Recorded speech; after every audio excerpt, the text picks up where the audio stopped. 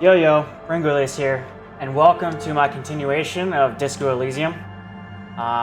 We just ended up getting past the harbor gates, I believe.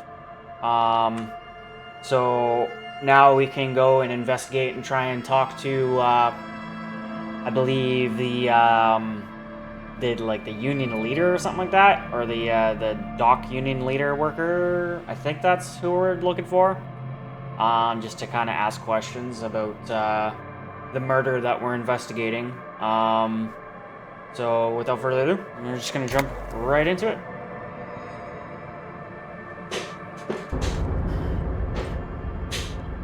All right. I gotta kind of get myself back into the mindset of this game. Okay. I'm not gonna play with controller. I was playing with mouse and keyboard last time. Okay, mouse and keyboard it is. What do we have? We did pick up a couple things. Half-light. I'm gonna actually change up some of my stuff here. I don't need the rubber gloves on. Logic and authority. Negative authority, but 1 logic. Visual calculus, -1 drama. Most of these skills, I have no idea what they actually mean. I'm just gonna go with what I like. I'm actually gonna keep the other classes. I like the other classes better. I think they're funny looking. And then jacket. Yeah, once again, I'm not entirely sure what all the stats really help with. What about the shoes here? Indirect modes of taxitation? What the hell is that? Yeah, whatever. I'll just keep what I got on. Okay. What are some of the goals? There are a shit ton of freaking tasks.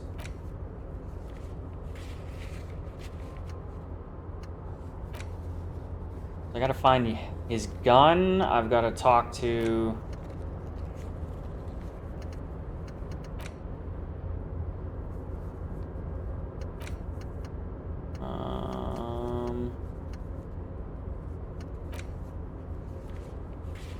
Yeah, there's a lot of stuff I gotta do.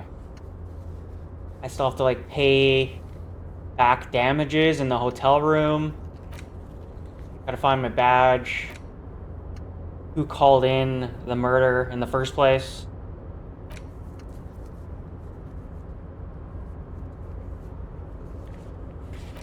I do remember what I'm trying to do is go to the union rep, I thought.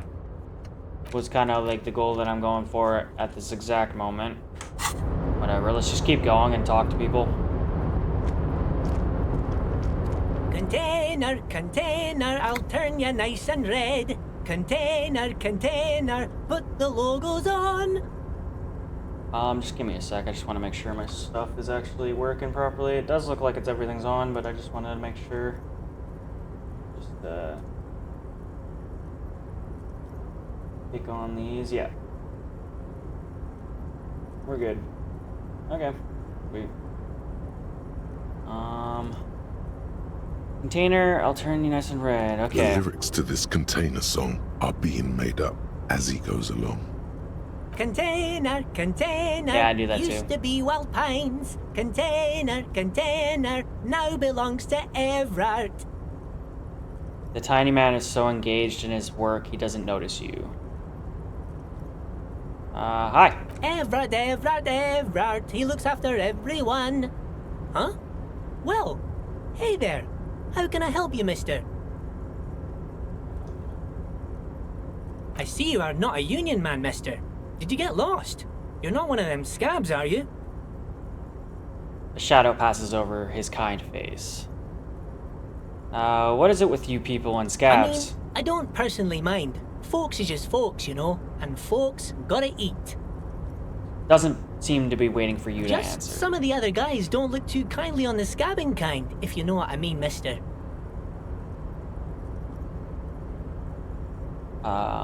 He obviously works here. Where is everyone? The harbor is empty. Oh, most of the guys are down at the gates, keeping the scabs from coming in. He leans in with a confidential look. We're on a strike. The whole union is. You don't have to work when you're on strike. Ha! We haven't worked for 2 months now. Oh shit. So no one is working? Not everyone is down there, of course. Mr. Evrard is in his office, where he always is. And Jean-Luc is guarding the gate. Met him. But Titus and his boys got into some drunken trouble and Evrard sent them on a nice vacation. For a week or so. Okay. He stops, but it seems eager to tell more.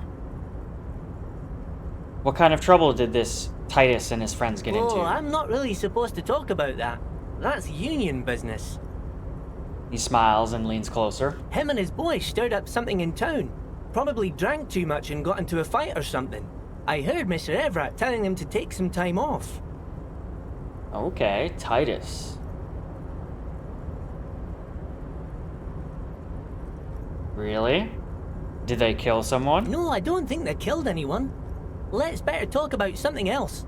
Titus and his boys do good work. I don't want to get them in trouble over a little drinking.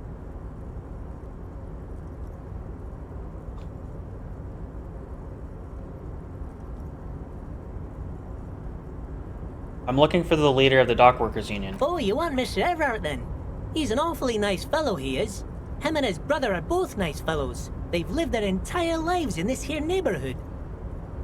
Coughs, then continues immediately. Really? They're nice people? Are you sure? Guys like Mr. Everett and Mr. Edgar, his brother, are real good guys. Made Martinez what it is today. Mr. Everett and Mr. Edgar and I went to the same school we did when we were boys.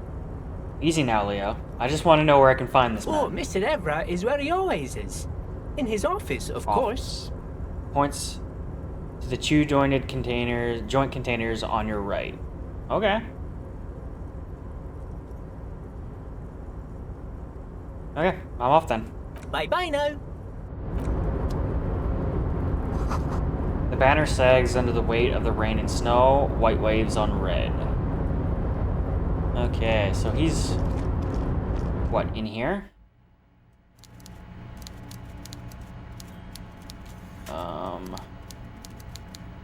Alright. Coffee in the giant thermos is still lukewarm. Here we go. A stair made of pallets leading up. Alright, so is this guy we want to talk to here? Got a swordfish. A taxidermy fish that tells time. Oh shit, it's a clock, dude. Okay, here we go. The man I need to talk to. Probably won't lead me anywhere. Before you is a walrus of a man seated behind a large desk. He looks up from his work, not the least bit surprised to see you. Okay. With great effort, he straightens himself up in his chair, yet says nothing. He simply stares at you. Creepy. With a mixture of expectation and impatience, well bottled. Are you in charge of the dock workers? Kind of seems like a redundant question, but... Welcome, Mr. Dubois, Mr. Kitsuragi. It's good of you two to stop by. Please, have a seat. Gestures to a tiny chair opposite his tiny desk. Mr. Dubois and Kitsuguri. So I'm not Kitsuguri. Mr. Dubois. Is that my name? That's part of the thing that I have to figure out. Is like what the hell his name is. I don't even know his name. I think it's... what was it? Hank? No. There was... like, it's been mentioned like twice. Harry. I think it's Harry. His first name is probably Harry, so Harry Dubois is my name, I guess? Unless he's just kind of like making up a name. I'm Everard Clare, head of the Debarders Union here in Martinez. The man relaxes into his chair and continues. I'd offer you my hand, but unfortunately my health prevents me from getting up. You understand? He looks extremely comfortable. The tiny folding chair, on the other hand, looks like a torture device. Oh, the chair. You go ahead, detective. The lieutenant nods at you, and then the chair. Whatever he has in store for you, it can't be good, he thinks. I'll do my best. Forget about that. What's with this Dubois stuff? Yeah, right? You're getting some seriously bad vibes from that name. Okay. Take a seat. Excellent, Mr. Dubois. I can see that you're a reasonable man, and reasonable men can be of great use to one another. He gives you a sly wink. Remain serious. So tell me, how can the head of the Debarders Union help a representative of the Revachol Citizens Militia today? The chair you're sitting on has got to be the most uncomfortable chair in the world. It's violating my your God. backside. That's hilarious. Oh, by the way, I heard you got a rather rude reception from a certain Lawrence Gart. Some people have no manners, it pains me to say. This should take care of that nonsense. He points at a giant novelty check on his desk. It's absolutely comically huge. Okay. It should be sufficient to cover your expenses for a few days and patch over your differences with a cafeteria manager. Go ahead, take it. He points at it again. Is this a bribe? Wow, that's 25 real. That's good money. You need it.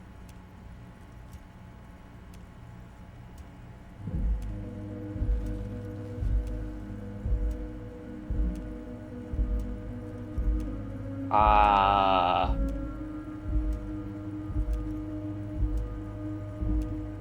kind of want to take it, even though I probably shouldn't. I'm taking it. Thank you. Don't mention it, but also don't forget it. I'm just kidding, of course. Now, I'd like to set your mind at ease about one other matter. Your lost gun. Let me assure you, Union people are on it as we speak. What the I've hell? got my best hounds looking for that lost gun. What the hell? Who is this guy? His slug-like lips move, but all you hear is an echo. Lost gun, lost gun, lost gun. The world is swallowed by a black hole of fear. Only two words escape its gravitational pull. Lost and gun. How do you know about my lost gun? I know everything, Harry. Right now, I know that you're worried. Don't be worried. Everything's going to be all right. That really sucks if this is going to be an issue, but hopefully that was just a one-time outburst. Okay, we're just going to jump right back into it. We just talked to this Everett Clare dude who seems to know everything about us somehow, which is kind of creepy. Just, I guess, told us our name, for instance. So we're Harry Dubois, which is, I guess, good to know. And he's also letting us know that he is looking for our gun to help us out, I guess. As well as he just gave us a check for some money, and I took it. I had the option not to take it, but I decided to take it, which ended up leading to this situation where I'm kind of, I want to do a roll here. It's really low because of my decisions. I'm gonna try this. Don't panic, which is probably gonna lead me to panicking, just like I was for the last 5 minutes. Okay, here we go. Let's continue. It's probably not gonna work. Good. Nope. You're sweating. Your knee is jerking. You're about to cry, aren't you? You're about to cry because you lost your gun and those children are gonna shoot themselves with it. No, I'm not about to cry. Try to stay cool. Mr. Dubois, you don't look so good.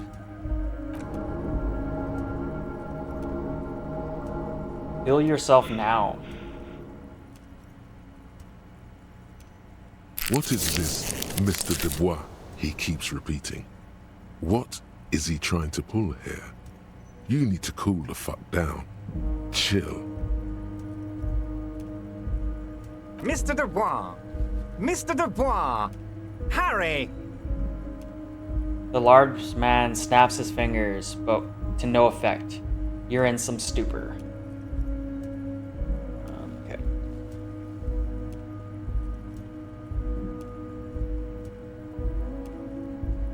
keep sliding down the chair like a jello slot. Mr. shot. Dubois, are you okay? Can I get you a glass of water or something?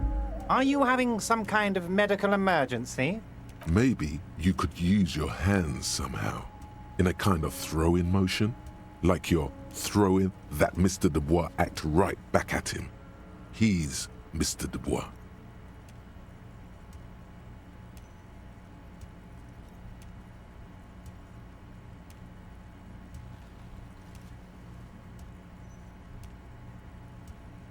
Actually, this chair is uncomfortable. I could use that glass of water. What an odd demonstration of...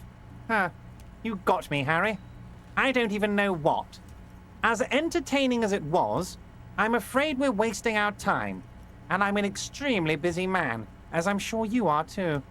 Okay, enough. We are here to ask you some questions pertaining to a murder investigation. Quick, here's your window. Get yourself together and ask him questions. Police officer questions. You called me Mr. Dubois. Why? Of course. Let us dispatch with the formalities. You call me Everard, I call you Harry. So that's really my name? My God, so it's true. I didn't want to believe it, but you are a fantastic science fiction amnesiac cop, aren't you? What are the odds of that? I don't know. I think the odds of that are very low. My memory is a bit hazy. I assure you, there's nothing to be ashamed of, Harry. You're among friends, and the good news is... He taps on the folder in front of him. I have a big fat folder on you, Harry. I'm sure you have a lot of questions to ask. Maybe I can help you out. Don't trust him. For all you know, Dubois might be his name. You need to confirm this. I'm sure you had some concerns you thought I might be able to address. And you are probably right. I can. It's just a brown folder.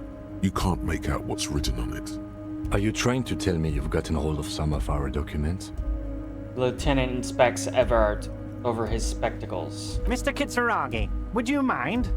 Me and Harry are talking about his lost identity right now.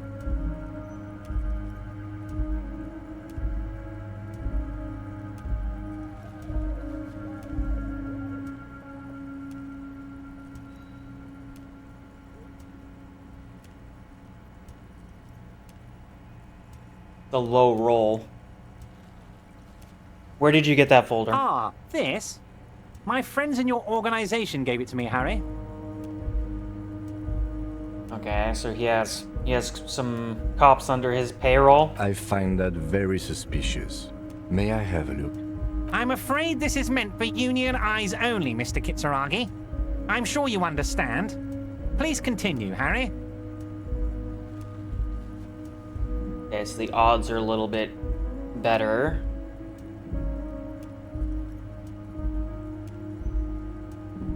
I'm actually probably going to go for it now.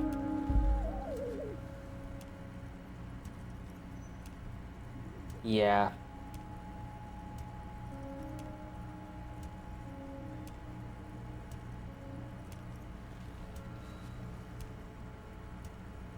Yeah, I'm just going to go for have another look at the folder. As you look at the folder, Everard Oh, yeah. covers it with his hand and pets it. He's hiding it from you because it's not a real RCM folder. It's just another one of those brown folders you saw in the file cabinet. That's not an RACM folder. Okay, Harry, you got me. This is from the Census Bureau, not the RCM. Those Census Bureau people are absolutely corrupt. You should do something about them. Not you, though. He got the name from the Census Bureau, and everything else from your actions here in Martinez. Yes, Mr. Kitsuragi from the Census Bureau. Like I said, now I'm actually a very busy man. So is there anything else I can do for you, Harry? I'm actually gonna swap my camera over here because all the text is always on this side. That means he doesn't really know anything about you. Well, seems convincing. A pity. The mystery of you will have to remain a mystery for the time being. So the Census Bureau says my name is Harry Dubois. Yes, that's what I said. Try to keep up, okay? Let's move on.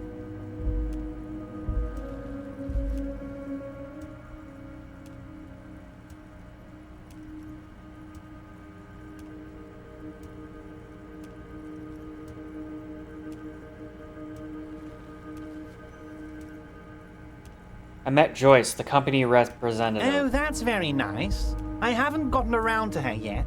I'm very, very busy, you see. I hope you're getting along. One thing I want to make very clear, Harry, is that this is not some kind of union versus corporation situation. Everyone is just pals here. Just pals? Yes, we're all trying to do what's best for Martinez. Don't feel like you shouldn't work with her just because you and I are such good friends. I'm not a jealous guy.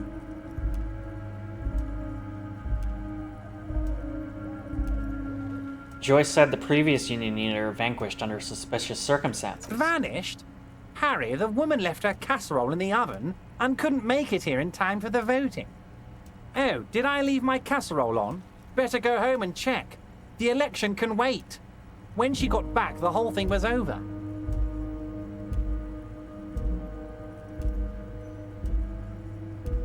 Okay.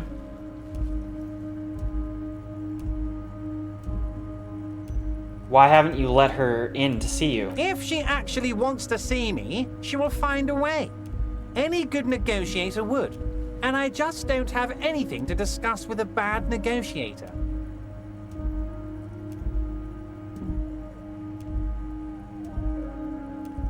What happened to the previous negotiator, Mr. Goma? What do you mean, Harry? Nothing. I let him go. The man sounds annoyed.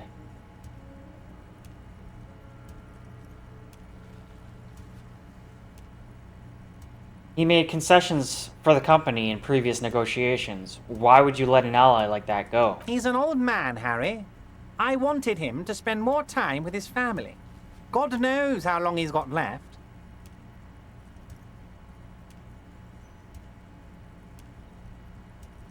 Huh? I kind of forget. I guess there must have been something earlier that I'm kind of forgetting from my last session. You called him a midget. Harry! I have little people in my organization. I would never call someone a midget. What is this? Honestly, I'm beginning to think you're a midget, Harry. I'm only kidding, Harry. You're not a midget. No one is. We're pals. It's hard to say if he really lost his temper, or if this is another one of his tricks. This man almost never angers visibly. Alright, let's talk about something else. Of course, Harry. Let me just assure you one more time. It's perfectly okay to share anything we discuss here with this Joyce. This is a completely transparent organization. I have no interest in what she is doing, but I myself have nothing to hide. Your business is your business, and I respect your privacy. Just remember, none of this is secret. Tell her about all of it. My brother's picture, my singing swordfish clock. Tell her how overweight I am and how I'm helping you find your lost gun. Tell her about everything. Everett doesn't mind.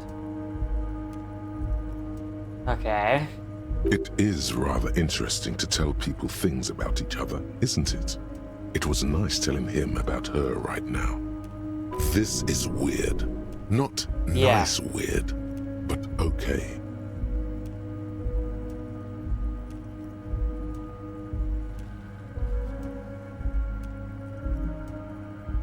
Okay, I want to talk about the hanging. Oh, of course. That's your main thing here. That's why you're in Martinez. I know everything that goes on around here, and I would love to discuss it with you. I mean, it's no secret that the lynching is connected to the strike. So much to talk about. Honestly, it's been weighing on me so heavily. I understand you need to interview me. I sense that there's a but. But there's a thing that's been keeping me up at night. I want to talk about the hanging. I mean, if we could just calmly talk, exchange information, we could blow this thing wide open. Yes, that sounds good. Let's do that. But I can't think straight with this thing weighing on me. You're police officers, aren't you? I have a crazy idea. You guys are basically door-opening machines, incredibly talented at opening doors.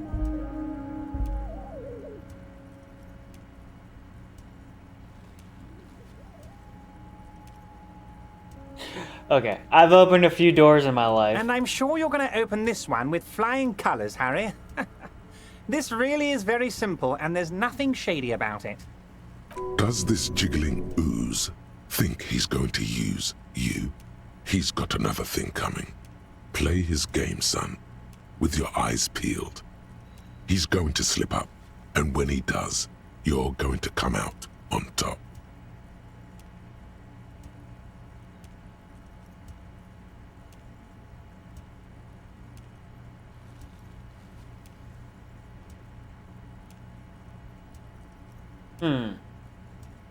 Whose door is it? Oh, no one's. It's just a weasel. A weasel lives there. Nothing for you to worry about. That's still someone. What do you mean by a weasel? A loud blabbering weasel. When weasels feel no one is watching, they start acting foolishly. I'm wondering if he's talking about the guy with the cigarette that we talked to earlier. Just go there, unlock the door, and leave it open. It's been such a burden on me, Harry. I just want this to be over so I can discuss business with you. He puts his glasses back on.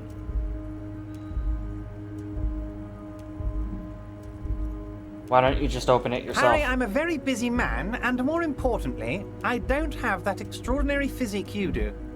You look like you could run around all day. You want to send someone a message that the police are working for you. I repeat, I'm a very, very busy man, Mr. Kitsuragi, and therefore I must occasionally enlist outside help. So what will it be, Harry?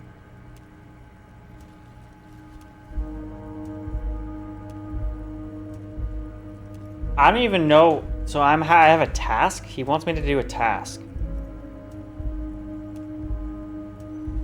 He wants me to open up a door is essentially what the task is, but like, what does that actually entail? I'm gonna just yes end this, so damn it, fine, I'll look into it. We need to talk about that murder. Fantastic, my friend. Just let me know when it's done and we can take our friendship to the next level.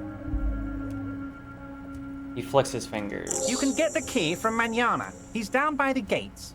Manana's like a free agent in the Union. Special operations. Hardened socialist. A real free thinker, too. He'll tell you precisely where the door is. One last thing, Harry. Just open the door. You don't need to go in or anything.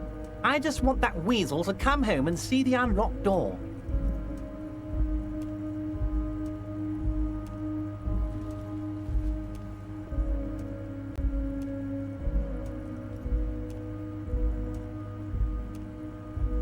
Okay, I guess I was supposed to ask him about getting help. You might have noticed there's one hanging on a tree behind the hostel cafeteria. Oh my.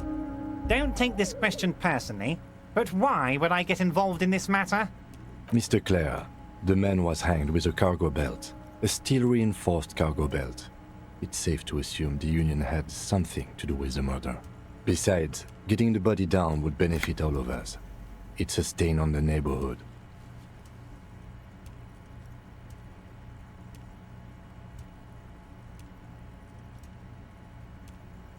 Also, I studied the footprints at the crime scene. Worker boots. I can certainly see how having him up there might start affecting some real estate values. He licks his fat lips and smiles. But of course, all joking aside, I am going to help you. He picks up the handset of a radio phone into his right, then clicks a button. Jean-Luc, my boy, I'm sending 2 police officers down. They have a dead body in a tree problem they need help with. Namely, they need it to be taken down. And, Jean, please take it easy with the race science. He's had enough of that. He hangs up and turns back at you. You can find Jean-Luc down at the gates, but you already knew that. Anyway, he's going to help you. Sweet, okay. So that's one task down. I guess I should ask about the lost gun. Yes, your lost gun. My best men are on it. They're turning every stone, searching every playground, asking kids, grandmas, everyone. Your gun will be found, Harry. Let me assure you of that. It's just a matter of time and effort. So they probably already have my gun. The only way to find it seems to be working with him. He might even be holding your gun hostage. That's my thoughts.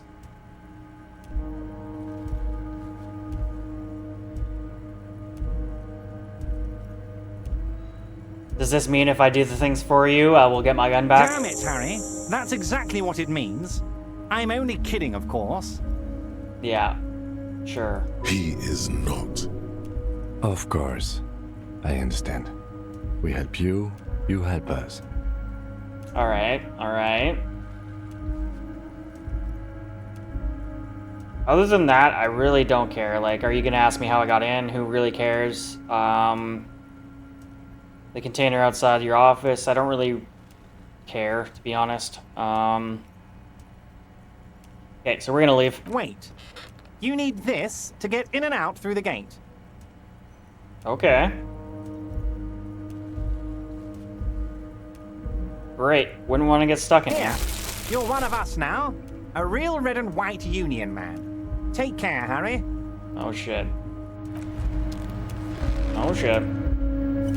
Okay, so now we can go and take that tree down with the help of Jean-Luc, it seems.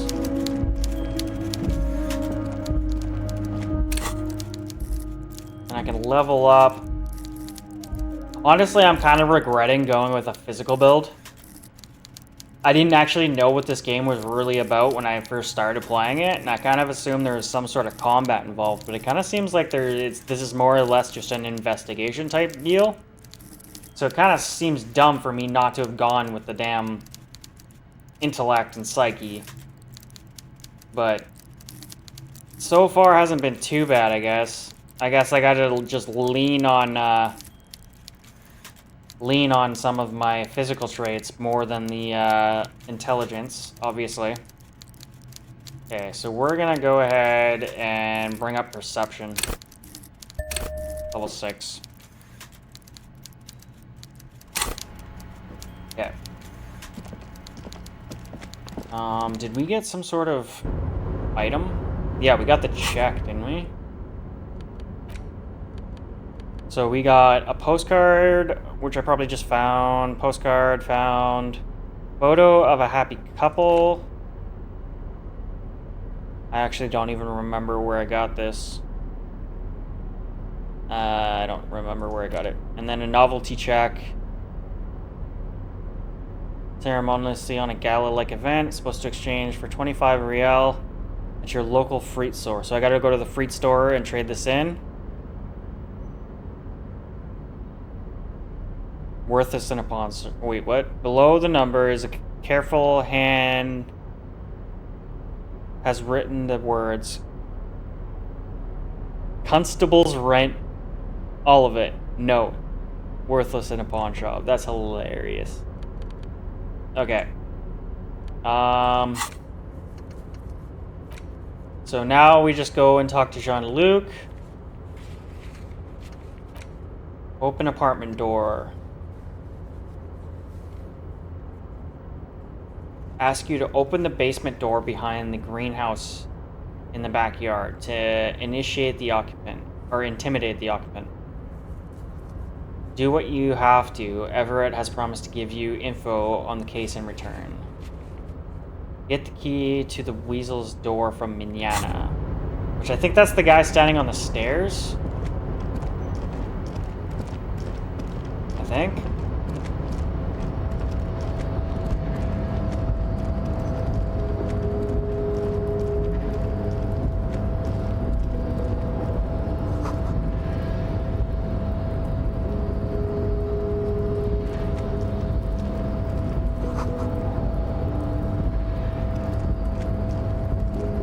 So I was supposed to go down those stairs. I actually... Is there a way to, like, up my health? Yeah.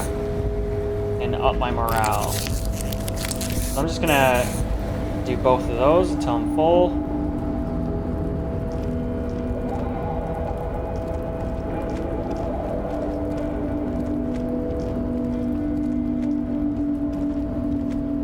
I think this is the way out. I'm pretty sure this is the way out.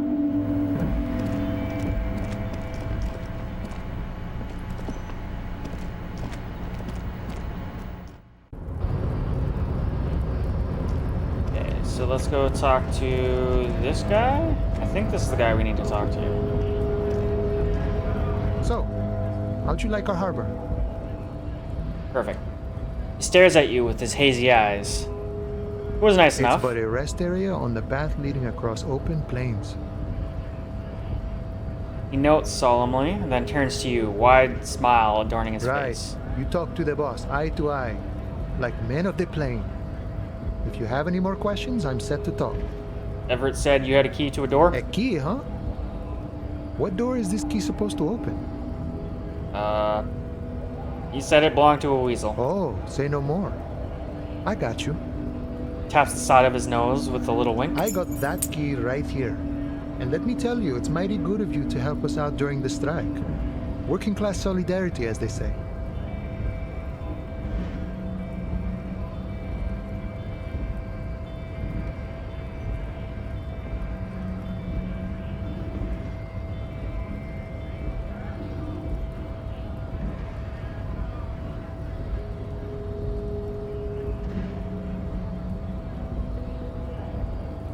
I saw an opportunity and I took it. I'm a hustle grinder. I'm not so sure about the hustle grind, but you know, it doesn't matter. It's a good thing you're doing. What you're looking for is a basement door behind the greenhouse. That's behind the whirling in rags. That's all I know. Our organization is what you call compartmentalized. Means we keep out of each other's business. Okay, but where did you get the key from? Good question. The janitor gave it to me. Nice fella. We talked about life and things that really, truly matter. His gaze wanders off into the distance. None of this mess we're in. This jiving and juggling. What's it for? To feed our children, I guess. Anything else I need to know about this task? This weasel person? When he'll be home? I'm more of a philosophical dock worker.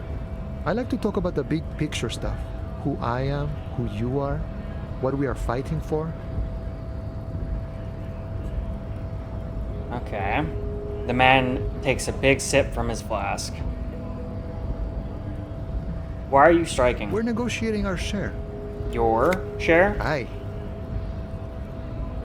Man seems pleased with himself.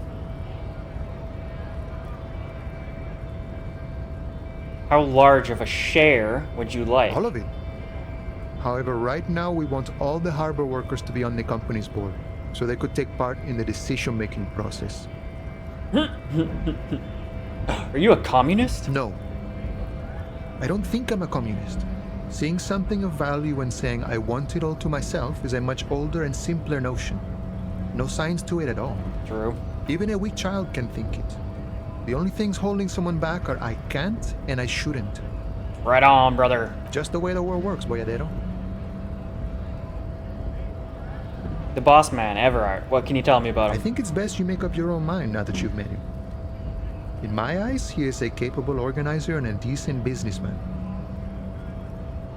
What does bossing the union entail anyway? I guess you kind of get to be the village chief.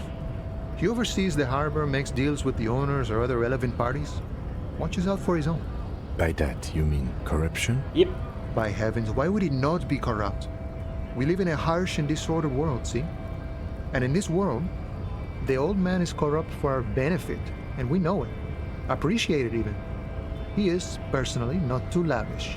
For the dock workers' benefit, not for the entire community, though. That death seems to be lavish to me. He is reasonably lavish, sure. That's his prerogative. It's not like you want a saintly demeanor on a corrupt motherfucker. That would be a manipulative illusion. Yeah. Besides, there are no non-corrupt systems in the world anyway, and moralism is the most corrupt of them all. Got the picture. Let me ask you something else. Sure thing. Probably not. Any idea who killed the hangman? The mercenary, eh? Who could have killed him? That's indeed the question. Why even do such a thing? The harbor is a prime area of suspicion. In your opinion, are the dock workers involved in killing? What a thought. Why would noble workers resort to such a thing? Unless they were pushed, of course. Pushed? How? Your dead guy was an enemy combatant. Yeah. Kind of figured he was like some sort of thug of some kind. Hold up. What does that mean? He was an agent of the opposition, attempting to undermine our honorable efforts. Did you kill him? I ain't the murdering type, but that's just me. Large organizations like our union have all sorts of men, with all sorts of skills. He means a more violent faction could easily take care of such a thing. Yep. Understood. This has been of limited use. Still, thank you. No problem. I wish the best to you in your search. Sure, I'm glad it's not my search.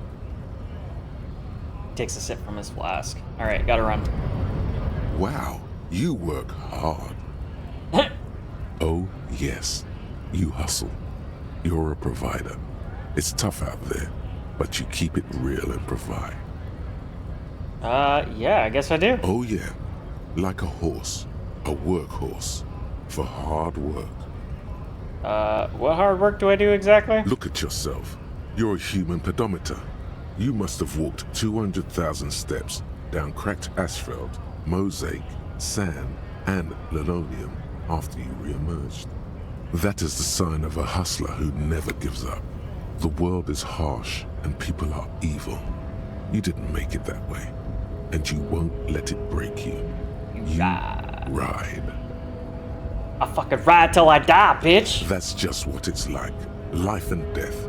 But you got gills on your side, baby. Got those black papers with the faces of the innocents on them. You bring in the Franco-Negros and the Solas. What? Now? It ain't easy, but you do it. Day in and day out. You didn't make the rules, but you won't lose. You're a cop, and a sprinter, and a money printer. Bars. Sure, I got that giant novelty check from Erevar. It wasn't easy getting that giant novelty check from Everard. Took some ingenuity to get into the harbor, but you got in, and you took that bribe as hard as any cop's taken it. Hell yeah. I guess I've made some gills, sure. Sure. And has it been easy? Is life easy? Have you not gone into cardiac arrest? Are you not about to have an anxiety attack or shoot yourself in the mouth? But you still hustle 24/7, ride or die. Now, ask yourself, are you rich? No, I'm actually not. That's right. You work harder than anyone. You almost rode yourself to the grave, and you're still practically a hobo. Why is that?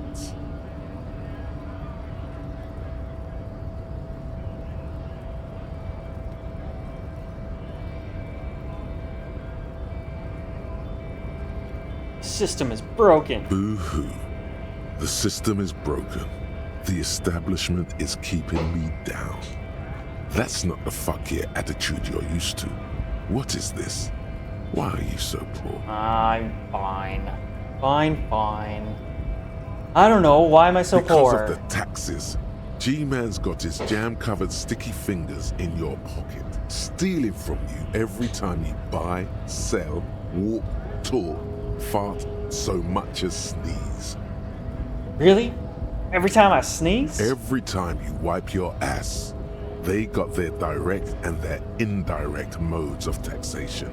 Sales tax, excise duty, extraction tax, alimony. One tax that doesn't even have a name. Plus there's the stuff people in other countries pay for. That makes them ask for more money from you.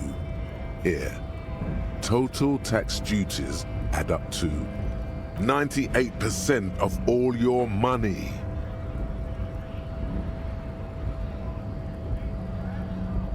You sure? Seems like a pretty big number. What are you not sure about? They're milking your nipples till they bleed. Can't you see? Aren't you sick and tired of having bloody nipples? bleeding nipples are kind of a pain, but how will what the fuck? Deregulation help that? Often It's a little. all about the tax issue, hustler.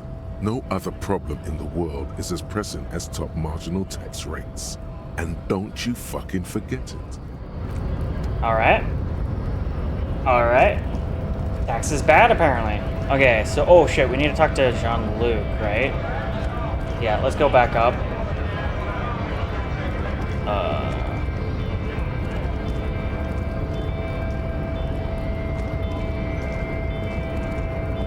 If he's still up here. Yeah.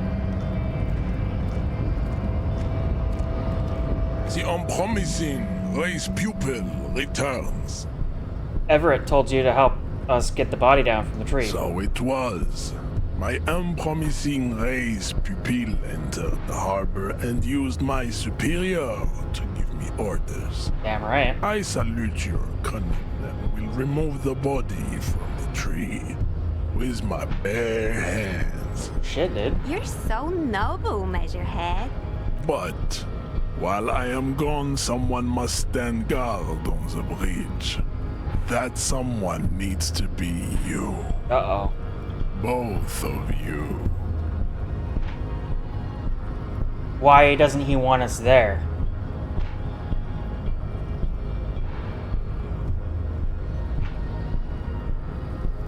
Lieutenant, what if we don't want to do that? This is the uncomfortable result of not taking it on ourselves. I can live with a compromise. See, but the thing is, he's gonna take him down. He might mess with some shit, right? Listen to your little friend. He is wise in his childlike way.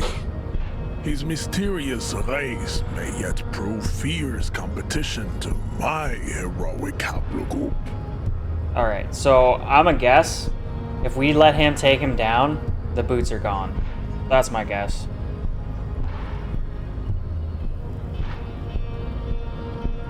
Well, our little cop buddy here is okay with it, and I really want to just move on with this, so I'm just gonna let him do it. Babe, see that they stay here the whole time. Pretty sure that means, like, something's gonna be missing, and I'm assuming it's gonna be the boots.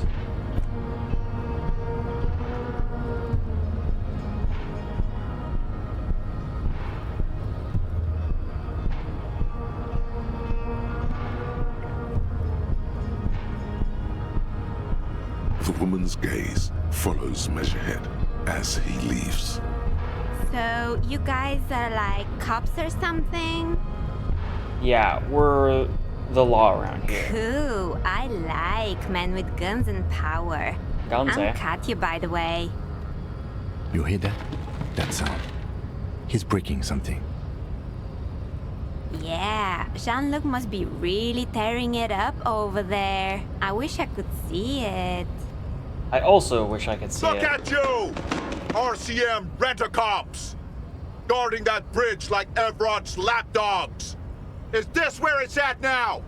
The RCM is for sale! Yep. And who are you? What is your business here? Why are your clothes 4 sizes too small for you?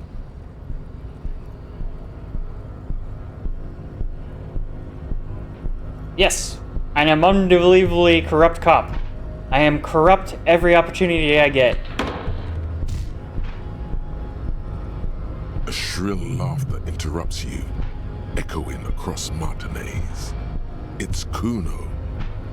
Then, the man turns to look behind him at the behemoth appearing around the corner, approaching him, walking past him.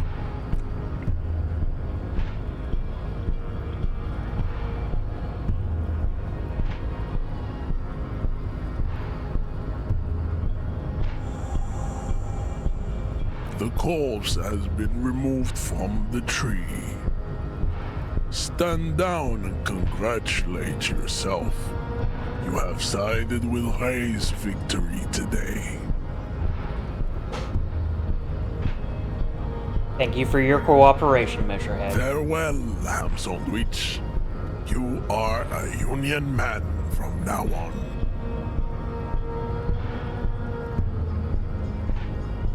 Alright, leave. Okay. let's go look, I guess.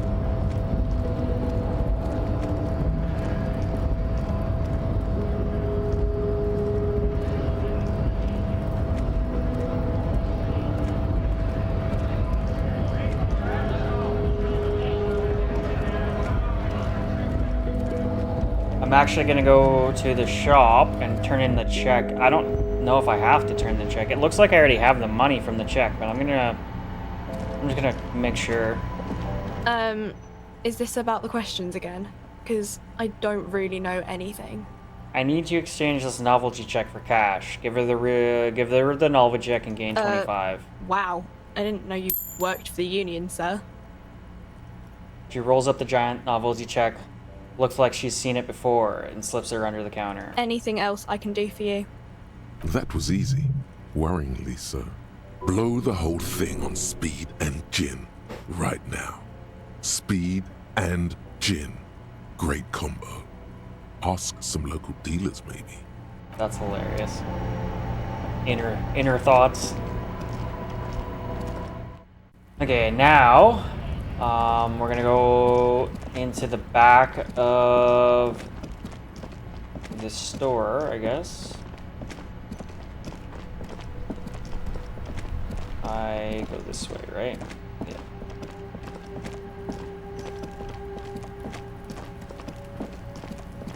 Alright. So we just snap the branch right off.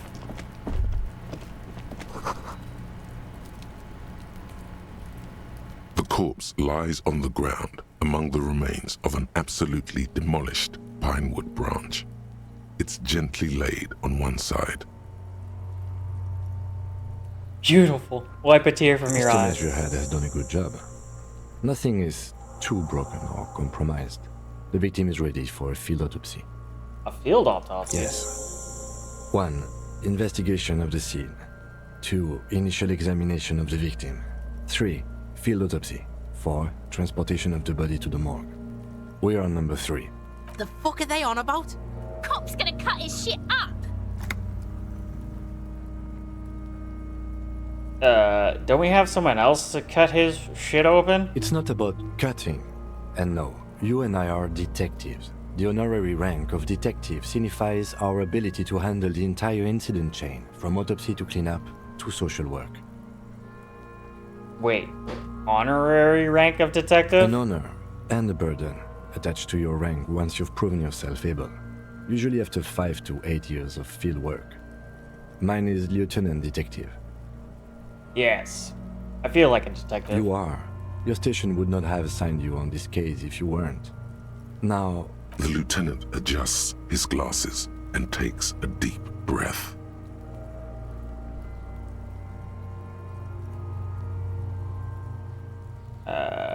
Tell me something, dead man. Shoot, Looney Rooney. Oh shit. I wasn't expecting, like, legit. Okay, enough. Come back later, Corporal. Amuse yourself with my frank manners and my memento mori features.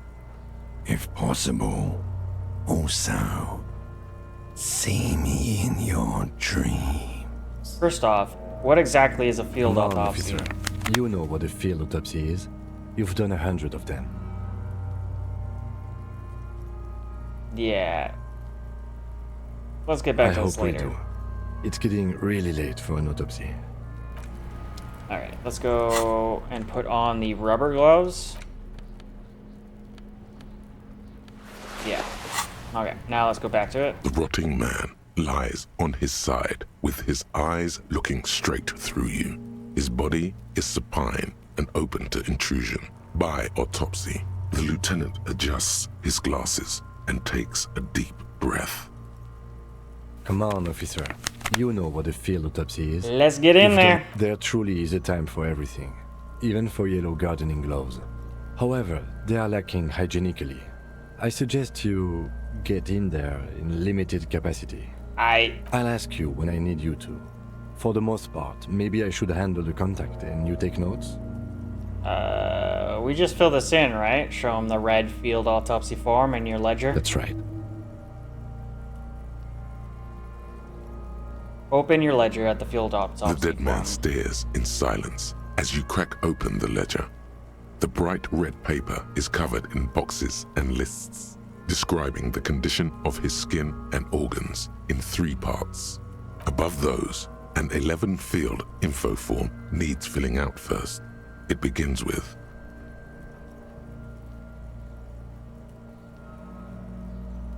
Alright, begin. That's you.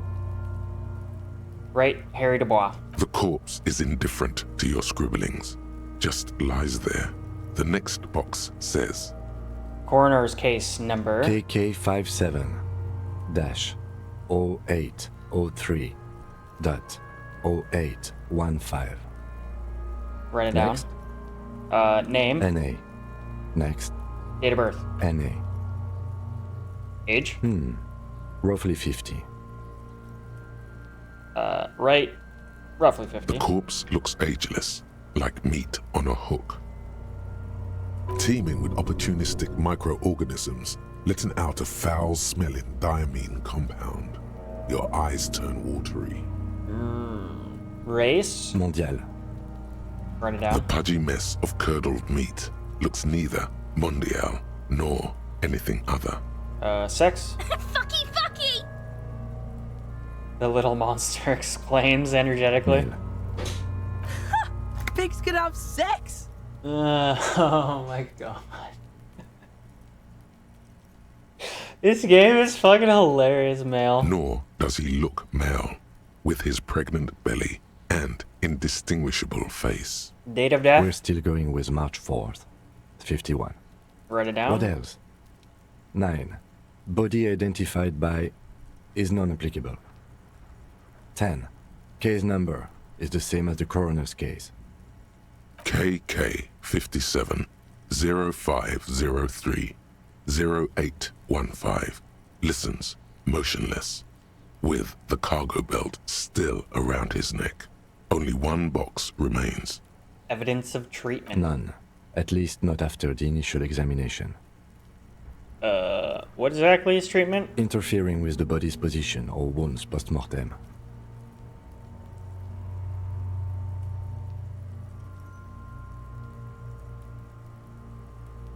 Not so sure. Didn't the footprints look like he was carried They'd here? have to have incapacitated and carried him over. This man was more than a match for untrained dog walkers. He places his hand on the dead man's chest, as if, in preparation. Your central nervous system recognizes this gesture. It's the stations of the breath. Ecclesiastic, religious in nature, a holdout from pre-DeLorean burial rites. It takes him 2 seconds to perform. Then, We should start the post-mortem. Turn the page. the corpse cannot feel Kim's hand on his chest. It no longer meaningfully interacts with its surroundings. A thicket of boxes and lists on red copier paper tries to answer why. I guess we just go through the list here. External examination. Clothes. The deceased wears armored boots and white briefs. The make of the briefs is Babrodine, I think. Let's see. He turns his body to the side to check the underwear label. See, it's happening. Babrodine, yes. Inexpensive. Size M. Color white. The disappointment is palpable. The red-haired thing was expecting something more lurid. The rest of the clothes have been removed post-mortem by scavengers in order to get to the victim's ceramic armor. Officers are in search of the missing pieces. Removal of the boots is left for processing. When am I gonna get him? Patience. After the autopsy, before the body is taken away, there will be a window of opportunity. After the lieutenant has gone to sleep. I hope this has helped you, my liege. True. Tattoos. He stands up, feet planted on either side of the The body. upper torso is covered in a single continuous tattoo resembling a microelectronical circuit board. It reaches from the right shoulder to the heart. The ink is blue and white. The assistant has a color photograph of the markings to be added to the case files as document A1. The photo is taken on the scene, using a Trigat Mini. The deceased has a cargo lashing belt around his neck, tied with a hangman's knot. Color yellow. Length 3 meters. There is a buckle on the other end. Well nourished, athletically built, measuring 1.8 meters. Generally consistent with age, about 50. Preservation is good. Ambient temperature below freezing. The spine is bent more than the lieutenant compensated for. This buster's actual height is about 1.85. And no, you could not take him straight on. I'm gonna write down 1.85 meters, Lieutenant. Of course, I undercompensated. Body hair is light brown. Distribution is consistent with age. The deceased had male pattern baldness. Hair is combed back, short. Write it down. Short, light brown, male pattern baldness. Lividity is consistent with hanging. The head is congested. Contusions are present on the head, chest, and thighs. Consistent with stones thrown post-mortem. Low velocity. Fucking low velocity? You think Kuno doesn't know what you're talking about? Velocity was fucking max. Talking shit about Kuno's velocity. In addition, there are bite marks on the face, scalp, and chest. Consistent with predation. Write it down. Ligature mark. The lieutenant produces a small folding knife. With the other hand pulling on the belt, he starts cutting into the polyester. The stench is horrid. After a while, it's obvious the material cannot be cut. Steel wiring. There's too much of it. We need to remove the belt so we can get to the ligature mark. You got just the right tool for that. The chain cutters. Oh yeah, I'm prepared. Pet the chain cutters. The hanged man lets out a joyous little bubble of rot from his nose. Good thing we got those chain cutters, both the rubber grip cutters. Always good to think ahead. Now, he points at the rope squeezing the neck, the dead man's neck. we need to cut the belt to see the ligature mark below. Carefully, with as much precision as you can. See? My pig is gonna fuck his head off. No, he ain't. Your pig's a boring fuck. I'm not your pig, Kuno. You are? You're Kuno's pig?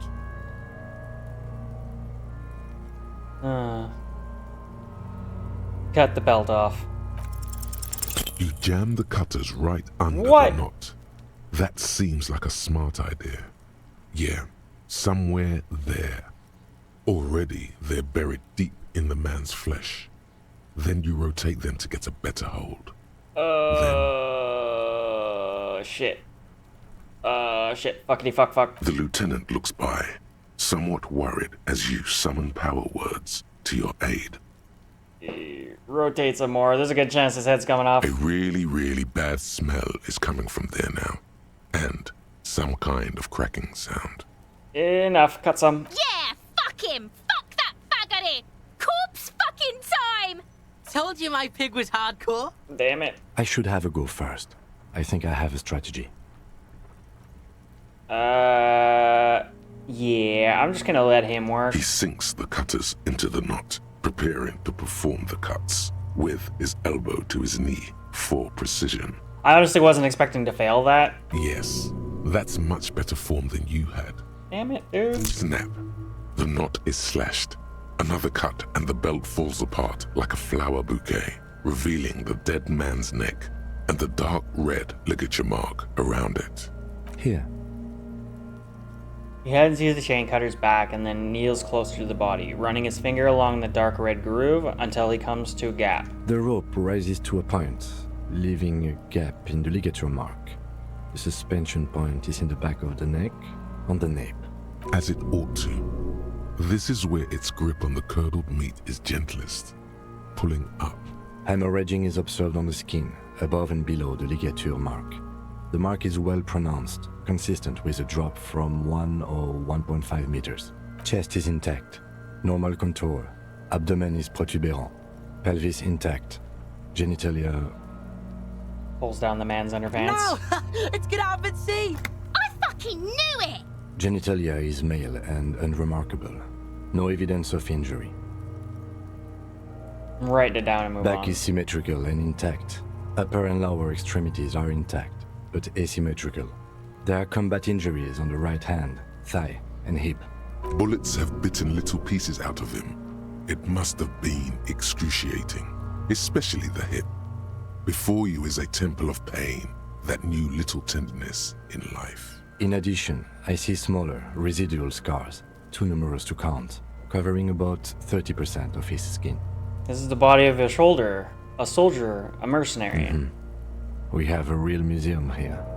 Of battles, wars. Last item, hands. He takes the man's right hand in his, inspects it, and then moves to the other hand. Hands are clean. No sign of a recent struggle. Were we expecting any? I was. Maybe I'm just not seeing them. Honestly, this stench is making it hard for me to think at the moment. Ooh. That's all for the external. Well done. What next? He buries his face in the sleeve of his jacket. Okay. Yeah, because he's just trying to stay away from the smell. Central nervous system. I have nothing. Do you have anything on this man's central nervous system? Of course, there is a moral to be drawn from it. A moral to this story. If I may add a moral of the story. What would that be? Inquisitively, he looks. The dead man looks, too, with barely contained excitement to hear the moral of his story. The brain is very vulnerable to compromises and blood supply. I think that may well be the moral of every story, officer. I'll write it down in NA. Good. Musculoskeletal. Purge fluid is coming from the mouth. Not injury related. Eyes and tongue protuberant. Hyoid bone. Let's see. With his eyes almost closed, the lieutenant puts his hand on the dead man's throat and begins to massage it. Gently, a rotting smell erupts from the mouth. Purge fluid runs down his lips, black and viscous. You hear cracks as the lieutenant moves his sharp fingers inside the flesh, like the creaking of an old house at night. Yeah, jack that fucker off! The hyoid bone is fractured. The rest of the musculoskeletal system is intact. Unremarkable. Respiratory system. Back hunched, as if in prayer, he begins to pry the dead man's jaws, then stops to exert some more force. Both hands are used. He's really doing it. The dead man's teeth cut into his gloved hands. Oral cavity shows no lesions. The victim has received dental implants, possibly after a combat wound. Mouth swollen, hemorrhaging present in mucosa of the lips and mouth. Look inside the dead man's No mouth. scream, no sigh of relief rises from the darkness inside. It's humid there. Sickly sweet air, unlike anything living. You feel like you're about to throw up again, straight in that mouth of his. No, you don't. You can keep it in. You can keep anything in. Well, there's a puddle on the floor that says I can't. I'm just gonna write it down. Hepatobiliary. NA. Why? Don't we have anything? Are you a hepatobiliary expert?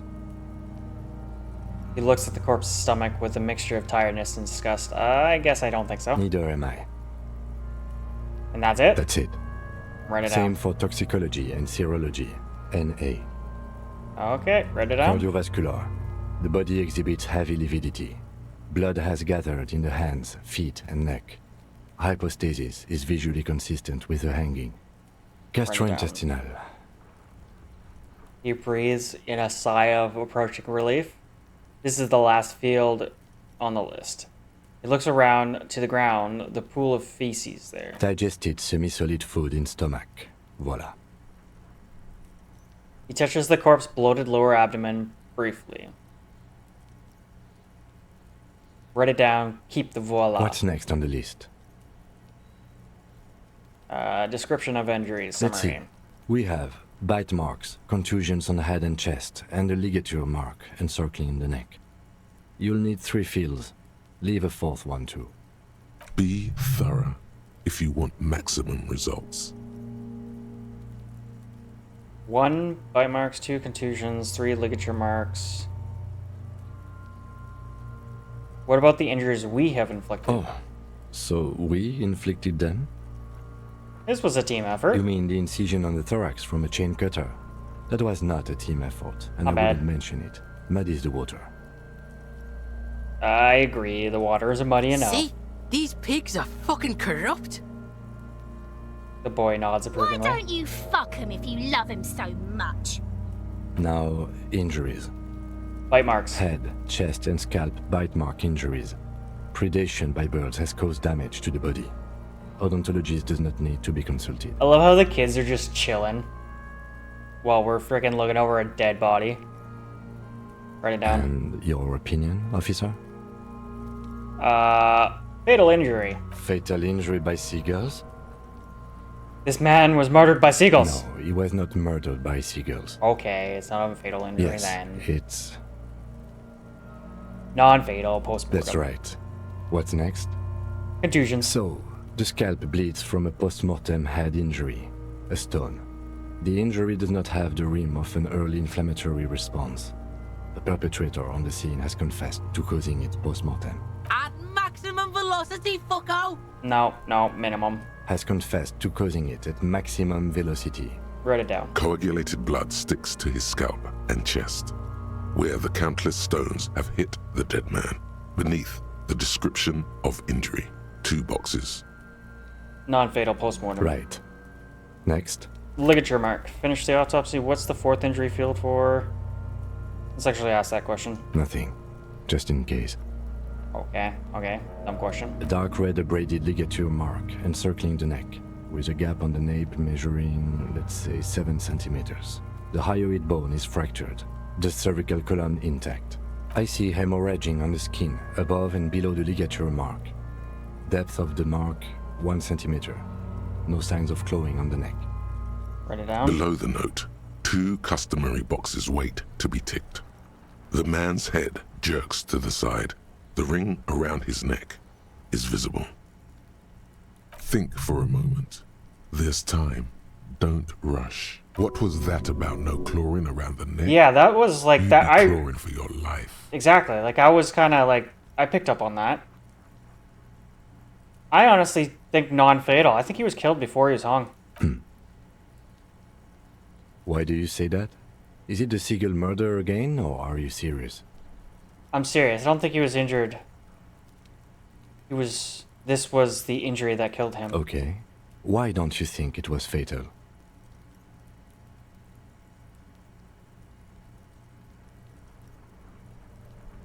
Why didn't he claw at his neck when they hanged him? And why did they not tie his hands? Exactly. The big man like this is dangerous. Honestly, I'm not sure there weren't marks on his wrists. That part got blurry for me. The stench. But you are right. There should be signs of struggle. Let's leave the cause of death empty for the time being. And it's almost like someone was carrying him on their like shoulder there. Kind of with the heavy set footprints that they was described earlier as well. Let's wrap this up. I pronounce this field autopsy over. It's not like he was like pulled out and dragged over there. He was like literally just carried over there. So he was already pretty much dead. Kind of seems like it. Okay, what now? I need a copy of that autopsy form. Then I will drive him to Faubourg. Rip out a copy of the For autopsy processing. pages. He looks at the dead man one more time and then slips the red paper into his hand at the corpse. Then at the corpse. You tilt your head, also looking at the corpse.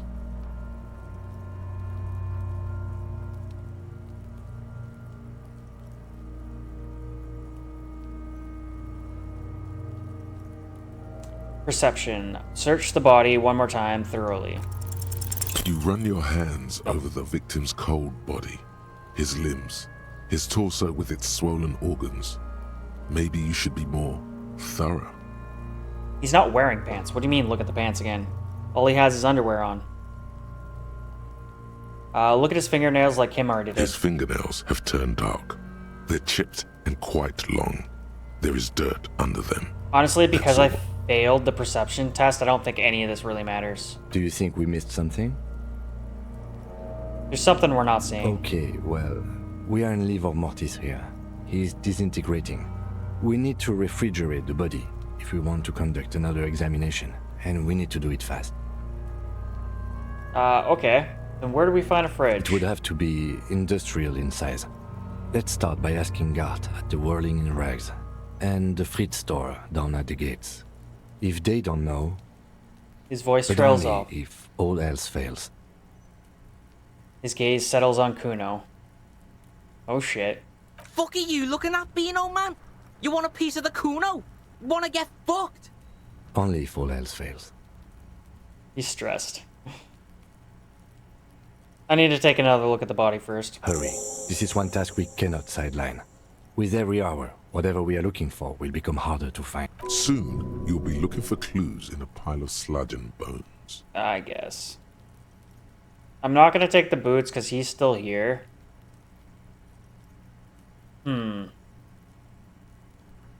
I wonder what I can do. You know what? I'm just gonna leave. Yeah. Is that good enough? I'm not too sure if that's like... Because I'm assuming once the time ticks past a certain point, like, they go to bed at some point. Okay, let me think here. I need to go pay the damages, if he's still available to pay damages, in the hotel. I could level up again. I'm just trying to think what comes up often, but like everything here pretty much has come up. Like the Savoir Faire has come up a couple times, and I'm still kind of low level on that. I just don't know what's good. If it's good to like be like extremely good at something, or to like spread your shit out a little bit better.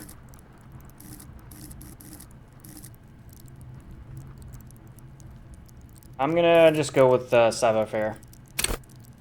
Sneak under their noses, stun with immense pain ache.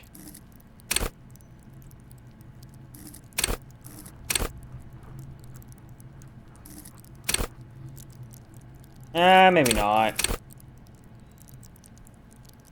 Maybe I just go with perception again.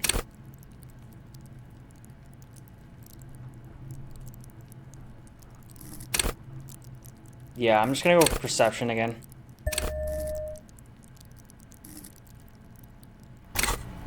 Okay. So, we now have a key to the door behind the greenhouse. We have to do that. Just open a door, I guess. Victims, body processing. I have to come back.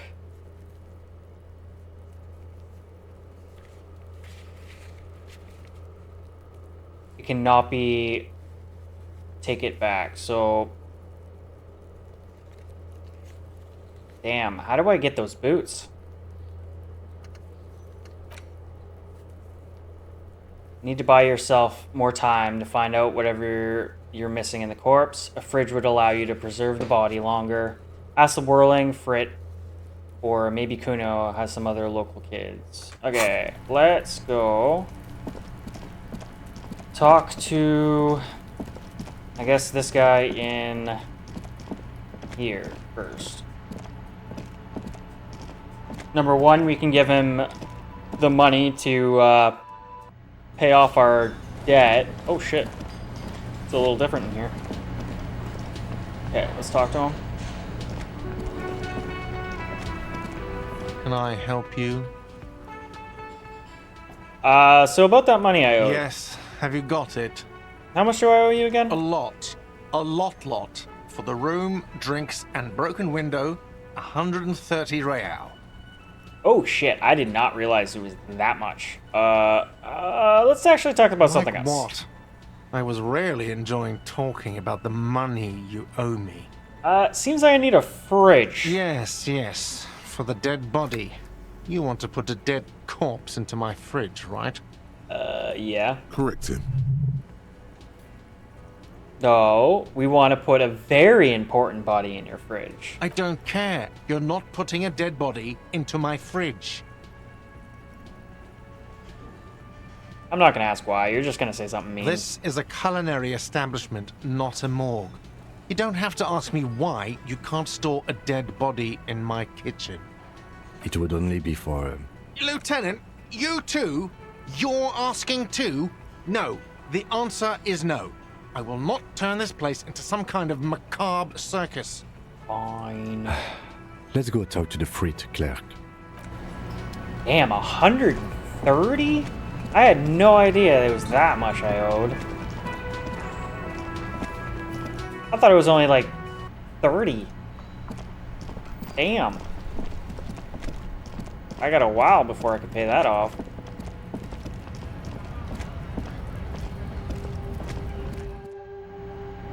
Alright, let's talk to her. Is this about the questions again?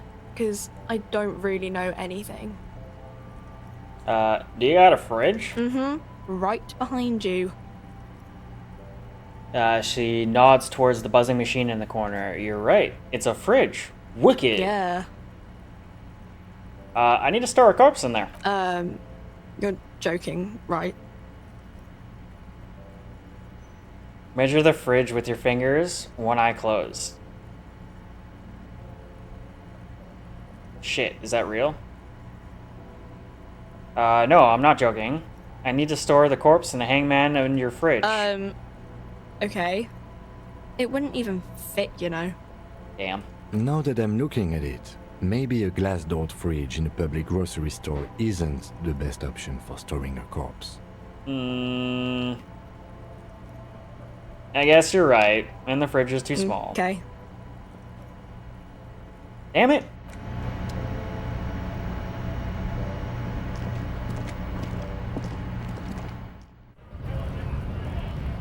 I guess the only option is to talk to Kuno.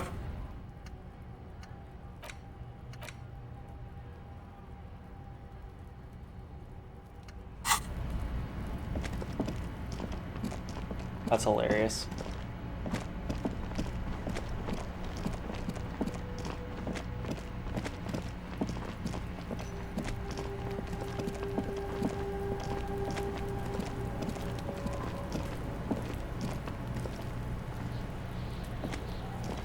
You missed a good show before.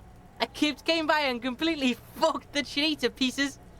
He fucked the tree up! Fucked it good! It was porno!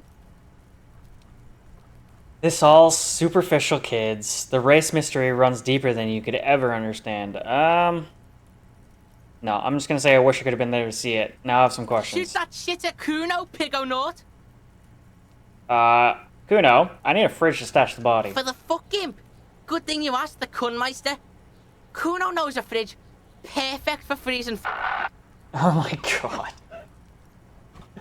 Oh my god, this is so freaking vulgar. Really? I don't believe it. Kuno knows all kinds of shit. Kuno gets around. We're gonna find this perfect fridge then. Bacon Man's in a rush. But what's in it for the Kuno? What's the return on Kuno's investment? Oh shit. Okay, what do we got? Corpse-free yard, which he doesn't care about. Kind sir, I'll repay you for this information one day. Right now the block is ticking. See, I don't think he's gonna fall for either of the first two. Convincing the Kuno to spill the beans, which I don't have the ability to. That's not gonna work. Shit. Okay, well, I'll try the second option. It's probably not gonna work. Kuno's clock's not doing shit. Kuno's got a fuckload of time. Yeah, figured. There's nothing on his wrist. Don't believe him, Kuno. He just wants to use your fridge. Damn it. This is not gonna work. Well, screw it. I guess I'll try the first option. Kuno's got everything Kuno needs. All civics and shit. You can't buy Kuno, pig. Kuno's already got everything. God damn it. Well, we'll just give it a try, even though I messed that up. Let's just give it a try, even though it's 8%. Kuno's a poor Didn't think kid so. from a poor neighborhood. Say your job is on the line. He'll sympathize. This weakness. Am I sure about this? Sort of kind of sounds weak. No, it's not weakness. It's sincere. Do not confuse sincerity with weakness. Say it. Trust me. Oh man, what is he gonna say about this? Kid, this is serious. My job's on the line. If I don't get this sorted, I might actually get fired. The fuck are you doing right now? The fuck is this shit? Don't pay attention to him. Just keep telling your sad story. I've lost almost everything, Kuno. My memory, my money, even my name. I can't lose my job too. Please help me. It's not that dramatic. That's we can hilarious. just send the body to processing. Kuno's never seen anything so lame. Listen, pig, if you were Kuno, the fuck would you care?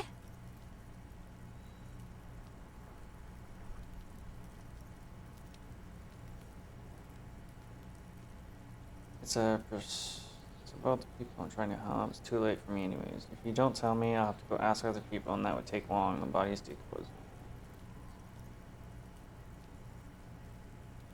Alright, well, I'll try to get to him.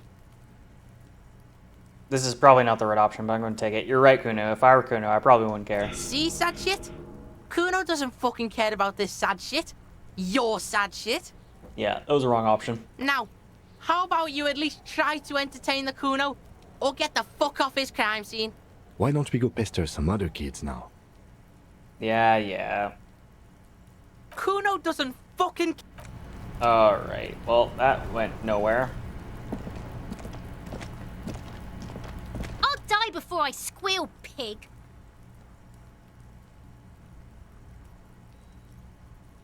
Hey, kid. What's this kid shit? Fucking mind games. I'd rather die than squeal. Get the fuck out of here, face! You got done! Talk to me! So it's a girl. Interesting. Well, that didn't do anything. Okay. Shit. Does that mean we talk to him? We should think about calling it a day, maybe. The nights are still miserably cold this time of year. I haven't paid the cafeteria manager for damages We should yet. take care of that then. I don't have the money. Let's talk to him anyway. An officer of the RCM shouldn't be sleeping in the street. We'll figure something out. I'm sure. Great. Let's see how this one goes.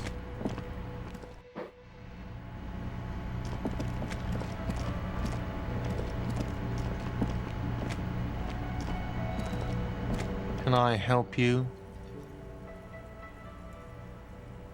Wait, what? The money I owe? Yes. Have you got it? Was wondering if we could come to some sort of arrangement for tonight. Does that arrangement include you paying me what we already agreed you owe me?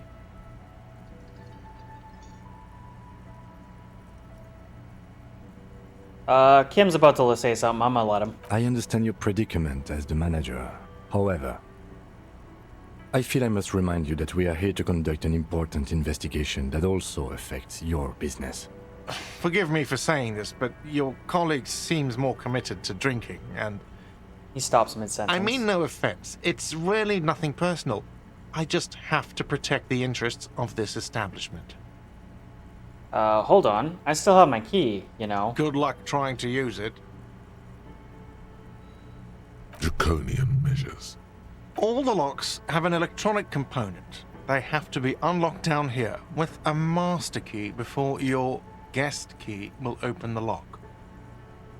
Okay. This conversation isn't Not going until anywhere. you bring me the money. Okay, I might have something in my motor carriage we can use when you're done here. Oh? Oh, Lieutenant, we're done here. Fine.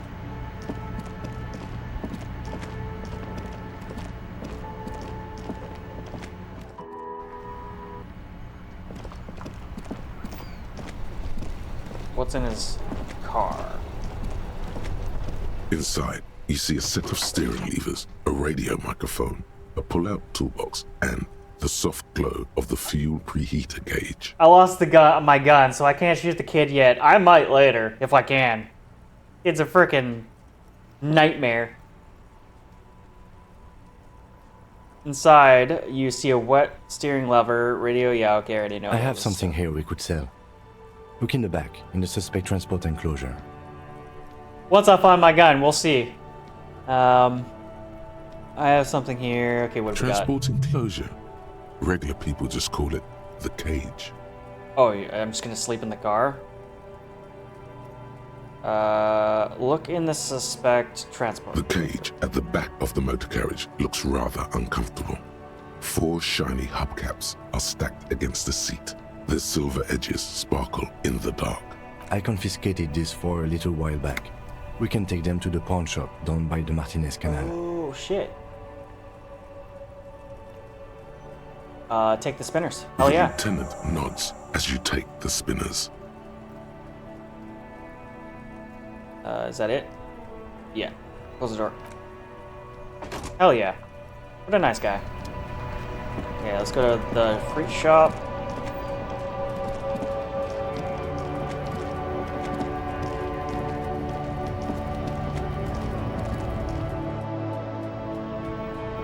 I think that's where I need to go. Is this about the questions again? Because I don't really know anything. Oh shit, maybe I wasn't supposed to go here. Where am I going? Ask about the fridge, which I already did. What's this? Pay for damages. The local pawn shop south of the plaza. Ooh, shit, wrong place.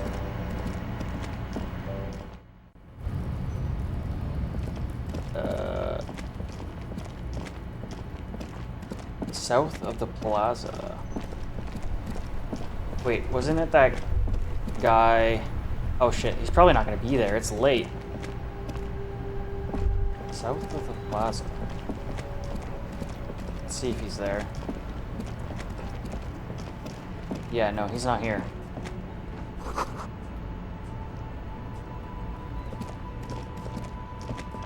I think we did this a little too late. Shit. Is there I don't have a map or anything. A little more south, not that guy? Shit, okay, sweet. Was that it right there?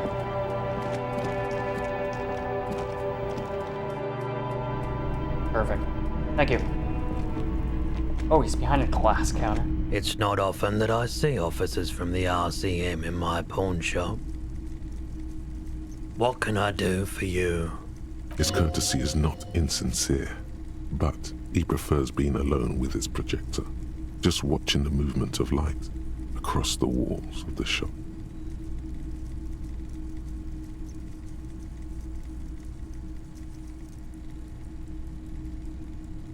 Sorry, I feel bad for interrupting you.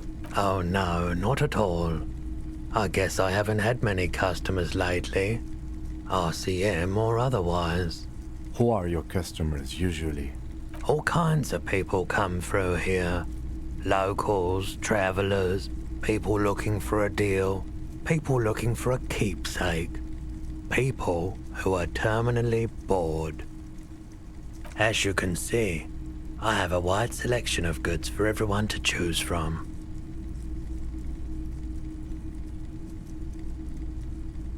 Mostly, selections are... Okay, well, I'm just gonna give him my stuff. We're kind of running out of time here. It keeps me entertained. He's well composed, but underneath it you sense psychedelic processes bubbling. Some kind of drug, maybe. In this area? Not surprised. Entertained. He might be high. If he is, on what? Might as well. Is Roy high? And if so, what is he on? Feeling warm and enthralled by the movement of light, while the mind continues to race forward. Lucky bastard. He's probably on Pyrrolidon. It's tough to come by on the street.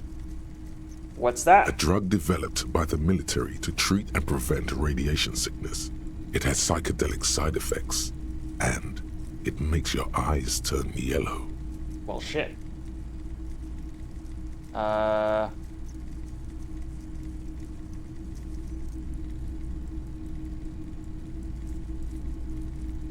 It's straight to the point. How would I know? No judgment, just curious. I probably have loads of proof in... I don't know how to say that word before I lost my memory. I've had to take it. You know, since the People's Pile cleanup. I was with the Emergency Relief Brigade. He's taken it for mental and emotional, not physical pain these days. Usually how it goes.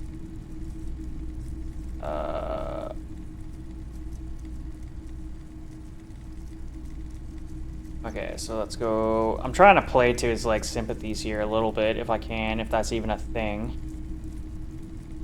Tell me what more about this emergency relief brigade you're a We part were of. an all-volunteer force, self-organized.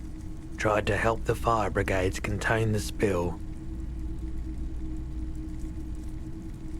Alright. On the patch, gamma radiation lines crossed with a red drop of blood. Tough son of a gun, this one. Respect. I lived by the river since I was a small boy. The Esperance. Didn't have the art to let it all go to shit without trying to do something to help out. Hey, okay, so he might actually help us out. He seems to be someone who actually wants There to wasn't help. much the volunteer force could do, however. We wasted years in the river mud. Years getting sick. Must have been tough, radioactive cleanup. There's a reason why everyone's tried to forget any of it ever happened. And why no one has tried to repair or replace the pile. So much disappointment. And early deaths. Cancer mostly. And we knew all that was coming even as we were cleaning up as best we could. Whose fault was it that the generator failed? No one's. Everyone's. Shit. So much bitterness. A bunch of poor people built themselves a primitive nuclear reactor. Oh shit. Hoping for the best. What do you think is going to happen? Alright, I get it. I don't think this like concludes this conversation, right? That's just this area. I'm just gonna go thank you for telling me. I like the theory more than the story. Outward movement, not vortices. Yeah, you gotta get in on those vortices, my man. A lot of words in this goddamn game that I am not entirely sure even are real words. Okay. Okay, by the way... Okay, no, I'm not gonna get that one. There's something I'd like to sell. Yes, we'd like to sell these hubcaps. The lieutenant steps in and hands him the Roy spinners. takes the hubcaps from the lieutenant and inspects them. The spinners appear iridescent in the dancing light of his pawn shop. Yes, these are very, very good. Did you defraud some foreign prince for them? Jump-a-mesk banger? Seems like it. No matter. I'll give you 200 real. 200, shit. Nice. No one was defrauded or jumped, I assure you.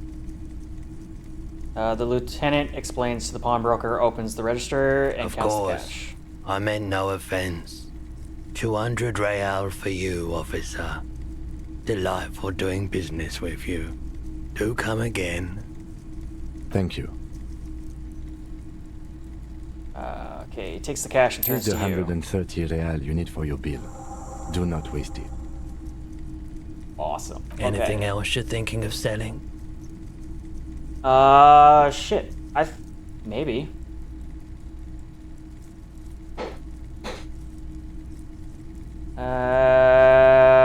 Pawn menu. Anything else you're thinking of selling? Happy couple, postcard. I'm not gonna sell the dock worker shit, handkerchief, and empty cassette case. None of this really has any value.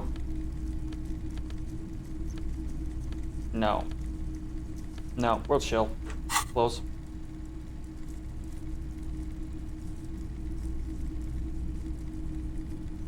I guess I could sell some clothes that I don't want, but until I really figure out what some of these abilities actually are, I might just keep them. Okay, I don't have any idea. Okay, I don't Another have anything time, to sell. perhaps. Care to share your drugs with me? You said you done it before, yeah? The lieutenant steps away, pretending to admire some of the knickknacks on display. Looks like he doesn't want to get involved. I think I've tried it once, and I liked it. Here you go, man. Oh shit. He presented a large cap-shaped object with the palm of his hand. Very odd. Yes, darling. That's the coalition government ordained Parolidon. Straight into your gut. Thanks, man. Take it. Of course. Alright. Okay, so you might be able to aid our investigation. By the way, do you have any guns? No, I'm not gonna take that. Have you... Maybe I'll ask him about the investigation. I doubt it, but I can try and answer any questions you may have. Obviously about the hanging. I do my best to keep my distance from all manner of butchery.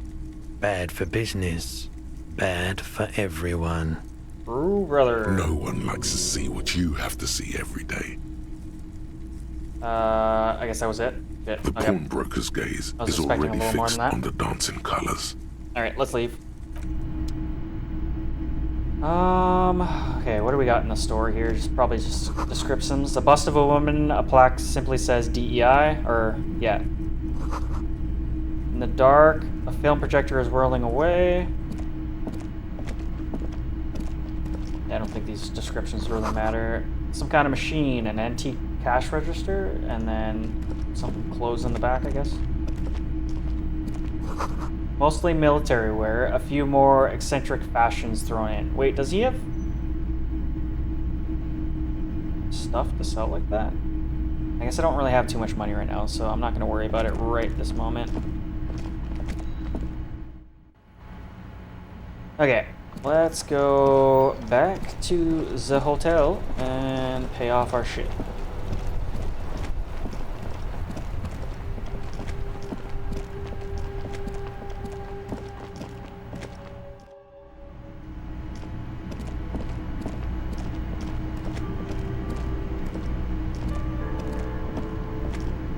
Can I help you? About the money. Yes. Have you got it? Got your money. Well? I'm not going to be rude. I was the rude one to begin with. I'm not going to apologize. Here's the money. Thank you, officer. That's all I wanted. Payment for services rendered. If you continue to stay here, I just ask that you please pay your nightly bill in advance starting tomorrow. And how much is The that? electronic lock to your room has been disabled till 9 p.m. tomorrow. Alright. Please pay for each night in advance starting tomorrow. 20 real per 20? night. Oh, okay, that's not that much. I'll take a room here too. Oh shit. Of course. Always happy to have officers from the RCM as guests. Anything else I can do for you? No, we're good. Yeah, there seems to be a lot of different funny types of clothes. It's not like they like affect too much, it's just 1 or 2 points into certain things, but I'm actually gonna swap back the gloves, actually. Where is the clothes? Let's go with the biker gloves. Okay, so that's that. Now, let us go. I'm gonna go with interfacing to 5. And well, I got money, so I'm not too worried.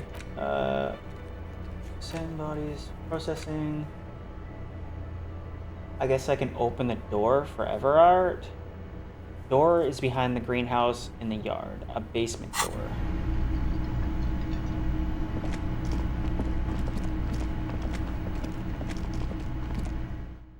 Or maybe I send him, can I talk to him again and just send him away? Yes?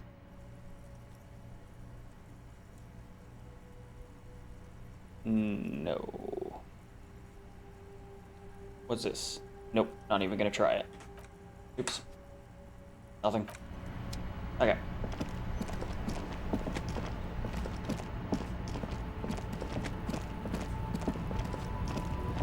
Where do I need to go again? The greenhouse, which is behind here. How do I get there? Let's go.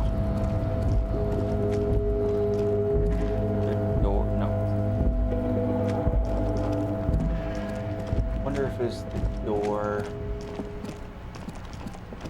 There's no way it was this door, right?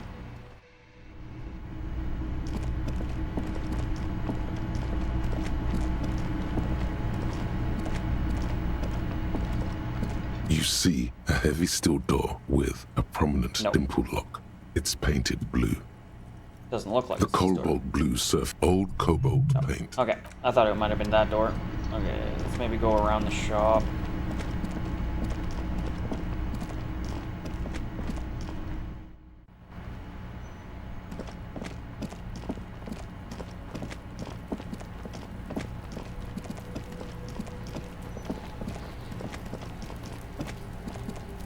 No, I have to get there somehow. That's the greenhouse.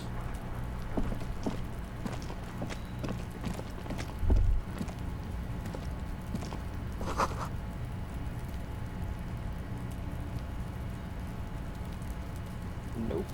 Okay, whatever. Almost seems like I have to go around.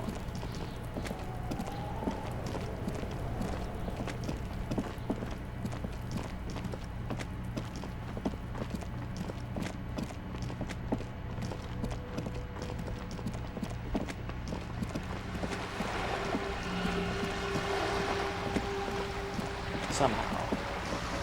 I think I can go through the hotel, but... Oh, shit. Or no, was it right here? Is it here?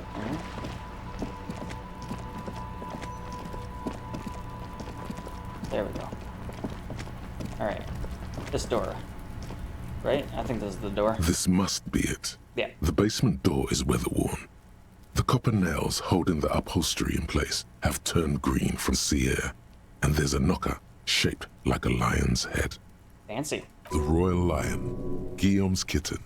This knocker will last a lifetime and then some. Press your ear to the door. The leather upholstery is worn and rough against your jaw. You don't hear any movement. In fact, it's oddly silent in the yard around you. No birds chirp. I'm just gonna use the key to unlock it. Try to be as silent as you can. It takes a bit of rattling of the handle to loosen the bolt. Finally, the door unlocks with a small clack. Thoughts race through your head. The sound of the key turning still echoes in the yard. Hopefully no one heard. Yeah, especially if it's super silent. That would be loud as hell. Let's go now. I'm sure there's nothing interesting in there. There's nothing else to do than to leave and tell Everard. No conceivable reason for you to intrude on the premises. As you hold the open door, you can feel the air moving. A little draft, a whistle. That obviously makes me want to go in. It was silent. You know what? I'm going in. Screw it. I'm a cop. What's in here?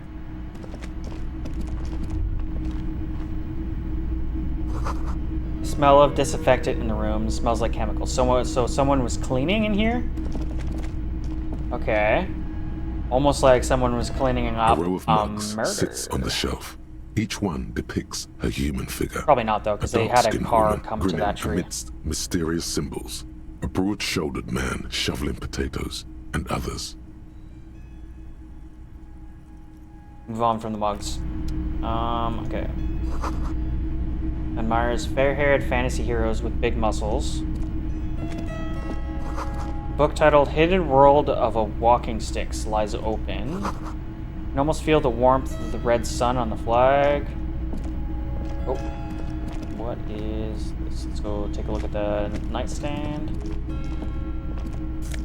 Oh. Logic. I'm just gonna steal some shit. Fuck it. I'm stealing.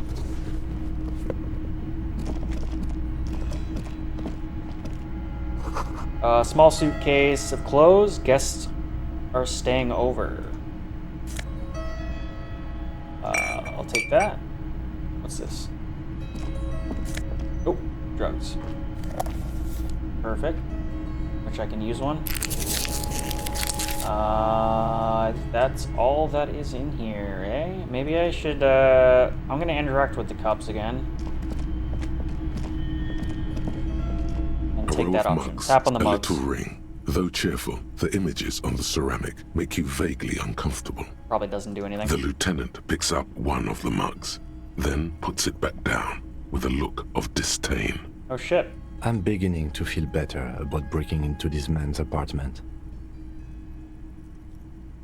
There you go. That's some real logic right there. Whip out your metal. Yeah. I'm gonna whip out the Yes, mug and your compare. broken mug friend would feel very much at home here. The same humor, the same mocking lines. As soon as he was upset about the mug, it kind of clued in that the mug that I'm carrying. There's the missing tin soldier. Whoever lives here might have used the Whirling's container to dump his trash. There you go. And now they've drawn the ire of the Union. The plot thickens, as they say. Shit.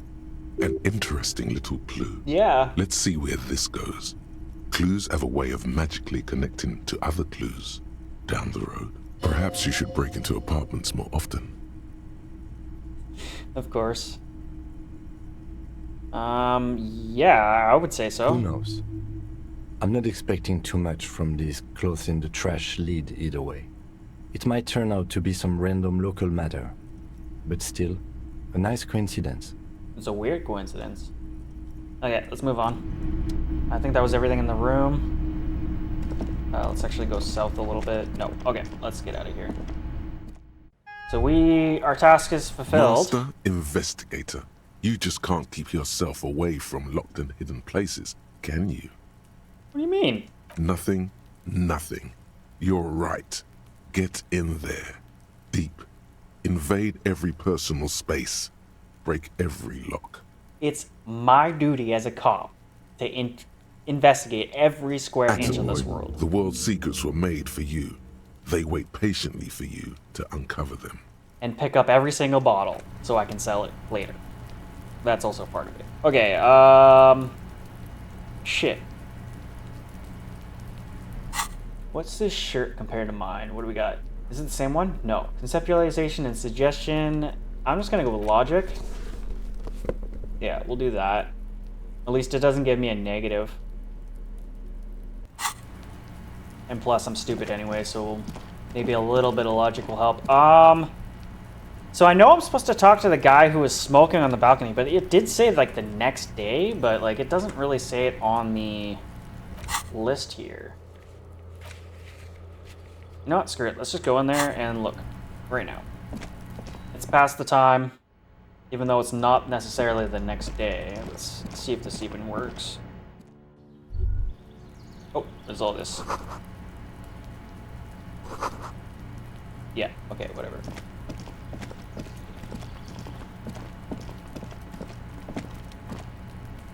This door is made of metal and appears to be reinforced. Not good. No one answers. Oh, come on. We should return tomorrow. Okay. Tomorrow at 9 Okay, p.m. okay. Oops. So it was the next day. Let's just go. Alright,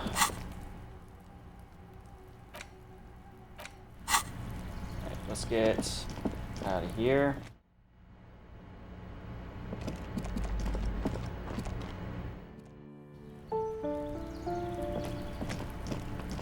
Now, actually, let's take a look here.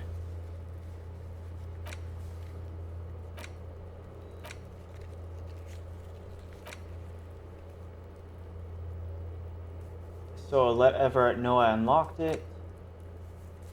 I really need to get rid of my partner here to get those boots. Do I just go back to my apartment and he'll leave me alone, maybe?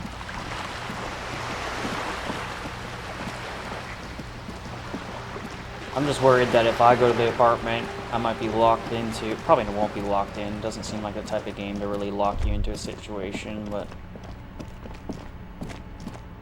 Let's see. Let's go upstairs and see if my partner just fucks off. Wait.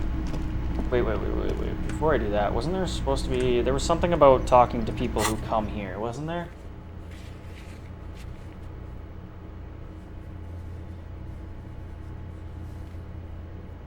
Or...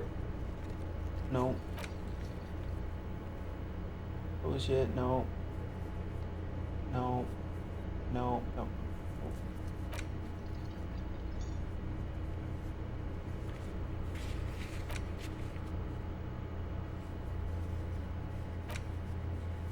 This one. Told you that unruly Union men gather in the mess hall of the Whirling Reds. Most likely, they'll eventually show up. Keep an eye out for them. Okay, perfect. Thanks for that. I kind of figured if I went into my apartment, there would be some sort of thing that would do the whole next day type shit.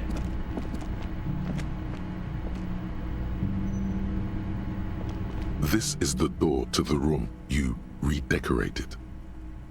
Good night, Lieutenant. Just a moment. We should talk about our progress on the investigation. Let's go out to the balcony. Sure.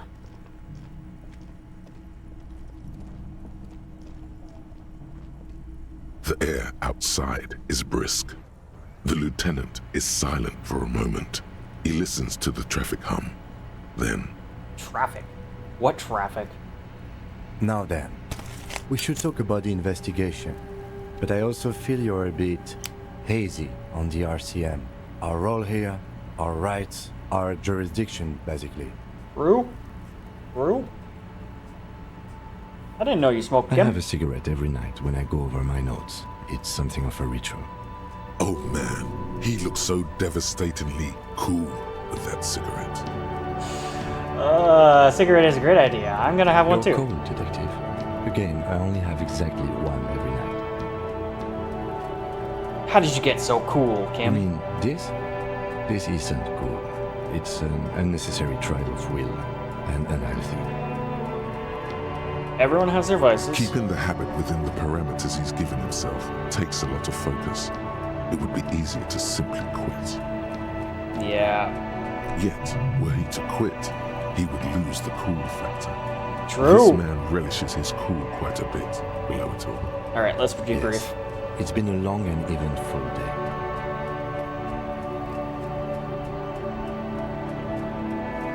So what are the powers of the RNC? They're quite limited, actually. The power officers of the Rebachol Citizens Militia exercise most frequently is imposing fines of up to 1,000 real for offenses, in Wait, what? accordance with an interdepartmental schedule. Wouldn't that be easy power to abuse? Yes, although indirectly, as citizens can always request records from their local station. Oh shit. Officers of the RCM have been known to take bribes of less than the prescribed fine amount. It undermines trust in the RCM. Kinda was what I was thinking. Okay. Let's move on. We can arrest people, of course, but rather than bringing someone in directly, it's preferable to serve a station coldly. It prevents confusion and overcrowding. Oh wow. How can you be sure the arrestee will show up? Can't. Those who don't show up become fugitives, though, and have fewer legal rights when they are eventually caught. It's about power projection. Thus far, they seem to mostly show up. Kinda seems like a hard world to, like, keep that kind of shit on the up and up. And if someone resists... As you may have gathered from the fact that we are expected to carry a record of our kills, like the one in your watermarks, we are permitted to use whatever force is necessary, and strongly admonished not to abuse that power. Okay, so we have a shit ton of power. You have to supply compelling evidence for why it was necessary to use lethal force. In these cases, your partner is usually your witness. Not a good position to be in, by the way. Internal Affairs handles these cases thoroughly, Okay, by cross-examining you for inconsistencies. It is hard to cover for anyone, which is for the best.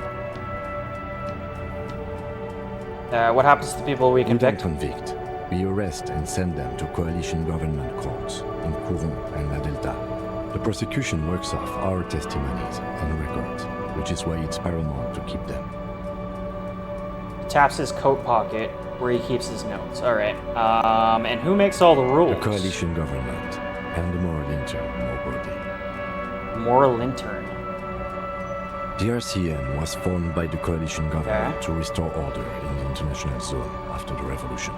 So we did. Now we attempt to maintain that order. No more, no less. His gaze is absent. Absently fixed on the window glow that just went dark. Or perhaps it is better to say we were allowed to form. It's a point of contention whether the citizens of Revachol or the coalition government founded the RCM. Okay.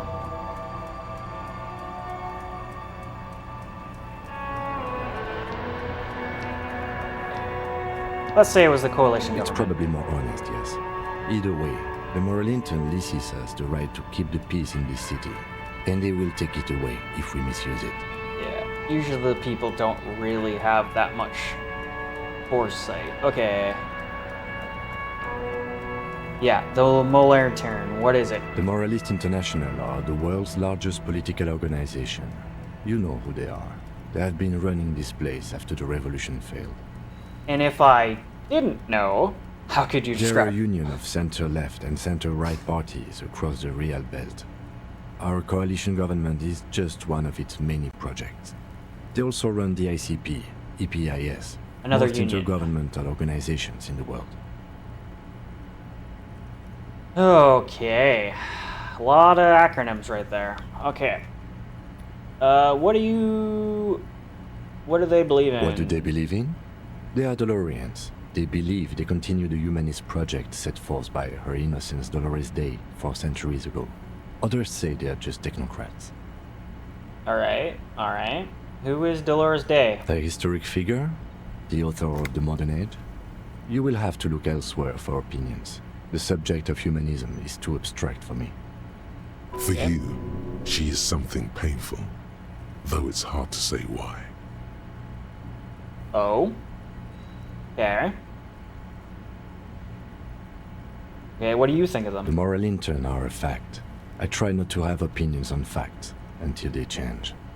And it doesn't look like that's about to happen. What the fuck is that supposed to mean?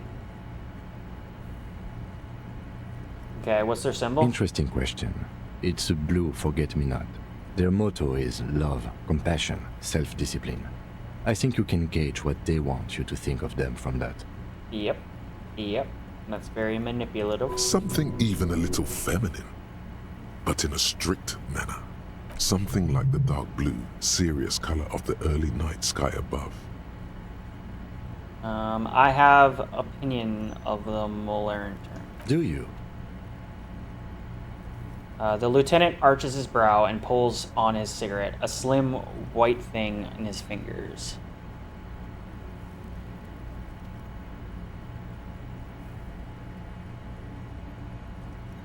This is humanism. We are stooges, the world's biggest bourgeoisie organization for exploitation.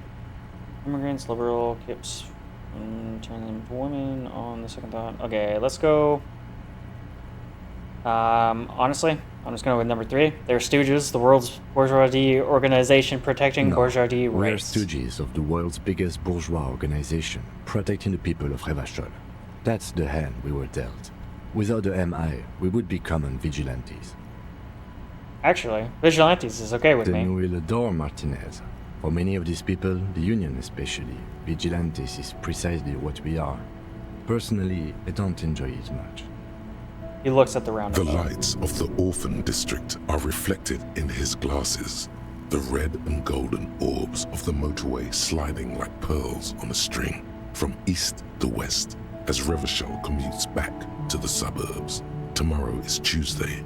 Monday is over. And I guess you can ask what today went. Well, we inspected the victim's body, so that's good.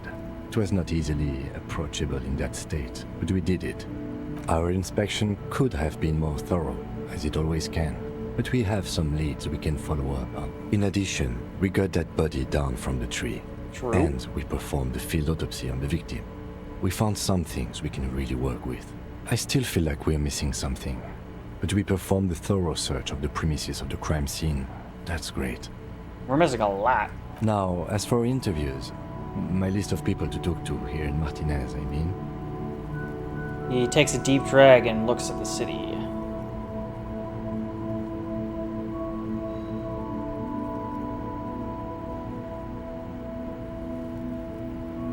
The initial interviews, yes. Well, we talked to some people.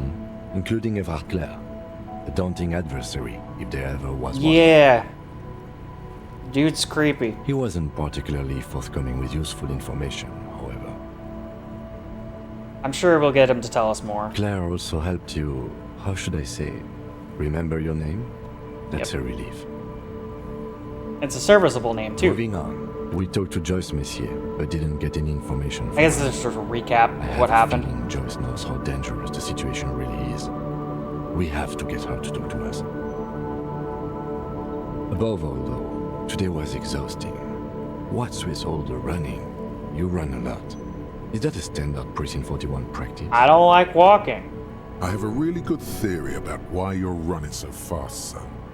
Just you wait until we get up tomorrow. I don't like to waste time. I might even move fast. The rest try to keep up. It's impressive, especially for a man your age. And in those hills. What's that supposed to mean? Nice shoes, by the way. I like the green. Goes with the orange. I like the snakeskin boots, too. Thank you for the compliment. We could manage it even in wooden clogs. There are uncanny running reservoirs in this body. God knows why. Okay, thanks for this. Yeah, it's getting very cold now. Let's go. 30 XP, nice. Okay, let's go over here. Oh, no, I can't just do that. I have to actually go through the door first. Oh, wait, he's still following me. Okay, I'm gonna try the door again. Okay.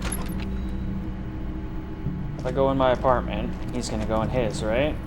Yes. Okay, he's gone. Perfect. Okay, let's get the fuck out of here. Let's go take those boots. I want those boots.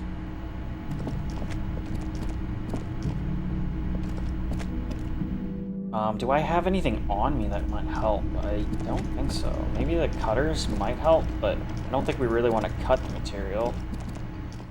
Not that we could. I think it's supposed to be some sort of armor. But what if we take it? Like, what are we going to do with the boots? Because, like, if we take the boots and start wearing them, pretty sure Kim's going to notice. The man is decomposing visibly now. The body is reluctant to let go of the boots, as though it were its last bit of dignity. You're going to need to summon all your strength for this undertaking. Good thing I'm strong. Whoa. Kuno's little sneak pig's back for the booty. Yeah, fuck it to pieces for us, liar cop. Pull the right boot. It's not completely useless. You're able to reveal a little more of the putrid polymer sock beneath the boot. True. A little more putrid polymers beneath the boot. On the left? It feels like the leg is going to come off along with the boot, but you're able to get the boot to move a centimeter or two. Just relax. This is easy. This is happening. I don't think I should be, Yeah, Kim, he's super helpful, though. Like, I'm not gonna lie. At least he explained some of the shit. Because, like, if he wasn't there to explain some of the shit, I'd just be so more... I would be so confused. I shouldn't step on him. I'm gonna twist the boot off. It's probably gonna pull his leg off. This is the right method. It takes some time, but eventually the boots come off, with nasty slices of polymer sock stuck to even bigger pieces of skin and rotting flesh. Look, he's skinning the fucker up good. Puka style. Hell, keep at it, pig. Take stock of the damage. Legs look like they've been clawed at by wild animals. As for the boots, you can't possibly do anything with them until you've cleaned and disinfected them thoroughly. Yes, Still got these absolutely need to be washed before. The stink is incredible. Didn't the Whirling have a kitchen?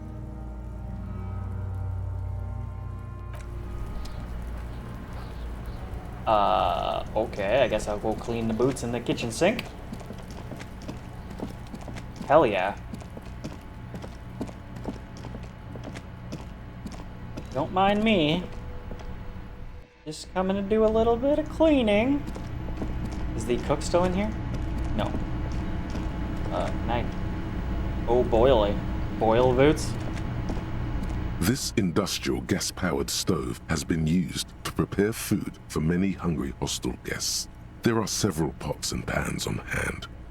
Getting the corpse residue out of these boots is going to require patience, and also a huge pot full of boiling water, soap, and white vinegar. Check out for cleaning There supplies. is a variety of soaps and bleaches in the cabinet to the left of the stove. There is also a bottle of white vinegar in the cabinet next to the fridge. This is gonna take the Vinegar will hard help. stuff too. Use as much as you can.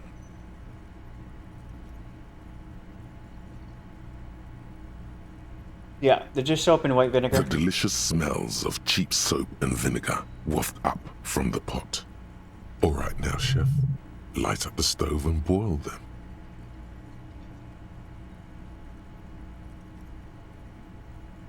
Let's check out the cookware A first. commercial pot draws your attention. It's very large, gigantic even. It could be used to make enough stew to feed an entire city. Describing the and thing that's also to right in front boil of us. a Okay, peat. add The water. strong smell of vinegar forces you to step away from the pot. The water slowly comes to a boil. Strips of polymer fabric and human tissue separate from the lining of the boots.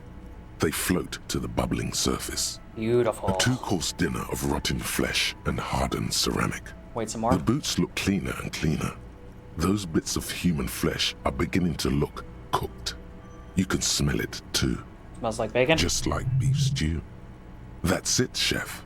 The boots are as clean as they're going to get. Steam, dense with the smell of strange meat, disappears into the vent above the stove.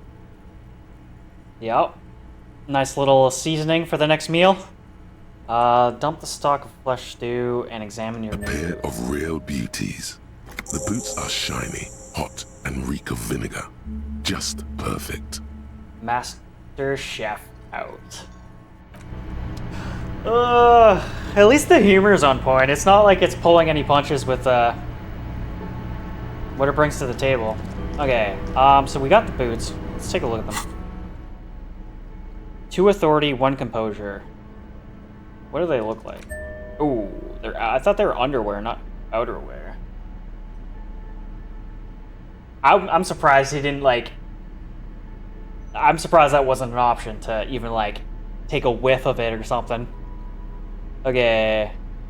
So this actually gave me composure and this takes away composure, but it gives me 2 authority. Where is... I have a lot of authority because I've leveled that up a couple times. But if I keep the boots on, it's not like he's not gonna fucking notice the boots. He literally talked about my shoes earlier. You know what? I'm gonna hold off on wearing the boots, but at least I have them. Okay.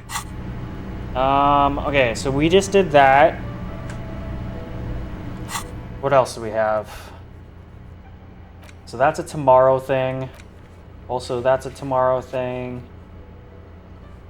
Okay, so Union Box, armored gloves. Ask a little girl in the fishing village down the coast who knows something. Okay, that'll be a tomorrow thing. Whatever. Track down your badge. Okay, so that's not even anything.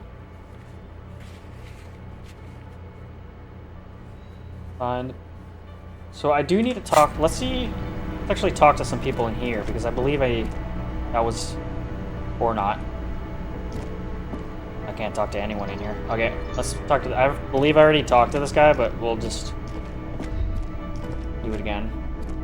Never mind. That sugary black rum stain on the counter makes you teary-eyed with joy. It's almost touching how syrupy and sticky it is. How long have you been up already? Pretty long. It's drink o'clock. Attaboy. It's coming back to him. You had your mesolimbic reward pathway worried there, not thinking about drinking all that time. It was like you weren't yourself. I'm a little worried, but I think I will engage.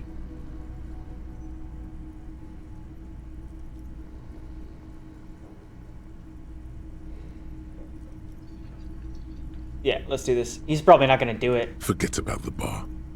Or don't forget about it. You should totally try to get a drink there too. But first, you should lick that stain off the counter. Yeah, man.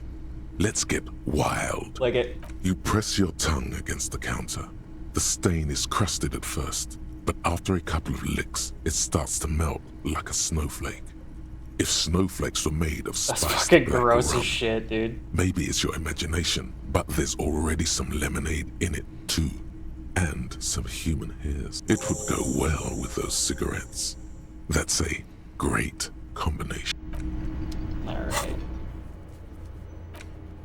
The hangover feels really bad. You had to take the edge off. Find a bottle of alcohol, put it in your hand, equip it, and held slot in your inventory, and the magic... Oh, crap. What's gonna happen? I feel like something bad's gonna really... I'm doing it, though. If he even sells me... Wait, do I have something? Let me check. No. Oh, yes I do. Yes I do.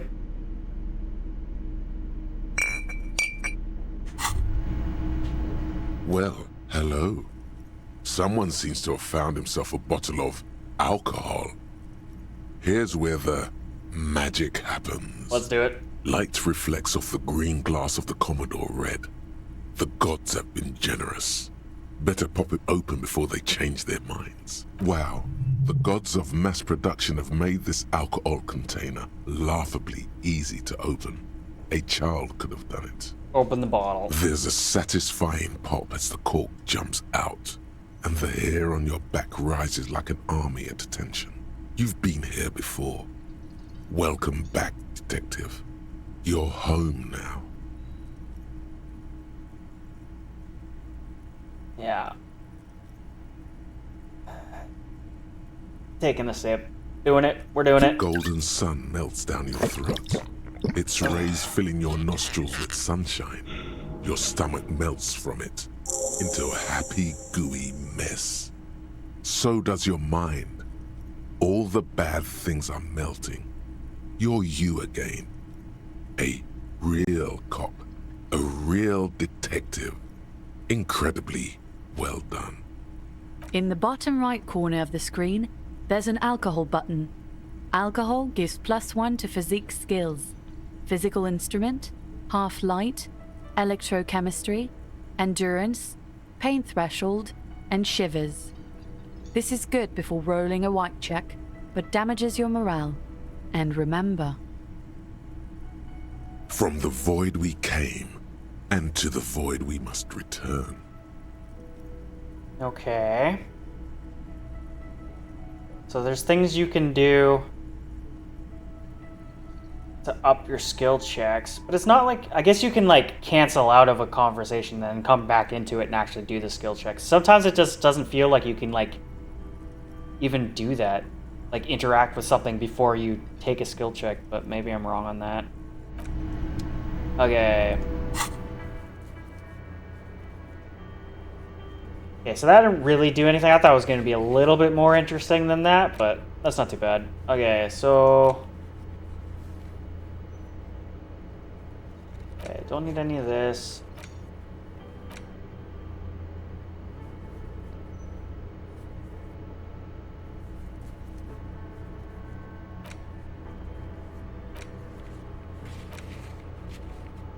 See, it's weird. I haven't had anything that I've never been able to ask anyone about his tattoos.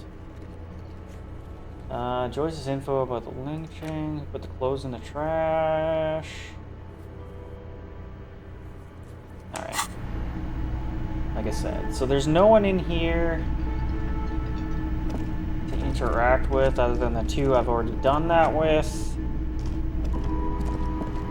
We'll talk to him one more time. I don't think this is gonna... Can I help you? No, we're good. We're good. Hey, Serene. I'm good. How are you?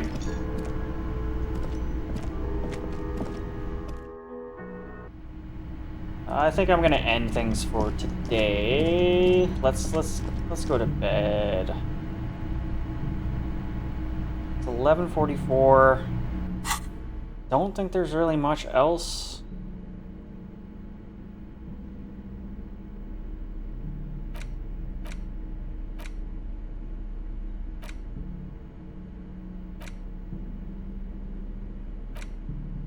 Yeah. Okay.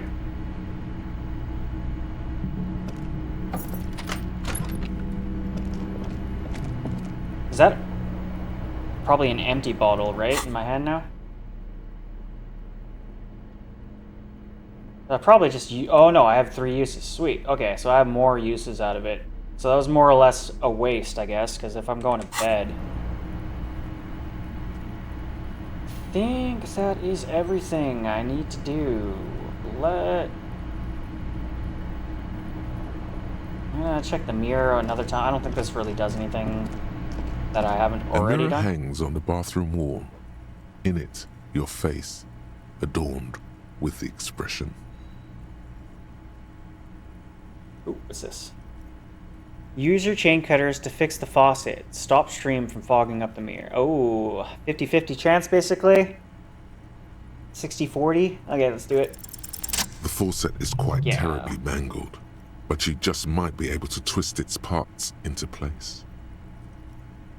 Oh, it's going good. Had a little bit of internet problems earlier today. Kind of my stream cut out like in the first 15 minutes there, but other than that, hasn't really been too excited.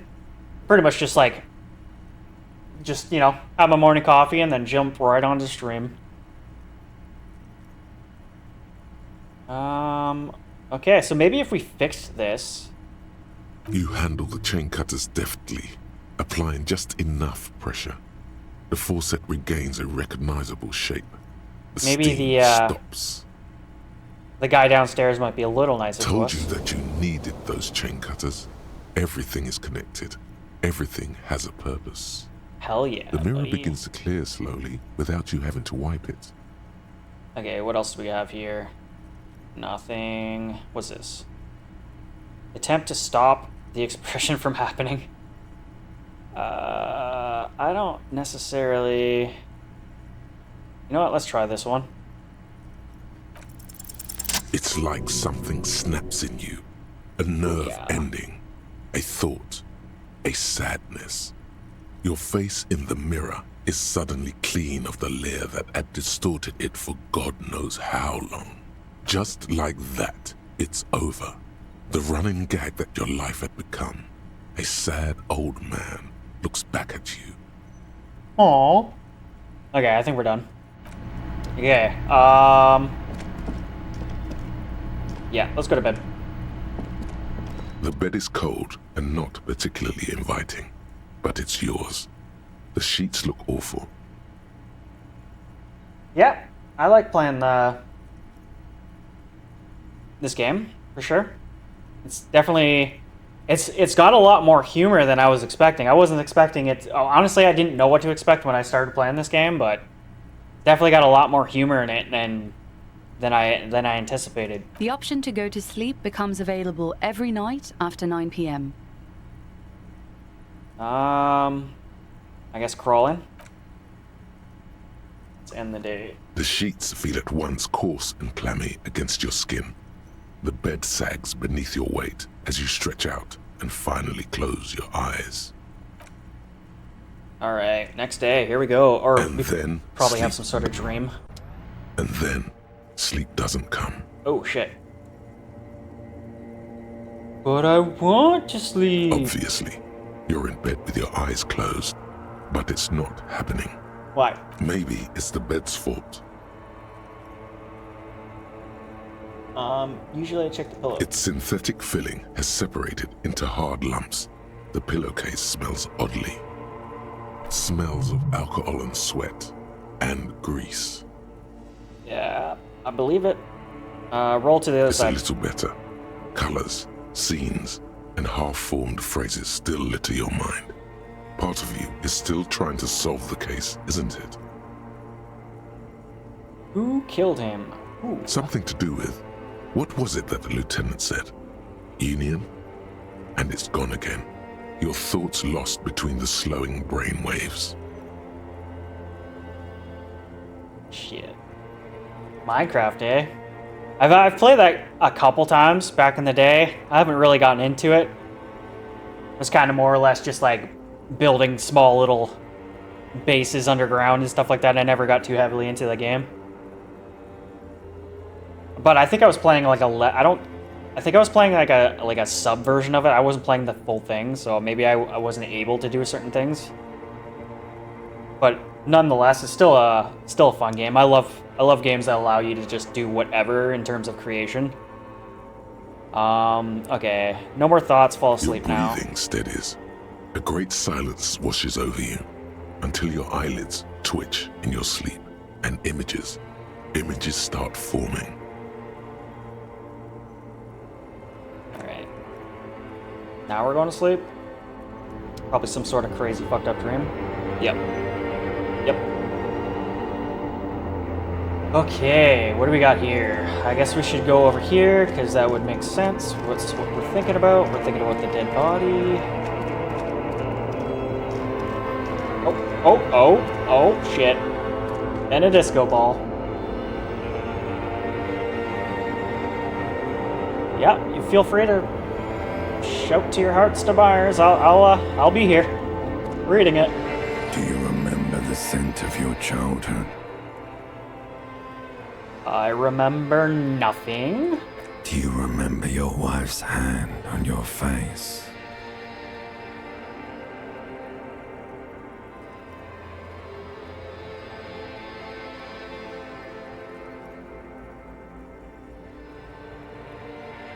I'm gonna go ask. Tell me what this is. I'm not answering. You know who I am. I'm the bad day.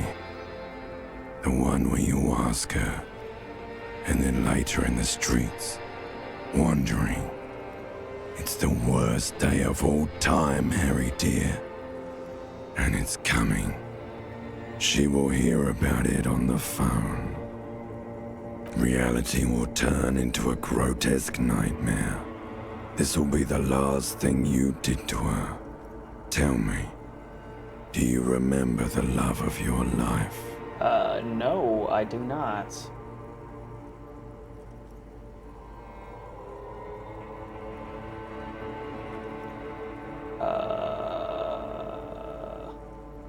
I left? Oh no, funky baby, you stayed. It was the rest of it that left. Or you just stood there, with one hand on the bottle and the other on your dick, watching it go. Usually how it goes. Tell me, where are your friends? Human beings have friends, Harry boy. Where the hell are yours? Well, now we're getting fucking personal, eh?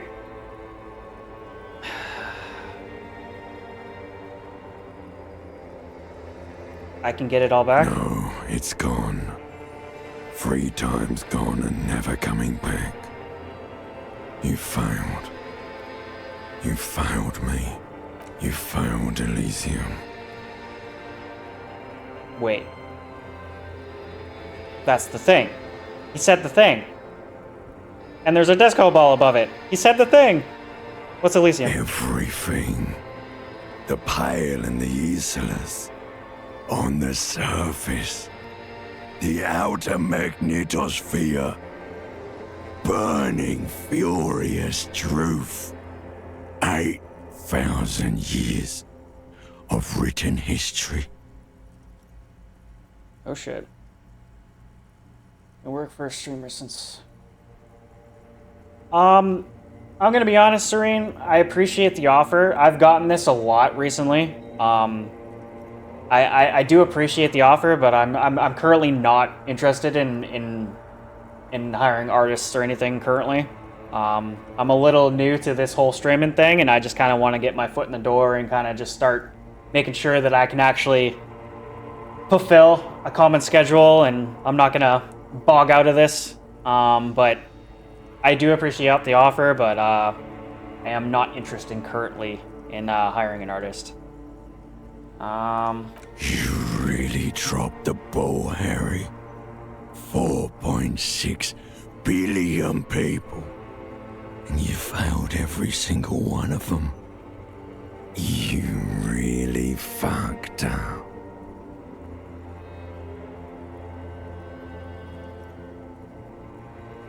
Wait, what? What did I do? I've talked to you before. Well, I was talking to the other corpse, wasn't I? No, Harry. You were just talking to yourself. That's all you ever do, even in your dreams. And the act is wearing thin.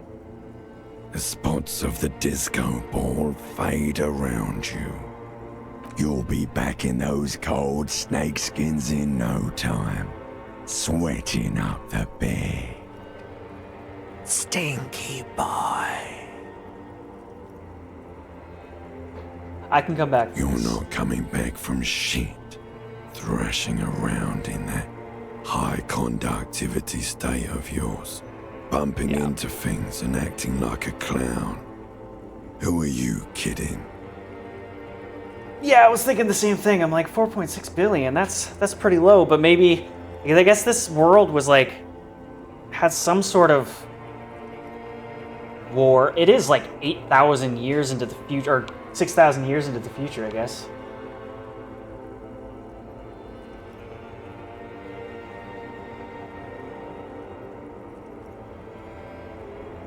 Just give me a sec here.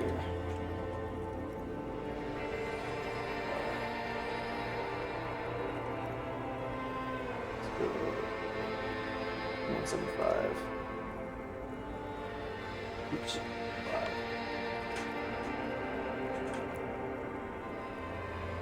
If you want to add me up on Discord, that's the only really real social connection that I have. So if you want to add that up and send me your stuff, I'll take a look. But like I said, I'm currently right now I'm not too interested. But I will definitely keep you in mind because eventually I'm sure I will want art and stuff like that. But currently right now that's not the case. Okay, I'm trying to solve this case. Yeah. You're trying to what? I can't hear you. This is just a word dream now. Jumbled up garbage. The pictures are gone. The bed rises to meet you. A thin, sleep-like state. More glass than velvet, grinding in your head. So something is wrong. Sleep shouldn't be this bad, this dry, this unnourishing.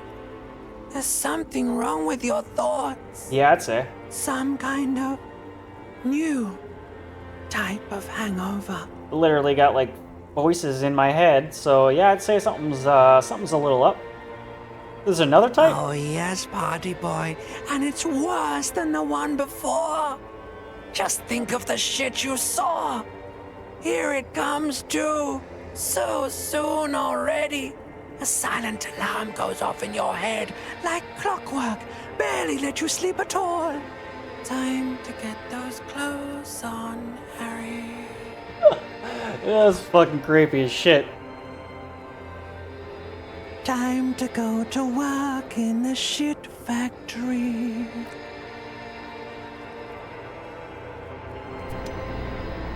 Alright. Oh shit, he's not even laying down, he's literally just hunched over. Okay, so we...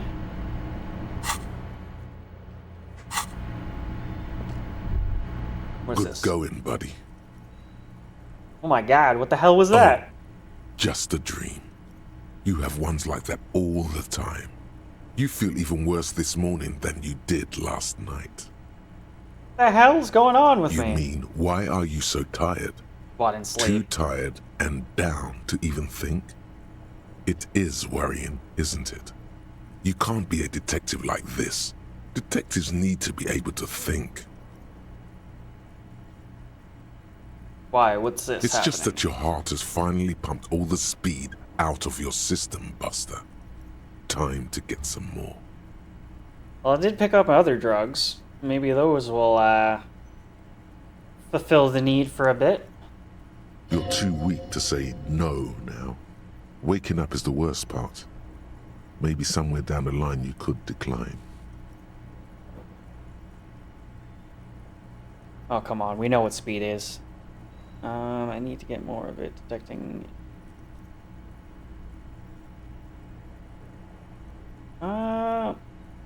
Yeah, I need to get more of it. Of course. Martinez is speed central. You just gotta poke around. Follow your nose. You and Speed will be happy again. You will make her come home. This time, it will be different. Yeah, this time. For sure. Anything in the room? No. Other than the bed. Wait, can I pick that up? Can I not pick that up? That looks like 25 cents right there. Come on. What the hell? Okay, let's get out of here.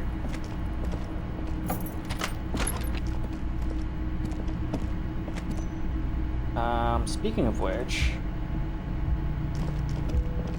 let's go.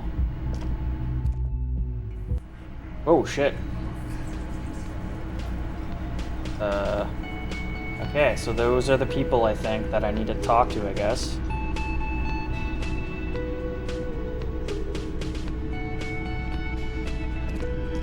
What's up, dude? Morning. Gives you a quick nod. Looks like we can get to work at once. The Union muscle turned up. They look rowdy. We should talk to them. I know why we need to talk to them. They might help us. What do you mean rowdy, though? I mean ungovernable. Martinez isn't exactly enthusiastic about the RCM being here. They prefer to be policed by the Union. These men here, men who drink beer for breakfast, there's talk of an armed wing of the Union called the Hardy Boys, who are responsible for state policing. I think it's them. Red flags going off in my head. I wonder if these are the guys we're looking for. The real ones we're looking for. I completely forgot. Sorry, I had a rough night's sleep. It's them by the looks of it. Loud and nasty, just like the manager said. One loose thread less to worry about, and one big problem to replace it.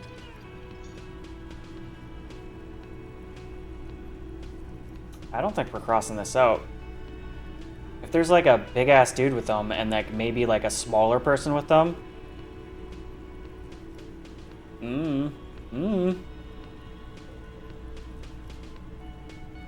Okay, let's roll. One more thing before we do. We don't have to talk to them immediately. We can walk right past them, continue with our business. Good. A power move. Purposefully concentrate on something else first. Yeah, streetwise. Zoom right past. Do it on your own terms. But aren't you curious to know what they have to say about the murder? I am. They're in no hurry to leave. They think they own the place. Anyway, I leave that choice to you. Whatever you decide is fine by me. You know what? I'm gonna... Do I have...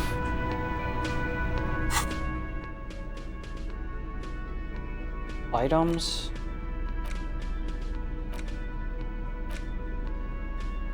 Like can I see how much shit I actually have in here? Oops.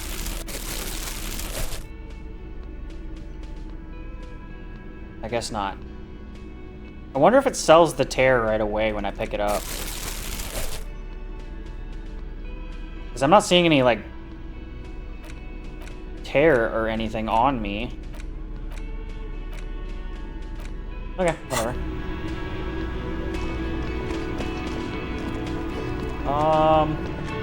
Well, I'm gonna do the whole power move thing and whoa, we have a map? When did this happen?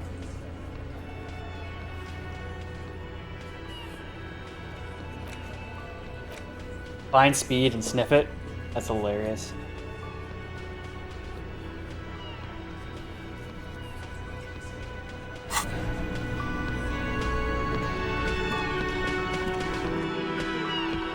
Let's talk to the... Take it to the store? Yeah, let's see.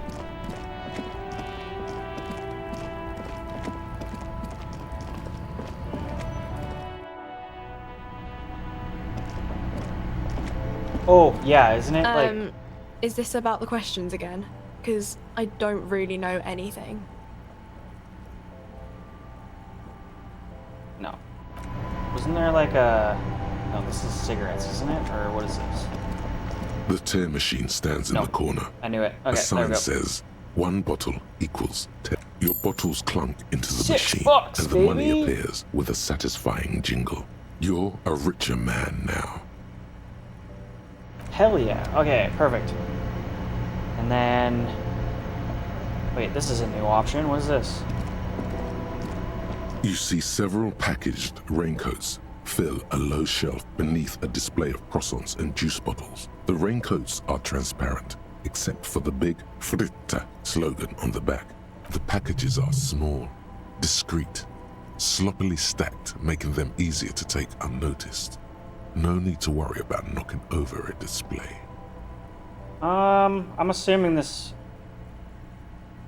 Steal a raincoat. I'll buy one. It might come in handy. Here you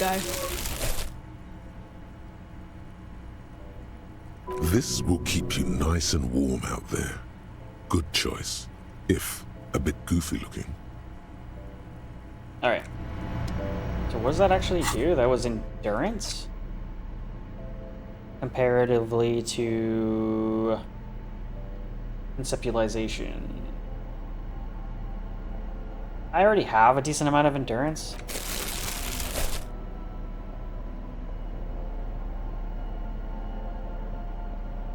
It's only like a +1 though. Screw it. Let's go big dick.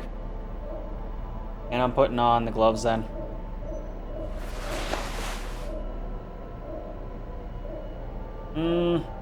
Actually, I've had the half light come up frequently. I'm actually going to keep the other ones on. Alright, let's go.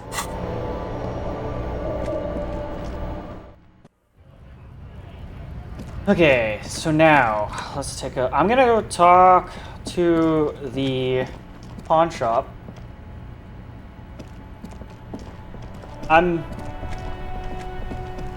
thinking that he might have some connections. Possibly. Maybe. Who knows?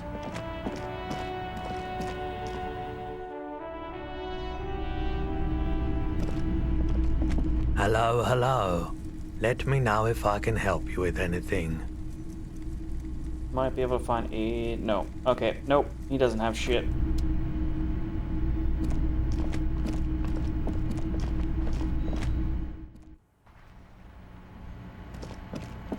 I don't think I should be asking the kid to buy some speed. What about this guy over here? Does he...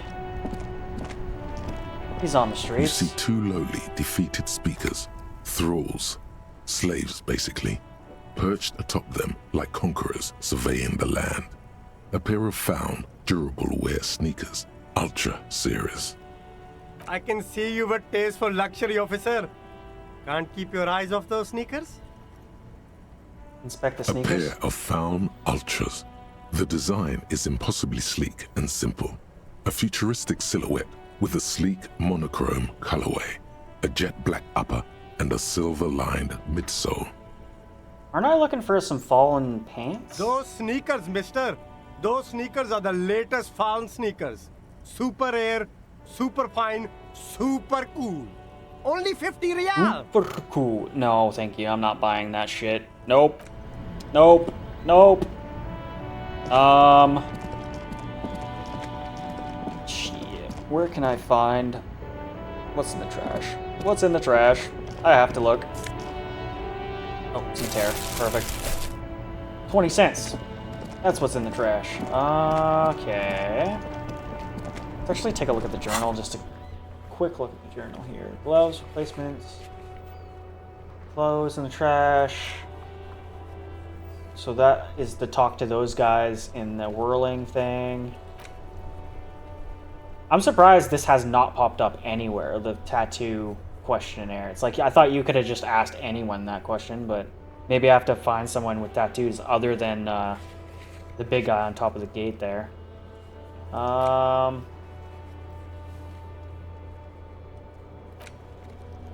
Passage. Buy fallen pants from Kuno. Armor pieces. Apartment forever. I already did that, so I can go talk to him. And then find a fridge as well. Okay, so... Okay. I might as well just go up and talk to the boss man. And then I'll come back and talk to those guys in there.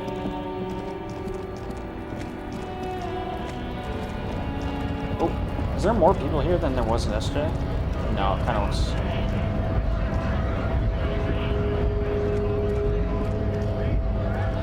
Alright, let's just go talk to the guy.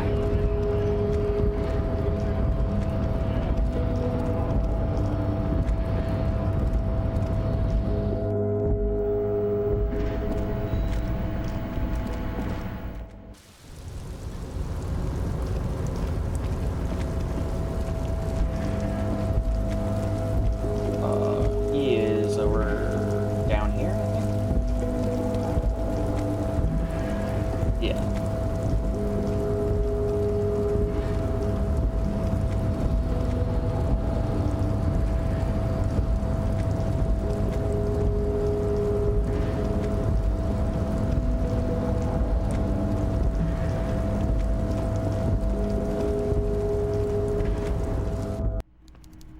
Alright, what does he have to say?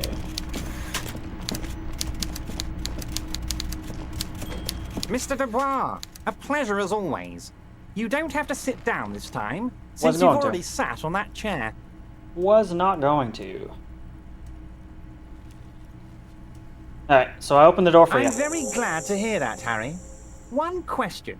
You didn't actually happen to stumble in and see what's inside the apartment, did you?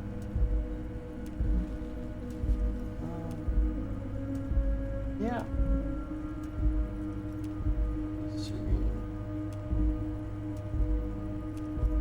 A second.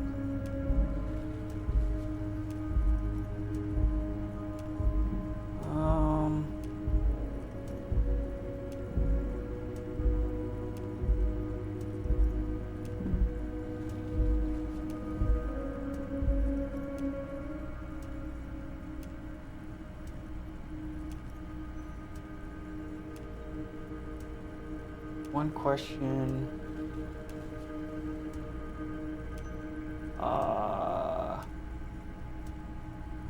The deal wasn't for me to go inside. You're right, Harry. You only had to unlock the door, which you did. So we're all good here. Now let's get down to brass tacks. It's time for men like me and you to figure out who's killed who and why. Real police work is gonna start happening now. I promise you, Harry, this is gonna be good.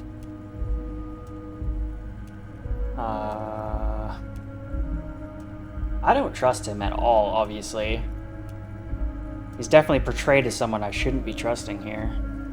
He did give us money, though, which was super nice.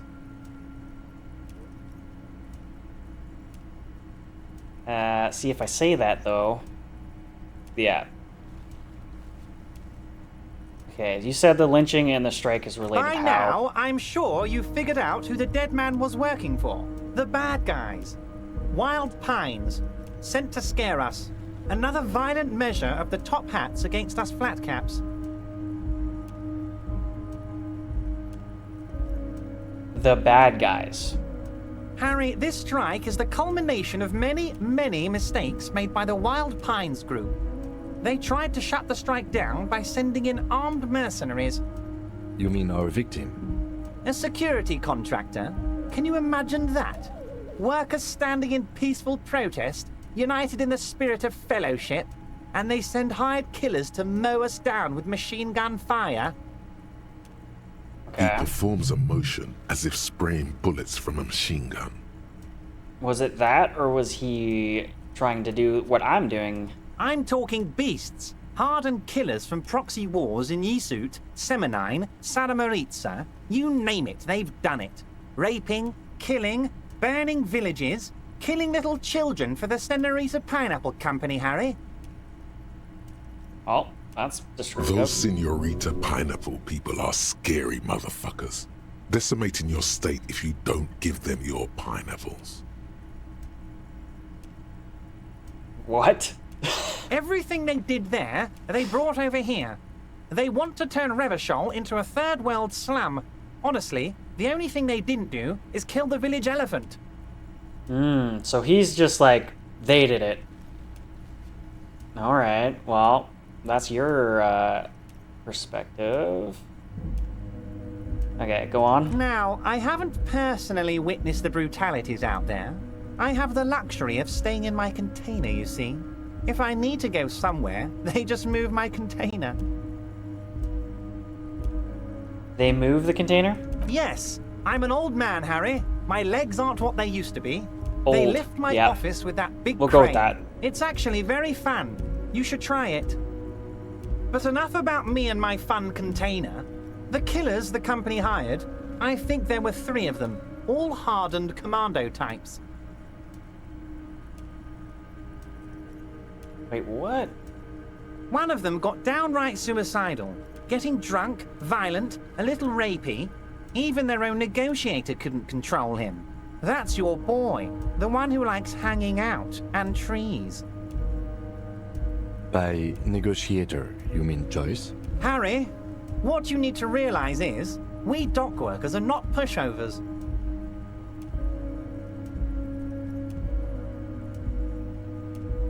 So he said, okay, I'm getting a little confused, but I think what he's saying is that the dude hanging in the tree was hired by the Joyce chick.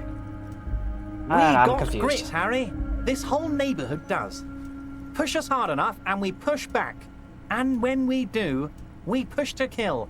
An entire neighborhood of killers. Yeah, I would assume the whole neighborhood's on it. They all seem to be very close to the chest. Potentially, Harry, potentially. We got arm wrestling champions, rowing club people, ex-coal miners, tough guys, all ready to spring into action for their home base. Who exactly did the pushing? There's a militant wing inside the Union. A group of people whose duties don't involve manual labor, but peacekeeping in the neighborhood, making sure everything runs smoothly. They're like you guys. Idealistic people who want to make sure bad things don't happen. And if they already have, well, punishment must follow. So those are the guys sitting in the cafe. So these idealists killed our victim? One day Titus Hardy, leader of this peacekeeping faction, comes up to me and says, "Boss, socialist democratic fervor drove us to take it upon ourselves to kill this beast that was burdening the land." Wait, what? He probably worded it differently, but that was the idea. Sure sounded to me like they killed him. I gave them 2 weeks paid leave and told them to lay low to avoid retaliation. Aren't you worried we might arrest them for this? Yeah. Oh, I'm not at all worried about that. These are not the kind of men who get arrested. They're Martinez boys, tough and gritty. I'd like to see the man who takes them in. Besides, I sent my lawyer girl to look after them.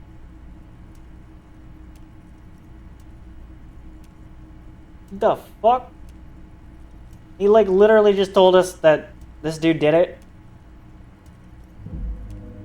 See, I'm still not convinced though. Okay, tell me more about this they are Titus simply dude. fine young men, all 7 of them. Exemplary union members, always working to advance their position in the local socialist democratic movement. Core members. Old Theo used to run them, but things really kicked into gear when Titus took the reins and named the group after himself. Gotta love his initiative. Interesting. Who's second in command? They're almost all of them great guys, born leaders. Whatever happened, I'm sure they only had the best interests of Martinez and Revachol in mind. Work with them. Hell, interview them. Usually but it's don't more of fight a them. They really are just like personal you. Men who bias. like beer, women, and some order on the streets. Okay, we're gonna find them. You know what, Harry? I got a feeling they're gonna show up in full force tomorrow. Oh. The lieutenant marks something in his notebook.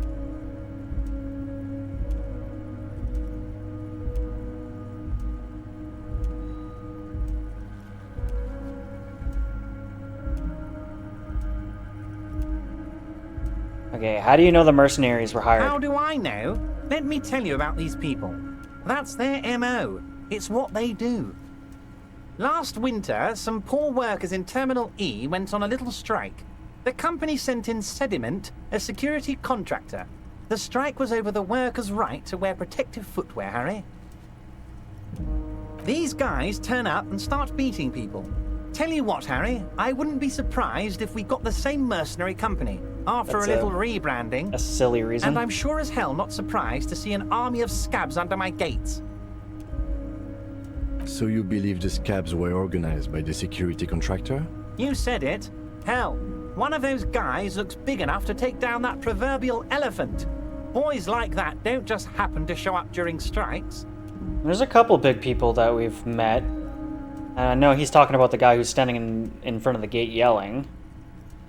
Okay, you mentioned a lawyer girl? Oh, Liz is a bright one. Liz. I paid for that law degree myself, thinking it'll probably turn her all fancy. But hell, Harry, she came back a firebrand socialist. Sometimes she scares me with her zeal.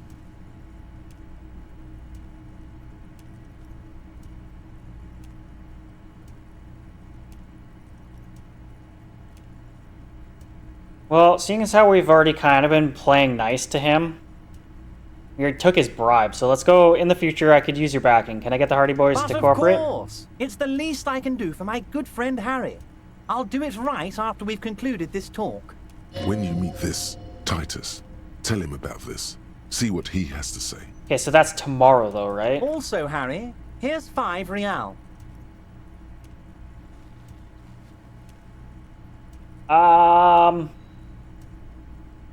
Why are you giving I'm this to me? not giving you anything. I'm just holding out 5 real. I'm taking it. The lieutenant watches you pocket the banknote. Good boy. A real team player. Now, do you have any more questions? I'm not going to mention this because I already told him that I didn't go in the house, so I'm just not going to mention it. I'll ask someone else about the mugs if I can later on. And if not, whatever. It's not really a big thing right now. Was it a good talk? I'm not sure we made much headway here. I was hoping we'd bust the case wide open. Heck, I even wanted to tell you what I really want to achieve with the strike. I don't know what happened, Harry. I wanted you to feel like Mr. Martinez. And of course, I also wanted you to find your gun. But it's like I can't completely trust you. Yet. Yet? Yes, Harry. It's like I can't fully trust you if you're not a man of the left. I want to, but I just can't. Well, okay, so he's asking us to do more for him. He's been hurt too much in the past by men who aren't social democrats.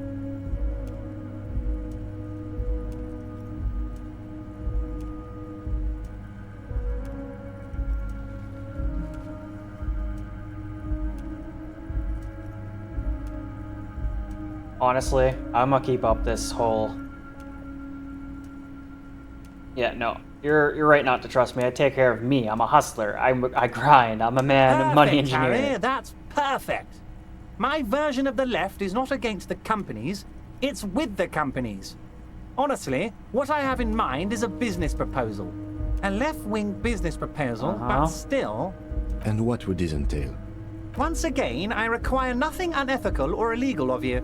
You just need to get 2 little signatures on this piece of paper, and then mail it to my accountant in La Delta. What are the signatures for? I'm glad you asked, Harry. The Union is going to build a modern youth center in Martinez. It will be righteous. We're gonna get those teenagers off drugs and on roller skates. Yeah, we're right. Roller skating, not drugs, Harry. You like this. There's a nameless little street on the coast with some old houses around it. Most people have already signed. I just need 2 more signatures to get this mission off the ground, Harry. Where exactly is this? On the coast, Harry. Across the canal. There's a cul-de-sac there. A little village, they're calling it. A gloomy place. You'll find it. I trust your detective skills, Harry. Water drips from the eaves. A woman looks at her freshly tarred skiff. There's a pair of cavalry boots under the fish in the box, and the wind howls. like a vicious spirit. The fuck was that? That came out of nowhere. Okay.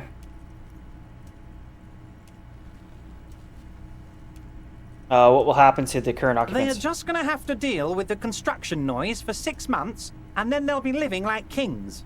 Right next to a fancy new youth centre, designed by the best architects from Stella Marie.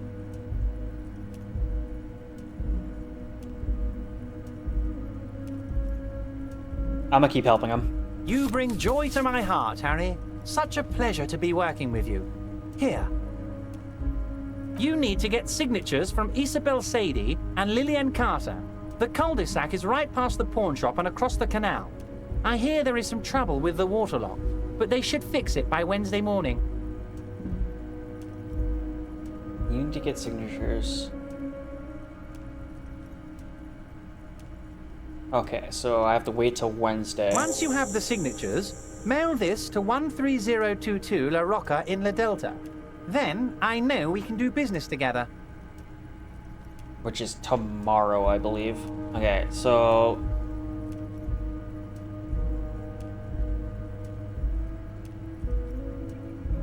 yeah, I'll just ask him. What's the container outside your office? My dear Harry, there are literally millions of containers in this harbour.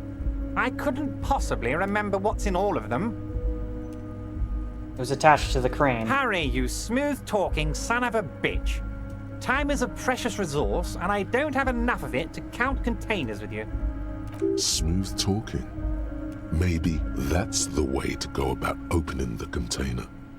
You should at least try convincing it. Alright, we're done. See you soon, débardeur. Just kidding, but not too much. Alright. Let's go talk to those guys in the motel bar thing. Cafeteria. Oh shit, it's raining. Good thing I got a raincoat.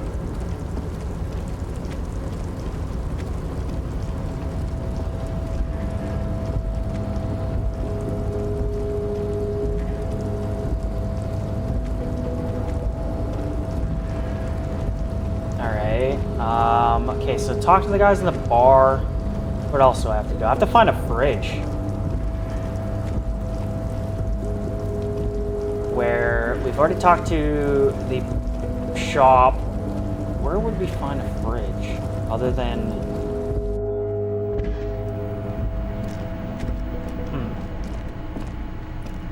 maybe there's another shop somewhere. Or if we talk to some people, someone's like willing for us to like store it in their fridge. All right, let's just go to the bar.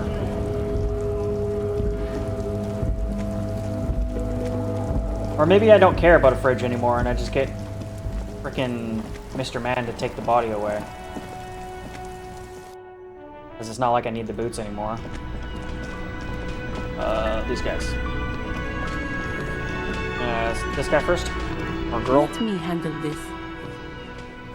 The woman says, the crowded... okay, so... let me look here. I don't really see anyone who's like a massive person, but... there's a girl here, so it might be the smaller footprints. Detective disorientated. Are you still wondering where you are? This is Martinez, in case you've forgotten. I advise you not to overstay your welcome. And they're like the police of the union, so I like... there's a good chance these guys had something to do with the guy hanging in the tree.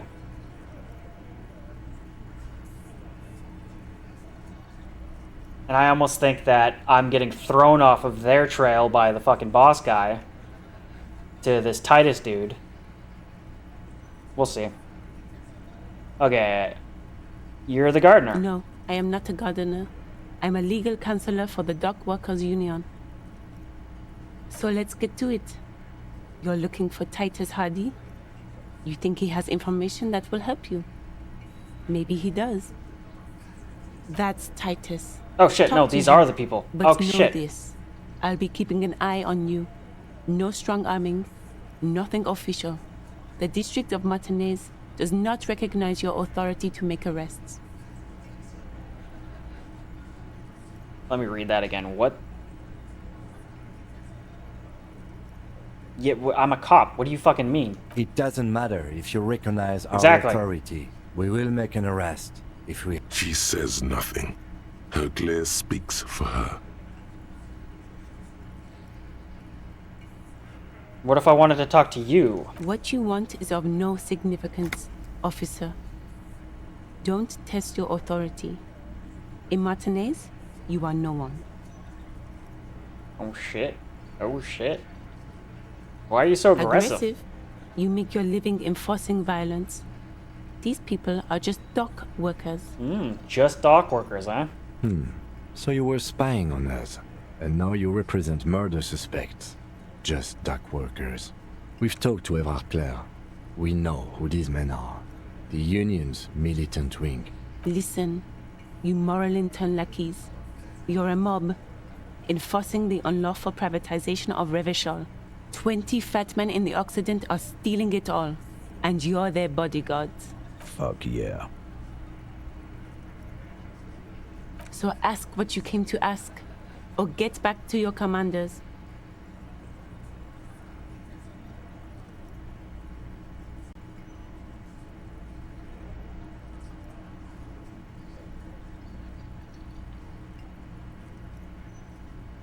All right, I like that. Good start. Let's take it a step further. Armed uprising. What are the Union's plans? Look, a comedian.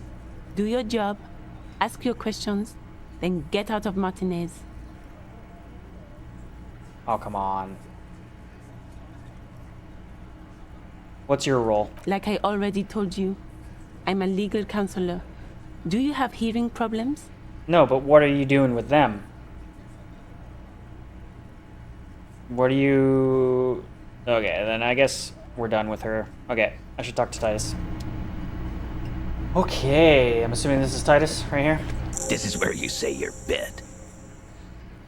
Broad-shouldered man points at you with a beer can. Detective. The lieutenant acknowledges you with a sharp note. He's leaving it to you.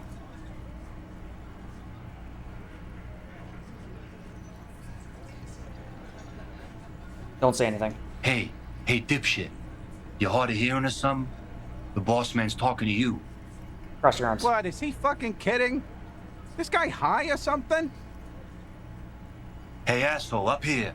We're talking to you. We're looking for Titus Hardy. The lieutenant turns to the broad-shouldered man at the end of the table. Yeah, okay, I was just posing there. Okay, let's talk about the hangman in the back. This is about him. A real looker, that won't. What the fuck kind of accent is that? You sure took your time, huh? Waited for him to get real ripe and pretty for you. Oh, he was a real pretty boy. Hanging up there, letting out that pretty boy smell. I can't for the life of me understand why you did it. I mean, I would have just left him up there. You must really like cleaning up other people's shit. You might want to start asking your questions now. It's not going to get better than this.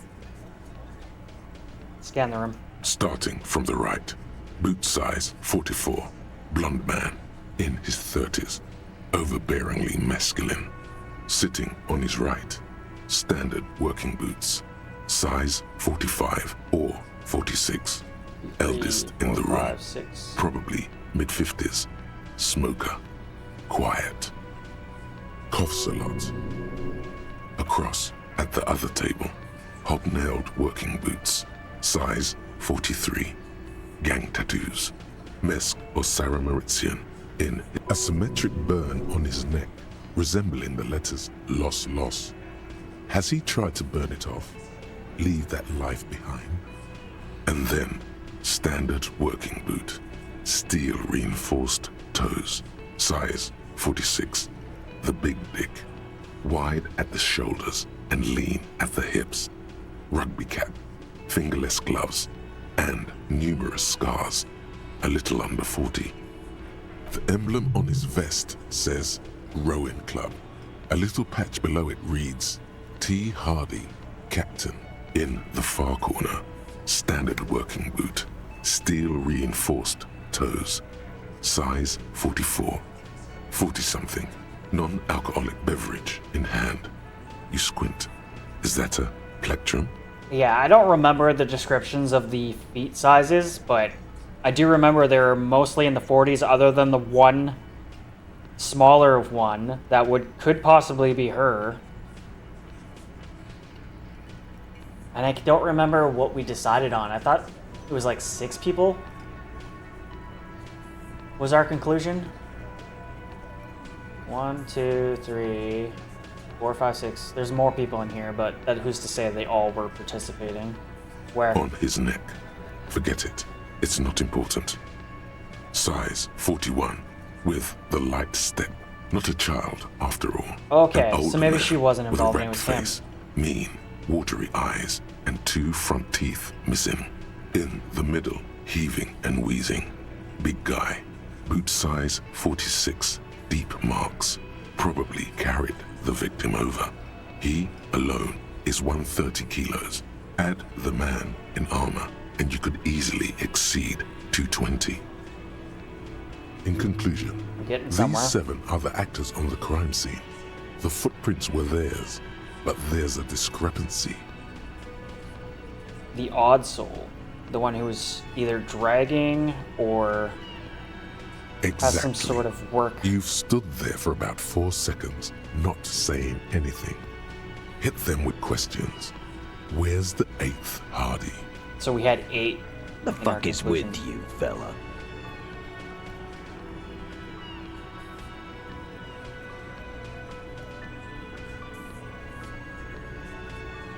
Where's the 8th Hardy boy? What are you talking about, madman? There's no 8th Hardy boy. There's 7 of us and we're all here. Sizes is up. Or what? You want to be the 8th Hardy boy? We ain't hiring. Actually, boss, we've been talking and we think she could maybe... She? So there's an 8th Hardy, and it's a Hardy girl? Who might it be? Elizabeth? The gardener? Shut the fuck up, Glenn! I do the talking here. Now what the fuck do you want, cop? So let me get this straight. There is an 8th Hardy boy. It's a she, and you don't like us talking about her? That's right. We're not talking about this. This is a private Hardy Boys matter. Nothing to do with your shit. End.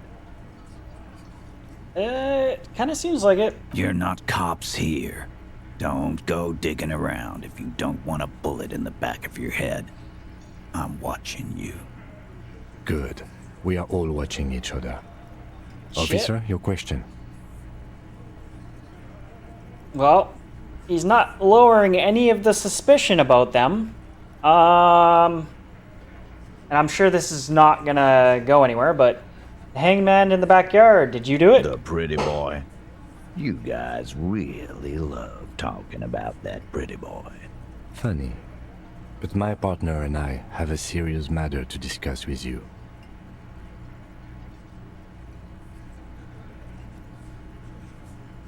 Why are your boot prints all over the scene? You mean these boots? Yep. We all got a pair. We wore them the night we took the pretty boy out back and hung him by the neck. As he speaks, his fists contract, going through the pulling motion again, savoring it. Yeah, we did this. Together. All of us. Until he was dead. What the fuck? That's why our prints are all over the scene. Okay. There's a catch hidden somewhere. He didn't confess so that you could take them all away. No. It's too simple.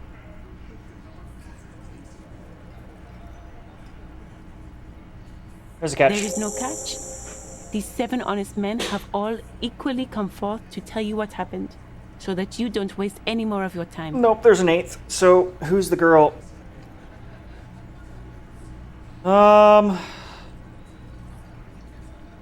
When did it occur? You don't have to answer any of his questions. The fixer turns to remind Titus. I know, Lizzie. Relax. We killed him last Sunday night. Seemed like a good way to end the week. How long had you known the victim? Known him? We don't associate with scum like that, asshole. Yeah! Who do you think we are? A bunch of murderers? Quiet. He came around about 3 weeks ago when that Pines cow first sailed into town. Happy? Now, why are they being so... Because they think they're protected? Is that why they're being so open about this? But it almost seems like they're, like, protecting another person. By the Pines cow, you mean Joyce Messier? A representative for White Pines? The same company you're striking against? No. I mean the Pines cow. The stupid-ass cow they sent in to fuck us over.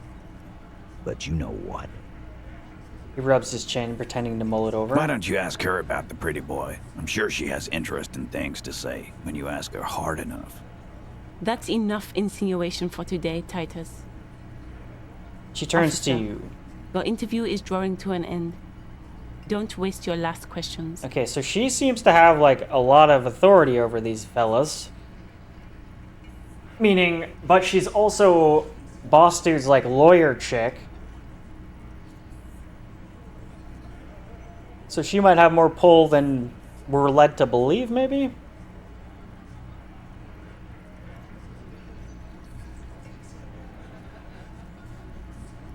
Why? Oh, no. Let's go ask why. Or how. We hanged him up by his neck until he got real still. Wasn't that obvious? Yeah, Copper? they're confessing, but not... Didn't they teach you anything at the cop school, idiot?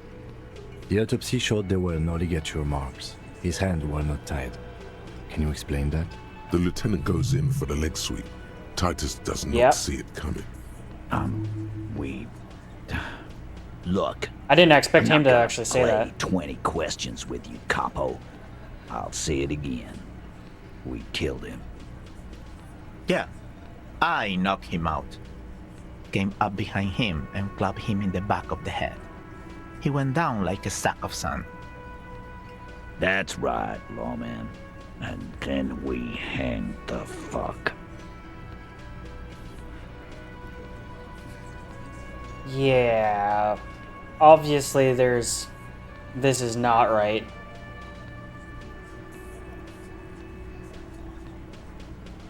What did you use to knock him My out? fucking elbow, Copper. Samaran boxing style.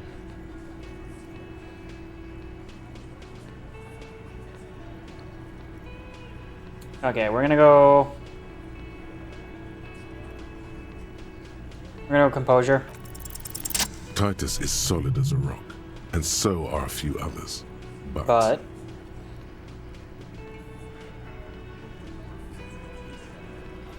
who's cracking under the pressure? Big dude? They've smartly kept him out of the conversation thus far. Definitely the weakest link of the chain. A single sentence would wear him out. He can't take the length of the questioning. Keep it going long enough, and he'll crack.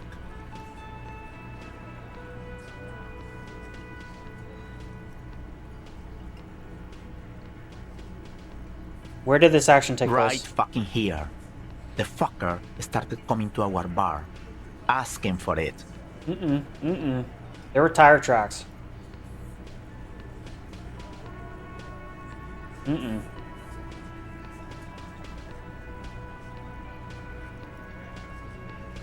Okay, let's turn to the big guy. No. Ask him if he has trouble breathing. He said no. He looks up startled, his forehead shiny from sweat. A few coiled locks are peeking out from his warm woolen hat. Of course he's having trouble breathing. Just look at how fucking fat he is. Fuck off, Shanky. Angus is a powerful guy. All muscle. Keep your eye on this powerful guy. Sooner or later, he's going to break like a piece of twig. I got it. I don't think there's something you're not telling me is going to lead to anything. Let's just go with right. I have other questions. Like what, Copper?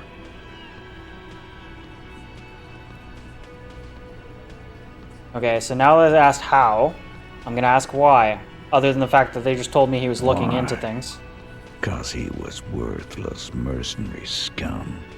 And he stepped out alive in my town. So he was a mercenary. That's it? I am. He stepped out alive. Because he was asking questions, I guess, or poking his nose in business he shouldn't? What kind of mercenary? The kind that shows up when you start a strike. The experienced kind, too. Had Kohoi and Seminine written all over him. Ex-Oranese Special Forces. Yeah, none of that means anything to me. A live grenade.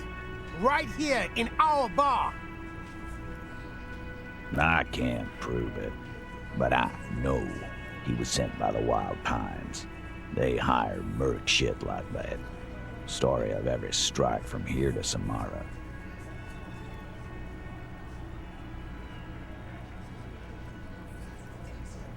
Yeah, how do you know he was in Special 'Cause Forces? one night, he walked straight up to the mic and said, I'm RNA's goddamn Special Forces, and I'm gonna fuck you all. Oh, yeah? Really? Yeah, really. Had a gin and tonic up there, sang some RNA's paratrooper song, and said he's gonna fuck everyone. Wait. Okay, so if that's true, if we talk to whoever was running the bar at the night, I don't know if it was, maybe we have to talk to the girl again. I forget her name, but there was the girl who was working the bar before, We couldn't believe it either. But the he guy fucking here right did. now. Right there. Like some kind of animal. Okay, right. What did he do wrong? He harassed women, raped one, harassed workers, threatened to kill some as a warning. He wipes the spittle from his mouth. Okay. There's slight unease in him suddenly. He regrets mentioning the rape. Like he mentioned, like he didn't want to mention the girl as well. Which would lead me to believe it's not her. It's someone else. To kill us all, if we don't open the gates, if we don't let the scabs in, if we don't bend over. And that was before he started coming here. So some of this I do believe. Some I don't. Yeah, he said it was his favorite joint now. Started coming here every night. Drinking, grabbing girls. Grabbed one of ours mid-karaoke, right there on the stage. One of yours? He grabbed someone? Yeah. This girl's on the mic. A beautiful girl. Young. Gets into the second verse of Lover Lake. The fucker grabs her legs, starts screaming. Show me your cunt! Why don't you show me your cunt? Then, he gets knocked on the head with a wine bottle. Doesn't even fall down. So he got hit in the head by a wine bottle, doesn't fall down, but some dude, small scrawny dude, hits him in the back with his elbow and he gets knocked out?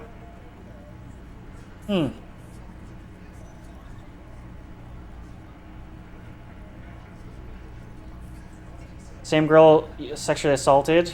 Aren't you fucking listening? My man is talking to you. He took care of it. They got the girl out before anything else could happen. Yeah, me and Eugene got her out. Aren't you fucking listening?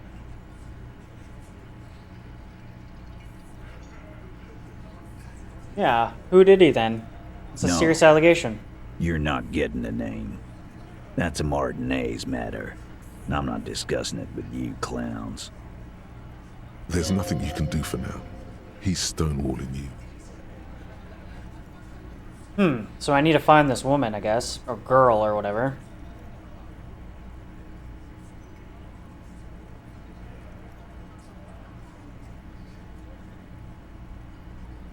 Something tells me that I'm not going to be able to arrest them right now. I'll ask one more question. Who called the shots? Are you deaf? There will be no singling anyone out. You can't arrest a hardy boy without arresting all hardy boys. Do you think you could do that? Do you think you could arrest them all? A shadow of a smirk passes her lips as she tilts her head.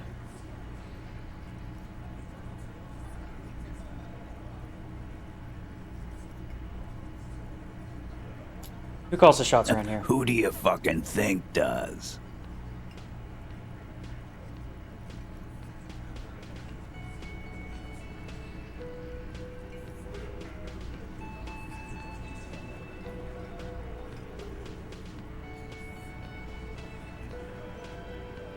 So Claire Everett runs the union. You answer to him. You keep him the fuck out of this.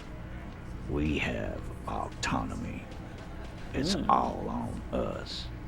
Everard runs the union. I run the Hardy Boys. Yeah, but you're part of the union. When Titus Hardy says he runs the Hardy Boys, he means that in an administrative capacity. On that night, everyone acted as one man. Mm-hmm. I know this isn't going to go well. This is probably not going to go anywhere, but why don't I just arrest you? Step closer. Lawman. Why don't you? Not in the arresting mood?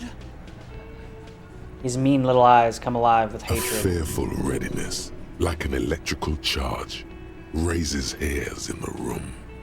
By your side, the lieutenant keeps his hand away from his holster. You hear the nylon of his coat hiss as he steps closer. I guess it kind of sucks I don't have my gun, so it kind of is a little bit less of a While the little rat-faced man reaches thing I into can his do. sleeve, there's a knife in there. Some of the others reach for their belts. Their eyes are light.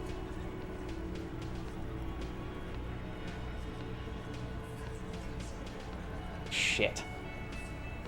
If I had my gun, I might do something, but I don't have my gun right now. I feel like...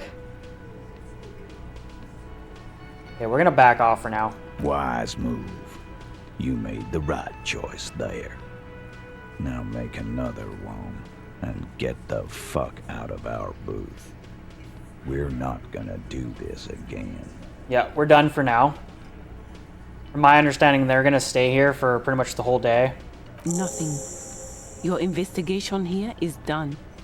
Leave Martinez, go back to your stations where you belong. No. I think we're going to stick around, thanks. Some things don't add up here, Titus. I've done this job for long enough to know that people don't just confess to first-degree murder. Even if it is a group responsibility, we're going to look into this. Yeah. Good luck with that. You've heard everything a rent-a-cop is gonna hear from us, real law officials. You're lucky you didn't get a beating. And even though I put in like a shit ton of points into authority, I still have low authority. Okay, well, I'm not gonna even try that. I'm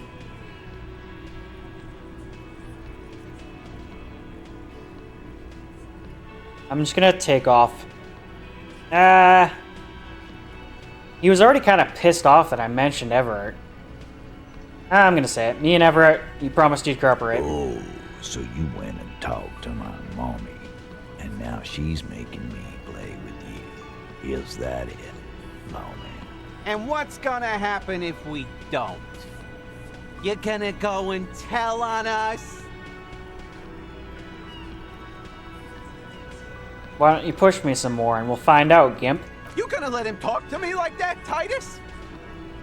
He turns his eyes, full of hurt, into the big man. Let's see.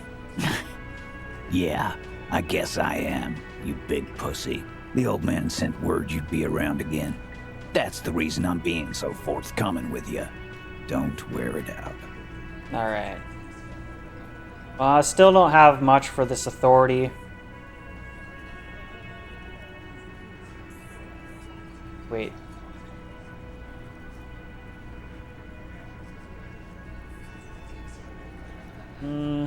Nah. Okay. We're taking off.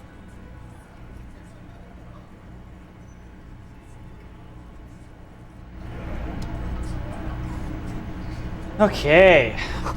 So they confessed, but there were definitely not telling us everything, because they said that they somewhat knocked him out, but then also said that he wouldn't get knocked out from a fucking bottle to his head, so conflicting information there. Can I help you? Okay, so I'm not seeing... I was kind of going to talk to him, see if he knew anything about, like, another... what is this? Sorry, I forget what this was. Gart? I saw another thing at the Whirling. Another thing. Great. I love those. No. Okay, that's led nowhere. Never mind. Yes. Okay, so maybe... talk to the girl who was working the day? I don't think it's that serious. Like, it doesn't... nothing has popped up, I don't think. Shit, wrong thing.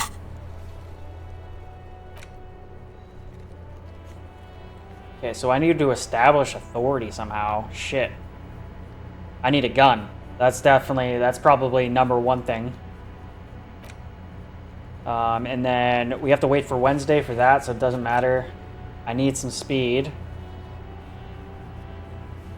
So I need to find some sketchy looking motherfuckers or something. Alright, I'm gonna go to the washroom. I need to be right back.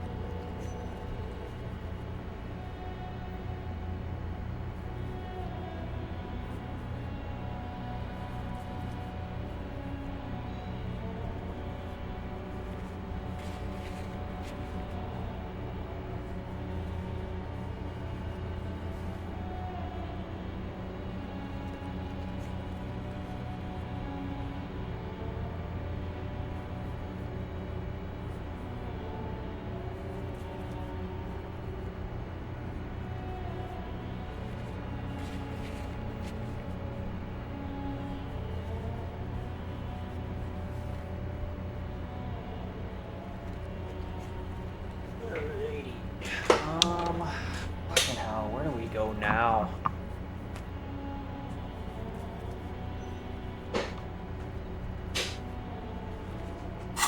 Yeah, good point. Let's check that. I don't think I have anything.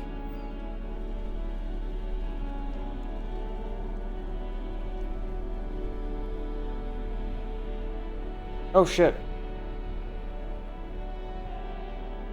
I'm nervous about wearing these though in front of the fucking cop dude.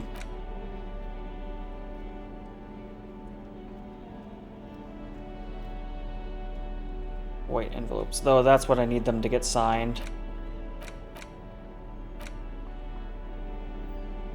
You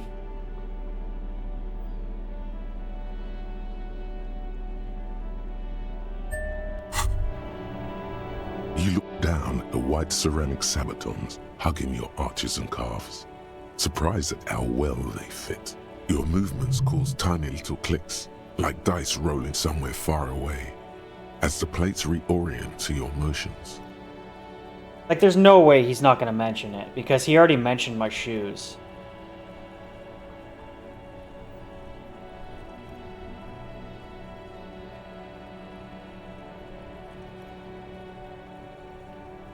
Decked out in future armor like a cop-out. The hardened vitreous enamel, at once sleek and light, adds a glow to your cheeks and a spring to your step.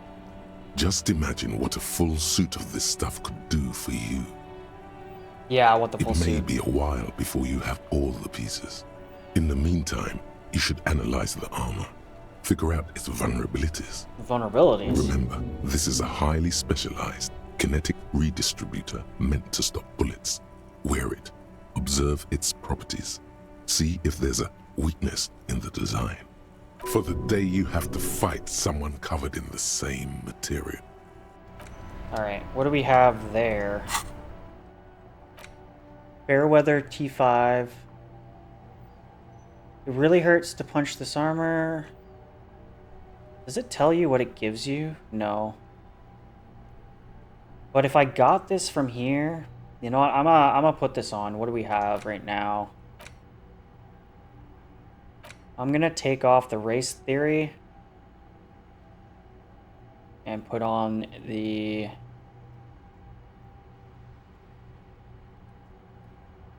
wait, what? Forgotten Forever. Shit. I've already really dealt with the Jean. Yeah, I'm gonna swap this out. Hopefully this doesn't mess anything up. We're gonna forget this and get this. How long does that take? 3 hours. Oh shit. I didn't see that. Okay, whatever. We'll go back in. I don't think this is gonna make too big of a difference in terms of the percentage, but let's just take a look. Looks like the circus left town, but the clowns are still here. Yeah, no, I didn't think so.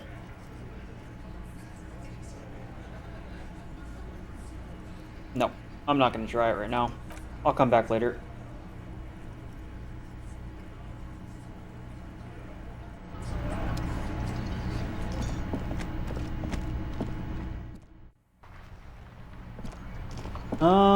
Okay, where the hell do I need to go now?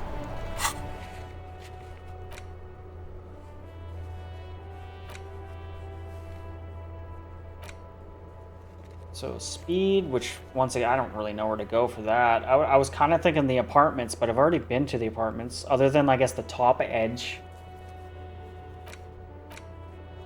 Back down badge.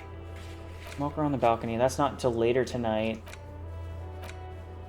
I have money for the rent, so I'm not too worried about that right now.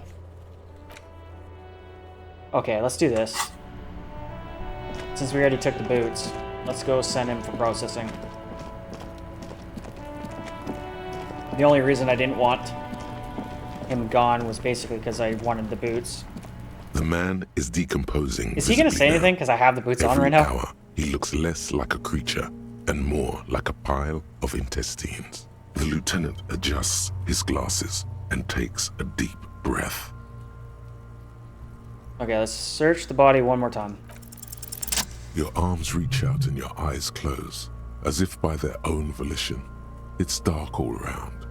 You feel cold, slippery flesh, first with your fingertips, then under the palm of your hand. Oh. His face, his cheeks, his nose, his fat, swollen lips. Like a spider, your hand crawls over his features. Everything is silent. Put your fingers in your mouth.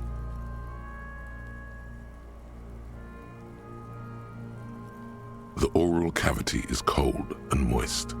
A ball-like tongue attaches itself to the base of the mouth, lolling around like a scallop.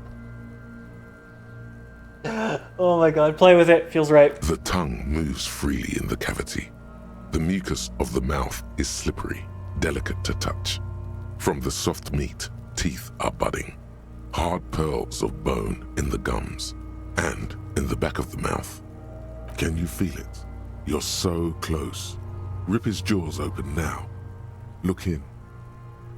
A vision of black and dark red death, pried open by your naked hands and studded with teeth. Looks like he's laughing. Death fumes rising from the throat, And there, in the back of his mouth, above the bell of the uvula, right in the soft palate, What's this? you see a hole, barely visible to the human eye. It is swollen shut, almost vanished. No larger than 0.4 centimeters in radius. Say The edges appear fuck yeah. darkened. Mm-hmm. Keep going. Kuno nods, too. He takes a step closer. Of course he does. Touch it with your fingers gently and A black proceed. trickle of liquid runs into his throat from the wound. Put your fingers in. Your index fits right in there. A tight tunnel of flesh opens up. Tissue damage. Wide enough for 2 fingers. As you push both in, you reach through his mouth, right into his brainstem. So he was stabbed in the mouth with something? The fuck is happening? Ah, shit, see? Feel around first. The basal ganglia feels clumpy. What entered here has torn apart his reptilian complex. The funk soul brother at the back of his head has gone dark forever. Of course, that song just like, the funk soul brother, take it out now. That's fucking all I can think of when he said that, pushing Your deeper. fingers slide into the remains of his limbic system. There is no resistance. It's gelatinous. The slug-like structures are damaged too. The tearing extends deep into both hemispheres.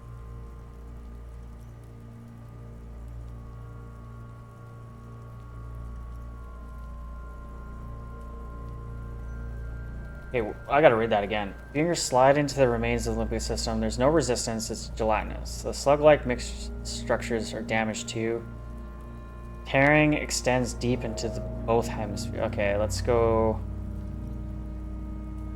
I guess we'll cut between the The hemispheres. lieutenant answers with the sound of his pen on paper. Fucking cavity, see? Your fingers are all the way in now, reaching toward the inside of his skull. The cavity goes further, but the entry wound isn't wide enough for the rest of your hand to follow. All the muscles in your body harden. Time to enter him. Holy crap. I'm just gonna wriggle in. Your fingers reach toward his skull. His cerebral cortex feels like jelly. Cold jelly. Strange fluid streams down your wrist as you push deeper until you feel it on the tip of your finger. Sharp, serrated material. The edges cut right into your skin. Oh? The pain is barely noticeable under the adrenaline rush. Hell yeah. Glad I put some points into my interfacing. I think the other gloves I have would help. But it's not like this is a low roll. This is an extremely high roll. Okay, I'm just gonna mention that I feel a solid object. Can you get to it? Okay, well, that wasn't really useful. Okay, let's just interface and call her a day. It's a super high percentage roll. There we go. Okay, what are we grabbing? Some sort of arrowhead, bullet? You pick the What are we object looking between at? your index and middle finger. Feels sharp, like metal. You press your teeth together. Your jaw is clenched. All you need to do is just... Pull it out with your fingers. The inside of the head feels cold and smooth, like a glove. Sweat dripping down your brow. Careful not to lose the prize between your fingers. With a plop, your hand emerges from the mouth, covered in blood up to the wrist. Between your fingers, a small flower. A blossom made of lead. Bullet away. Beautiful! A bullet. Lieutenant puts a small bag marked evidence under it. Drop it in. The bullet falls in the bag, leaving a smattering of blood on the plastic. He raises the bag under his eyes and says, A non-caliber rifle.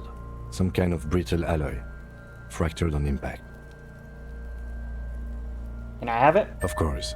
You've earned it. Lieutenant drops the bag into your bloody hand. It feels light. We need to add an item to the injury list. Injury number 4. Oval entry wound with an abrasion color. Soft palate, back of mouth.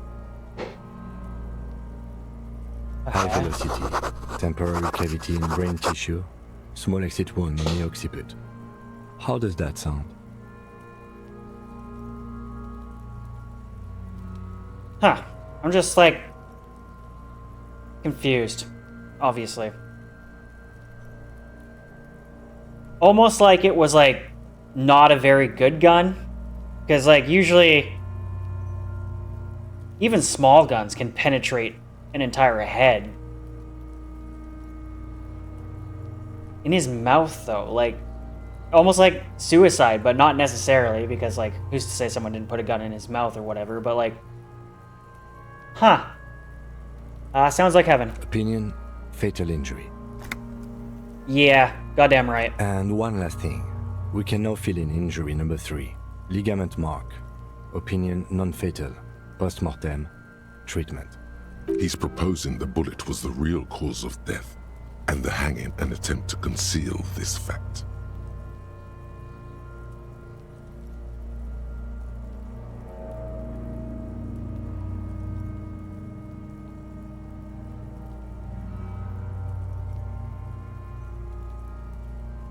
Yes, and the belt around his neck, the hanging, even dragging him to the yard. All of it was done after this man was already dead. Yeah, I thought we already kind of agreed on that, but okay. Agreed. I have had my doubts since you showed me the tracks. Why did they carry him over? Exactly. Why not march him, I thought. There was no satisfying explanation. Right? And like his hands weren't tied, no struggle. It's kind of obvious that they didn't hang him to death. There have been other signs too. Small things. We were right not to assign hanging as cause of death, as the perpetrators expected we would. No such luck for them. So why would it matter how they killed? Like, they confess to it, but then are like totally sketched out on how. Maybe the bullet holds more answers. We should take a closer look at it. I am certain it has more. Especially like, what type of bullet is it? That's definitely would help. This little thing could reveal much about the weapon that shot it.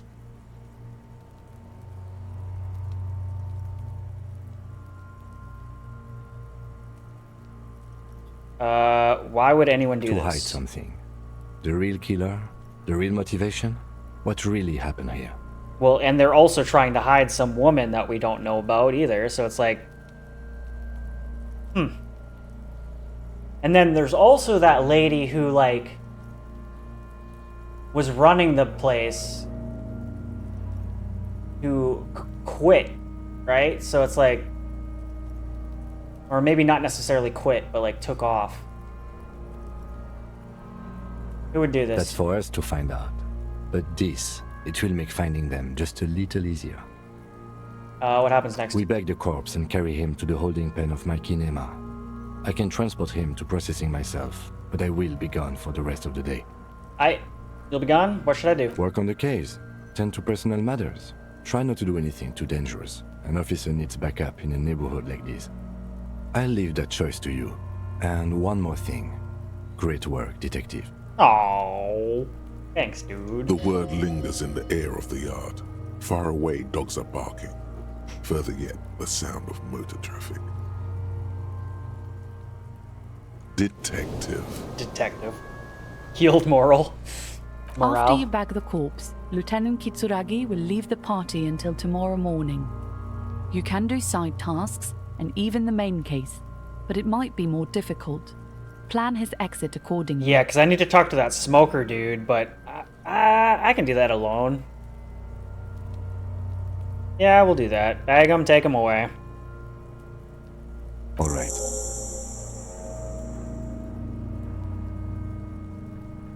I will need a little help carrying him. You take the hands, I'll take the legs. Bag the corpse, drag it to the motor carriage.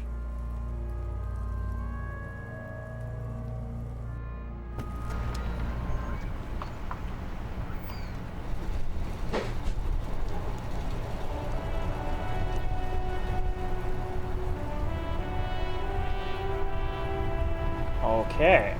So it's now 9 a.m. So I need to wait till 9 o'clock p.m. to talk to the smoker dude. I have to wait till tomorrow to go and get the signatures. I need some drugs, apparently. Okay, so I think I've talked to this guy already, but let's see. No, he's part of the trucks there. Okay, who? Where can I find some drugs here?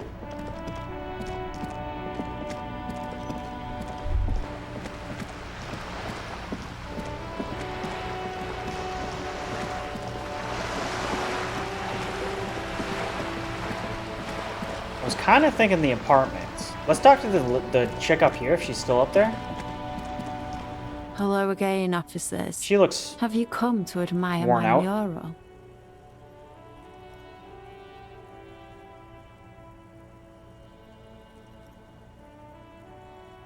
Okay, so no options for that, but is that bed in the coal room yours? Ooh. Not only have you found my address, you've discovered my biggest secret. I'm a coal miner. She does have eyes that seem to be smeared with coal.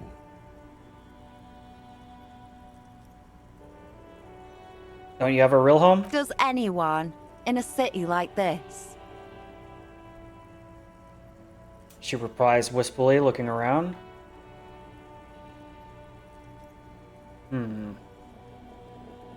It's not the nicest place, but I guess it'll have to It do. doesn't have to do anything at all. Nothing does. Like me. Right now, I'm doing nothing at all. She doesn't seem like the speed type. I'm just gonna ask a question. Really, you're a miner? Yes. I keep hoping a shaft will collapse on me, but somehow it never happens. Surprise, surprise. Shoot, Piggy. It's what you do, isn't it? What are you doing to the wall? Can't you tell? I'm painting a beautiful mural, an aereo graffitio visible from low orbit. I haven't really started it yet. I'm waiting for the right words.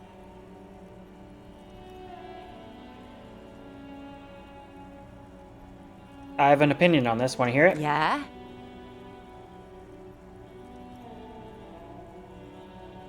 I like public art. Keep it doing what you're doing. Don't mind me. Thanks. I'm sure the inspiration will come to me now that I have an official RCM so this led stamp nowhere. of approval. All right. I also need to find my badge to talk to the freaking other lady. I'm gonna go upstairs to the other apartments and just kind of see if people are willing to talk.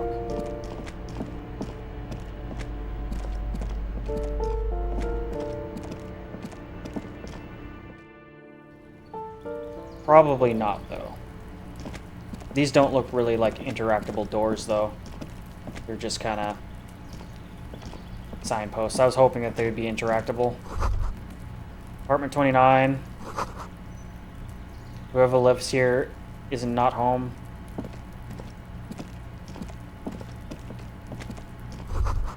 Apartment 30. Voices from within singing along with some buoyant dance track. Okay, so I can't interact with those. What about this down here? Just a door. Nothing for you right now. I'm gonna check it out, though.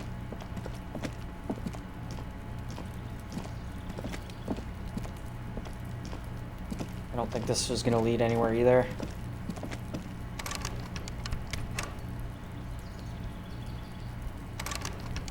Okay, nowhere. Okay, so now did my due diligence there. Who would have drugs?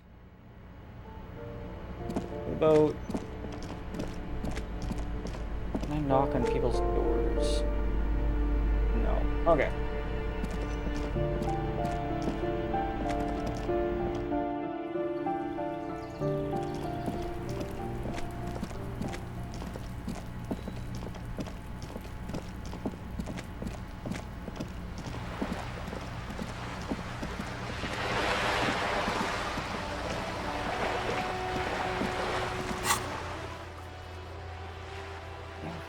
flies killing me.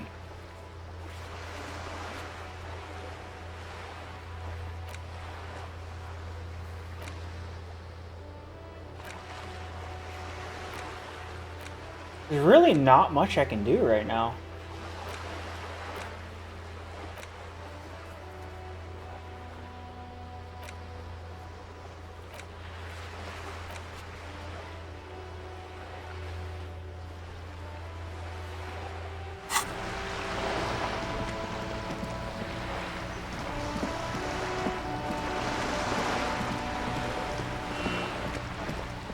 What about this guy? What are you doing?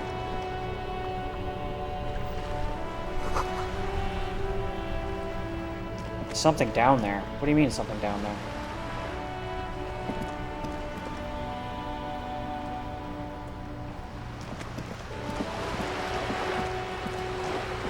Is there a way into the sewers? Is that what they're talking about? That almost seems like...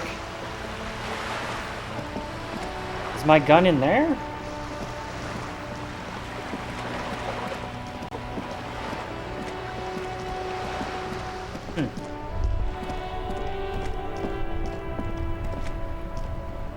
What's this? What's this back here? An old call box with a matrix of push buttons lists all the companies in the East Delta Commerce Center.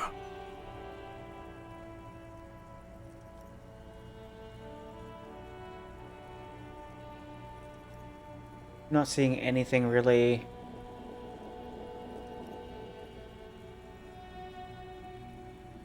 What's this? You 24 ring the hour. doorbell, but nothing happens. All right.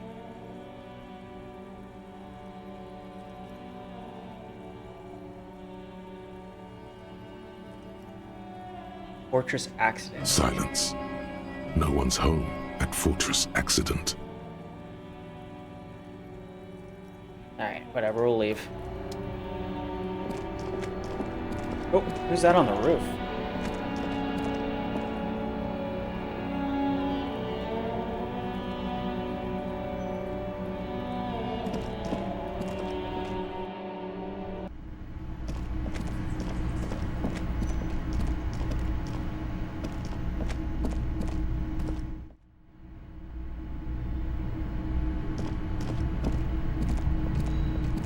I don't think we can get to the roof.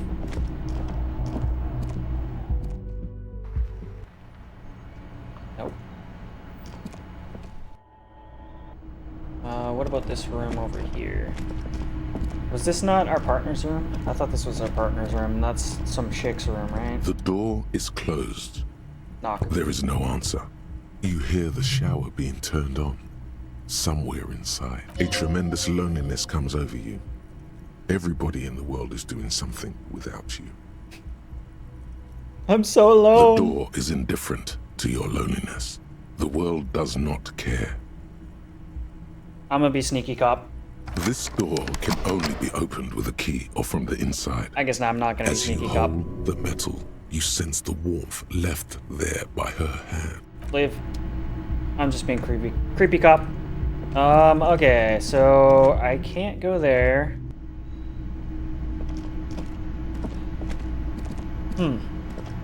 Let's talk to her again. Just a moment. The woman turns back to the And cafeteria there's manager. no public phones nearby? The closest phone booth is down the coast. Sorry for the inconvenience, ma'am. It's fine, I understand. Thank you anyway. I'm glad to see you again, dear. So she probably needs something.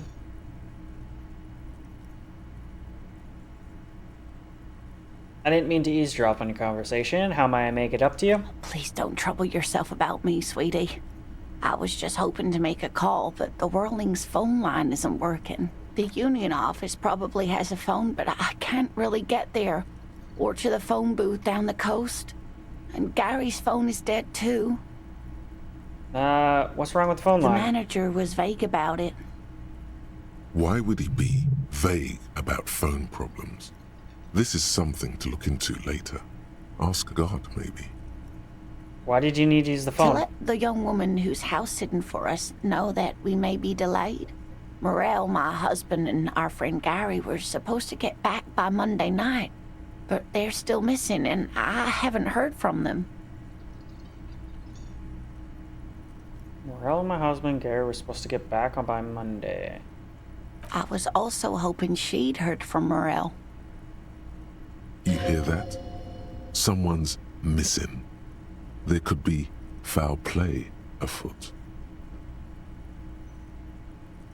I love missing That's persons. right. Now skip the foreplay. Time to dive into the dark alleys. Start shaking down the usual suspects. You know, legwork. I'll bite. Has your husband gone missing before? That's just it. This isn't like him at all. He always plans his expeditions so carefully. A cold breeze hisses through dense thickets of reeds. Something sweet in it, somnolent. A damp chill goes down your spine. When you look around, you're still in the whirling in rag. But you have more important things to worry about. What was this expedition your husband Just was some on? field work, sweetie. Morel is a highly trained scientist. He and his assistant Gary are studying an extremely rare species of insect. And did they stumble upon something they weren't supposed to stumble upon? They should have returned by now. They were just going down the coast across the water lock to set a few traps. He said they'd be back on Monday. What could be keeping them? That was yesterday. The water lock, that was broken. Could this be it? Who's this Gary person? Do you trust him? Oh, sweetie, it's nothing like that. Gary's as loyal as they come. I trust him with my husband's life any day. Okay, so the water lock is broken. He must be stuck over there. My. What happened to the water lock? Wouldn't you know? It's blocked by a big butter billboard. Fell right into the water. Oh, sweetie. If it weren't for you, I'd be looking forward to another sleepless night. Thank you from the bottom of my heart. Listen, sweetie, I hate to ask, but if your investigation happens to take you to the other side of the coast, please do keep an eye out for my husband. I will be doing that tomorrow, I think. And if you see him, let him know Lena is waiting for him here at the Whirling. He gets so tangled up in his work that he may not know the water lock's been repaired. And it's cold out there. Well, if I see him, I'll let him know that you're here. When or if I get there. Oh, you're such a dear. Thank you, sweetie.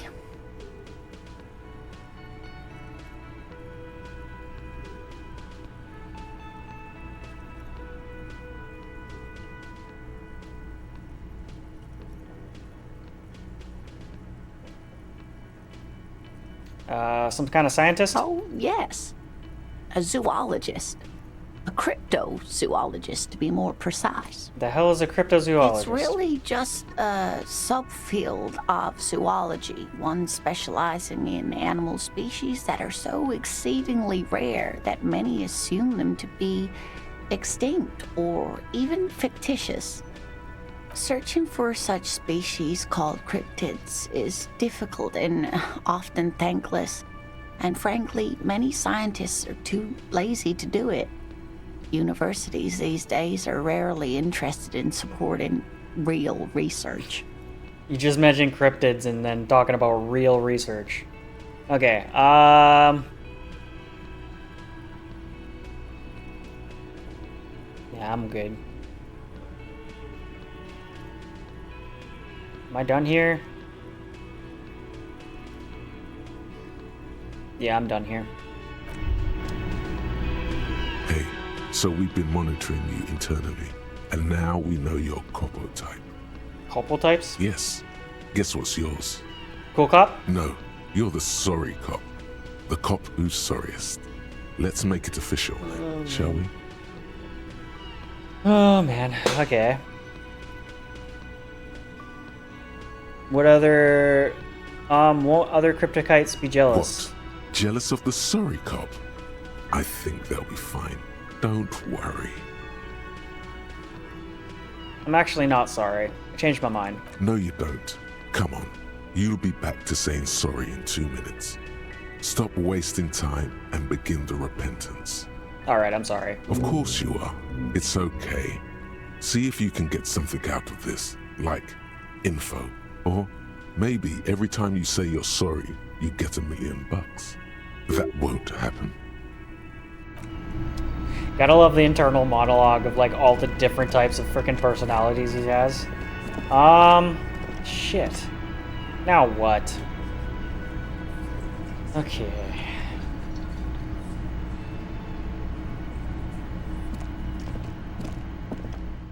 I need to find drugs somehow.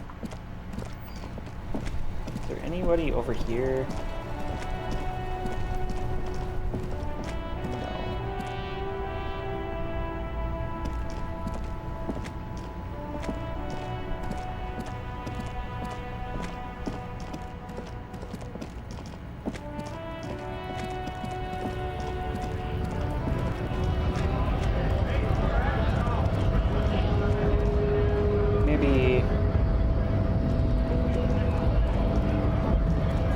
Talk to him.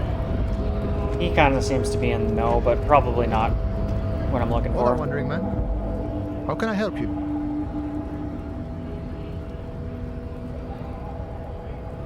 Do you know anything about the Hardy Boys? Los Hardys? They're an independent militant group. A bit too high-strung, but it comes with the responsibility. They're sort of like you. Preserve the rule of law and all that. Except it's Everard's law. But really, they're just like you. Is he actually comparing you, an officer of the law, to some neighborhood vigilantes? Well, he's probably not wrong. There's only one law, friend, and that's me. Why not? Must be nice being something else for a change. The rest of us are just folks. Okay. I am actually might mention this to him. Yeah, I'm gonna mention this to him. Weasel. Yeah, the janitor who gave me the key to his apartment said the guy's a bit of an asshole.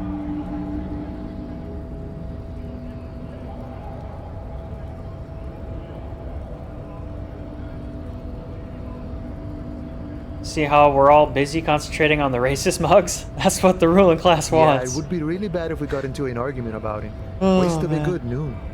Or afternoon. Or night. He looks around, obviously. Thanks for helping out, friend. Okay, so that didn't go anywhere. The Oops. mercenary, eh? The man I whispered. did not mean to put that. Okay, so that didn't lead anywhere. Shit.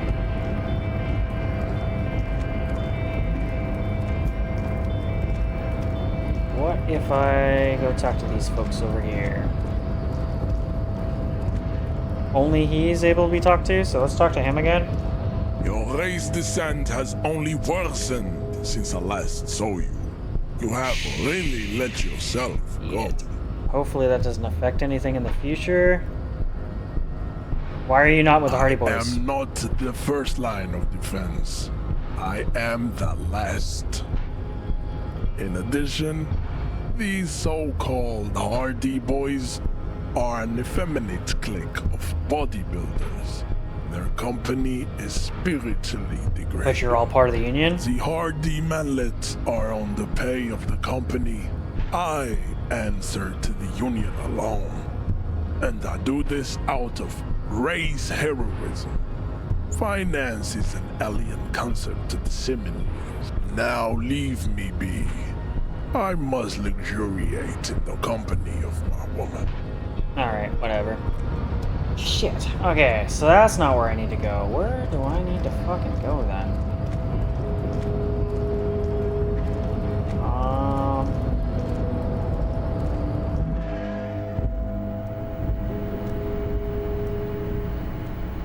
Pretty sure I already checked all this stuff out. The file cabinet stands steady as ever, and the unlocked drawer, the drawer slide.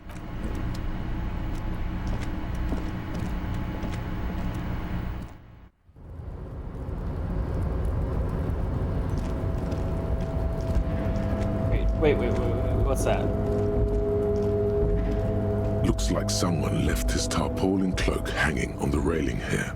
The white rectangle of the Revachol Citizens Militia is clearly visible on its back. Grab the cloak. As your fingers touch the tarpaulin, it almost feels like the cloak wants to deliver a message of comfort through your fingertips. Well, was probably mine at some point.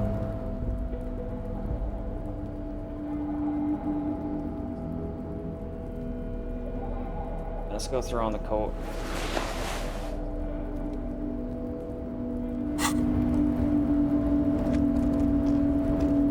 What's that?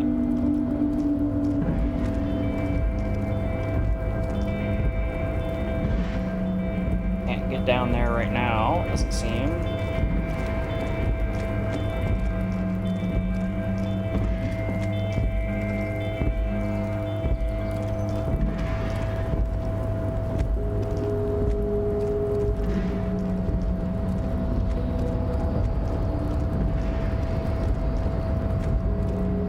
I know I've already tried this. I'm going to take a look at this again.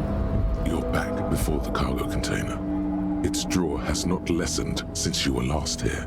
If anything, it seems to have grown slightly. Hey there, sugar. The container door appears unmoved by your attempt at flattery. Do you know you're a fine piece of engineering? You know that? The door does not respond to your advances. Is it possible that it seems somehow more closed than before? Damn. Okay, that didn't work. Okay, leave.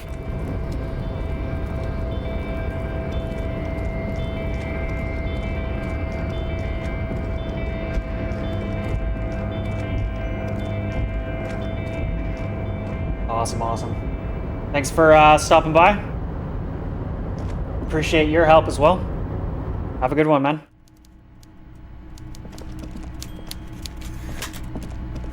Alright.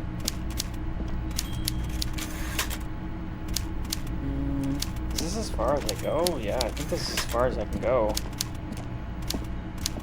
Alright.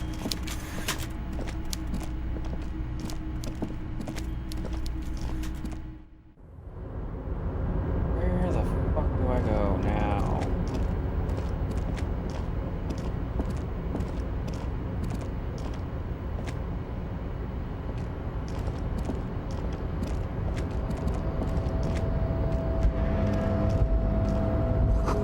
The speaker tower is silent. There's no work to organize the yard below. That was useless.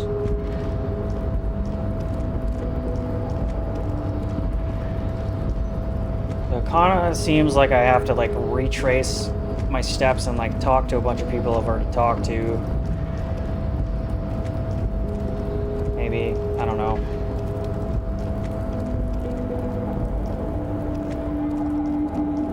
What about over here? I know I've already been in here, and I don't think there was really anything in here, but let's just take another look.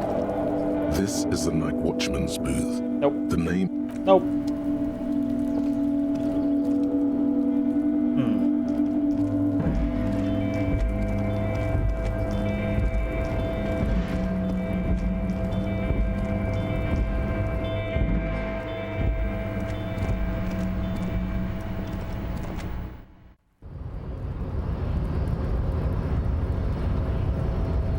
A lot of like things like the rooftop here, like there's stuff up here, but like how would you even get up there? What's this? What's this? Hypo Gamma, 3 morale. I'll take it. Hell yeah.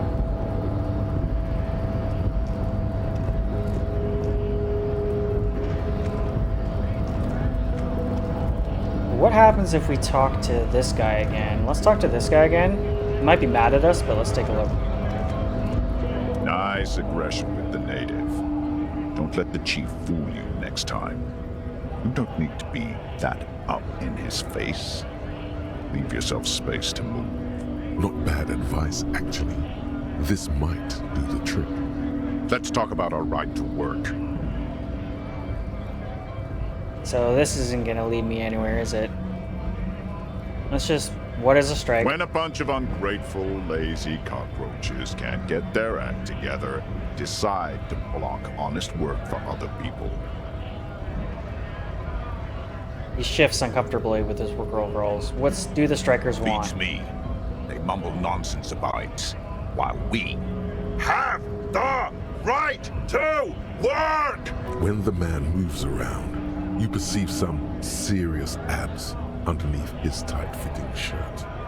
This man is in shape, There's something odd in the way he carries himself. His set of clothing looks vaguely mismatched. The different pieces of the attire seem ill-fitting. Ill-fitting?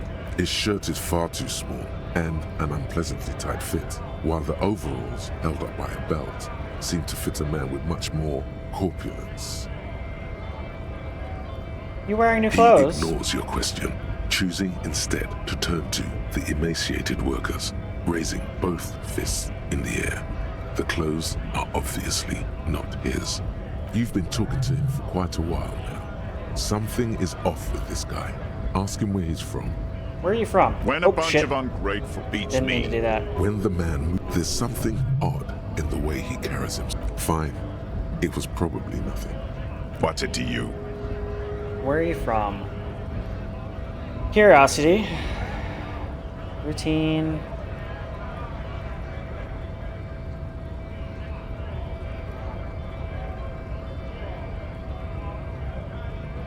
Curiosity. Big mess, caused by union greed. But I only fight for the rights of people. I wanted to know your We're background. all workers, right? Workers stick together. Came from the eminent domain, in Jamrock. Backgrounds in odd jobs, heavy lifting, cargo hauling, bouncer work. I know the drill. A monstrous shadow high above the fire traps of the domain. The 881 motorway running over this district of Jamrock. Concrete pillars rise up from the midst of the dilapidated wooden houses. On the horizon, barely visible, the hazy machinery of the harbor. Shudder and breathe on your hands. Life in the domain is even worse off than in Martinez. The cold air is stiff from the fumes of the motor carriages and lorries roaring overhead. Below, broken down, battered people mill on the dusty streets with no purpose.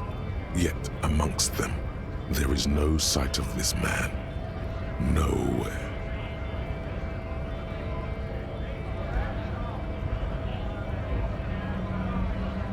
Sweet, I know bars. I've been thrown at them from several. Maybe that's where I've seen them. Territorial. Ring a bell? Not right now, but I might have been there. I don't really remember things well. It was a long time ago. Losing interest in talking with you. I'm gonna ask the question again. Curiosity. Big mess, caused by you. We're all workers, right? A monstrous shadow high up, life in the below, broken down. You're not from the domain. Yeah? What makes you say that? It's a gut feeling. Your gut's got too much alcohol in it. Getting delirious. The bulky man scoffs and turns away from you, focus again on the harbor gates. Okay, so this isn't leading anywhere. Damn it. Okay, that led nowhere. Is there anything over here?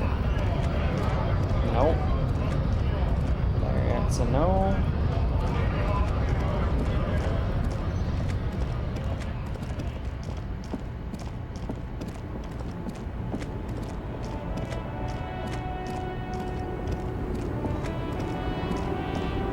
Still has her eyes fixed on the photograph in no response. Wherever this woman is, your words fail to reach her. No response. Wherever. Okay. I got nowhere with her. What's this? Ruins full of snow. No one lives here anymore. I am not finding what I'm looking for.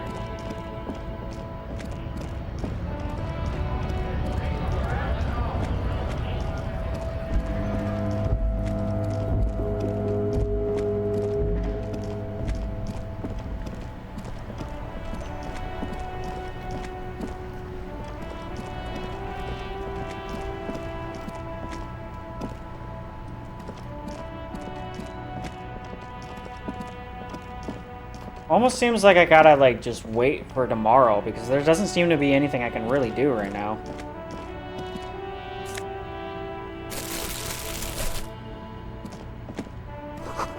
Roy's Pawn Shop, Bash Cash, Faster Times. Does he have any, like, ball that I can sell to them? Let's see if I can buy stuff from him. Hello, hello. Let me know if I can help you with anything. Let's see. Do you have any guns? Someone else came here earlier today asking the same question. I promptly sold her the gun you pawned a couple days back. No fucking way. What? Sold? Sold her.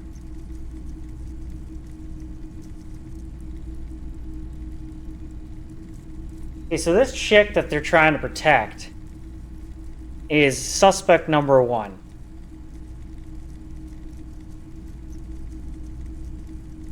I sold my gun. You were adamant about getting rid of it, officer. Said you were undeserving of a service weapon of the Revachol Citizens Militia.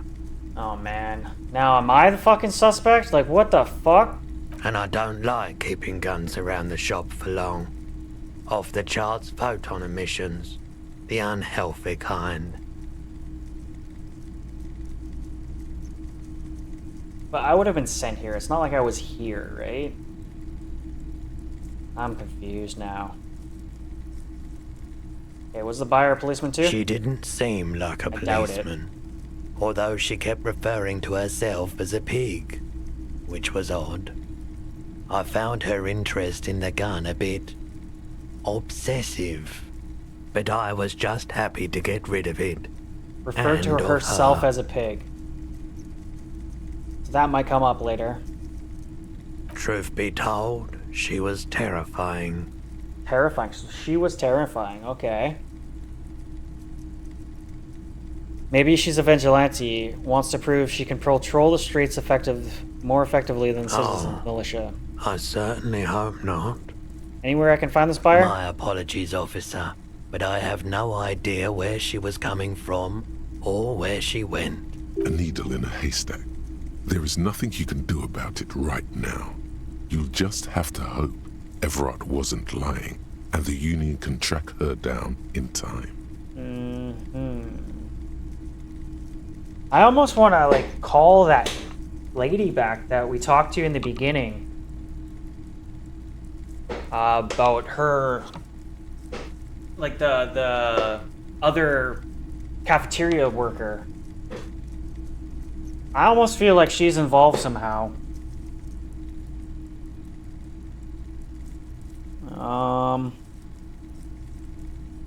Okay, so have people from Everett's Claire's Union come here to track the gun? Maybe. Shady-looking guys came in here yesterday, looking like they'd just taken off their Wild Pines overalls. They asked if I have a police weapon to sell. I told them I already sold it. What the hell? They went their way. It was a trip, but you know, all sorts of people come here, asking for all sorts of things. Wait, then it might be true. Everard's claims. Yeah. Okay, so at least now I know how I lost my gun. Let's talk about something else. Of course.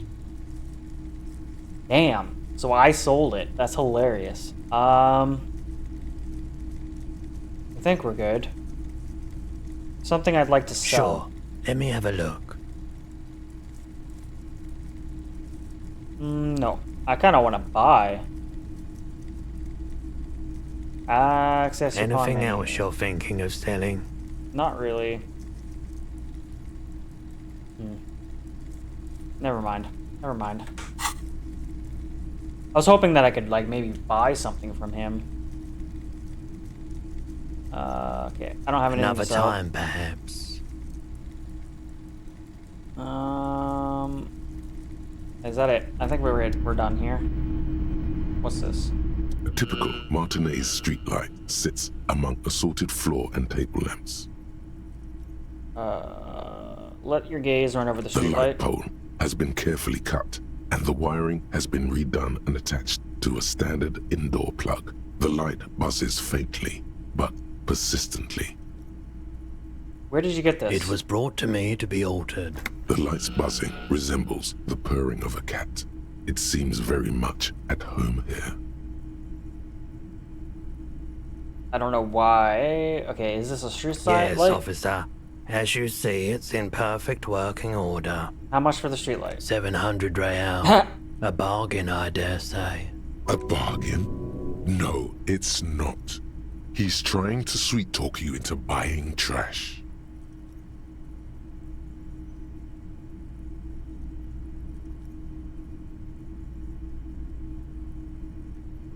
I'm not even taking into account the risk of obtaining the light. It seems a bit There's steep. also the matter of rewiring. But the most important transformation is the light's placement among ordinary indoor fixtures, which has adjusted its morphological field. The light became suitable for use inside the home just a few days ago. Okay, so something tells me this is going to come into play some point in the future. So he has a light to sell. Okay, $700 though. Holy shite. Okay, what else do we have here? What is this? You see rows of toy soldiers guarding the rest of the trinkets displayed on the table. Some on horseback, others in rags, others yet in bright blue uniforms. All are stern and unyielding in their duty. Inspect the blue for They're your not uniform? all blue. These figurines also wear gold coats and caps, complemented by orange trousers. They are variously posed, wielding swords and rifles with bayonets. Wait, this looks like Rene, the old guy who painted the black. That they do. Paying the The pin. I don't know uniforms how are to say that word. precisely the same. Some even have the same shaped medals pinned to their chests. What exactly are these? Which ones? Ah, royalist soldiers from the time of the Revolution. The uniforms are painted a bit too brightly, I suppose. Inspect the figurines and This rags. set of soldiers isn't meant to look impressive. A few have rifles, but most of them carry pistols. Some even shovels and tall sticks. Are these even soldiers? You're probably talking about the revolutionaries, yes? Yes, they are soldiers, revolutionary soldiers. I think their poverty has been exaggerated for effect. When you place them next to the royalists, it doesn't seem like they could possibly win.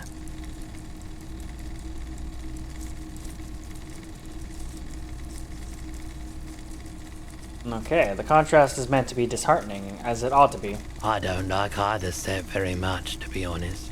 But there are many parents among my customers. Alright, so we might as well dig up a cool figurine in the box under the table. Why? What's this? A headless man riding a horse? A headless man wearing futuristic tracksuit trousers that say foul. What's this? Oh, that's the Headless Phone Rider. Who? The Headless Phone Rider. It's an urban legend about a man who rides the streets of Revachol sporting a fawn tracksuit. As you see, he's missing his head. He points to the decapitated figurine. 50 cents. Bargain priced. I'll throw in the tiny cap too. I think he's looking for it, or something. That part of the story has many interpretations. I'm gonna take it. Did I mention that this figurine is supposed to be lucky? Always carry it with you. And seeing as how I did everything else, I'll inspect the knights on Men horseback. on big horses, clad in lamella armor and carrying flintlocks, the kind that would mow down a line of enemy soldiers in the blink of an eye. Shopkeeper, what are these? A classic set. The figurines represent the 5th century Franco-Nigerian Okay, cavalry. Useless information. Let's go. Let's go away. And then there's one more interactive, or what is this? What is this? Anything? Wow, a very large red t-shirt with an impressive print stands out from the other garb. Oh yeah? Oh yeah, the print depicts a muscled man striding toward you, a giant sword in each hand, encircled by burning embers. Behind him is a cluster of cabins engulfed in flames. Beneath him are the words, Hyundal burning. Okay. Sniff the shirt. Smells like worn cotton and a little old sweat there.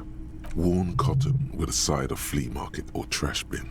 Sniffing is okay, but please don't try anything on. Can't have you leaving your photon emissions in the fabric of things you're not going to buy. How much are you selling them 2 for? real. I'll think about You it. should. Let go of the t-shirt. And then there's one more, the film stuff above The him. boomboxes on the shelf look well loved and well traveled. Chipped, dented, they stare at you with the unblinking eyes of their tape reels. Stand on the tips of your One toes to see especially more. catches your eye. Deep gold and amber plastic with a big old handle on top. A classic boombox that says Stereo 8 approved. Just make sure it works before you buy it.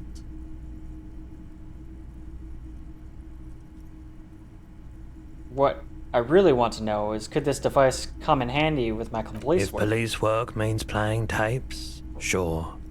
You can use it for that. Or any other time you'd need to play a tape. Are you sure this thing is all in working order? Absolutely. I've tested each one myself with recordings of speech, found sounds and music from a variety of genres. Even though I don't really like music. Alright. The Stereo 8 approved machine here. Is the Harman Welsh W2, made in Vespa, designed in Seoul, plays all reel-to-reel formats, 2mm, 8mm, 12mm. It's even got a little radio in there. It'll set you back 12 real. I'm buying it. I'm sure this is gonna come in handy at some point. Let's do it. And here you are.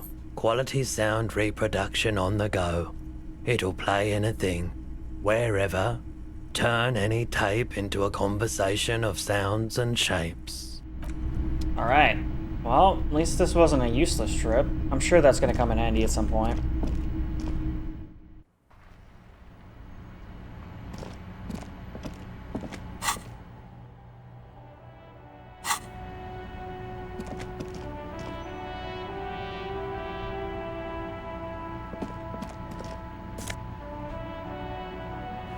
Take some gloves. Take that. Okay, so I still have to wait for tomorrow. Good morning to you, officer.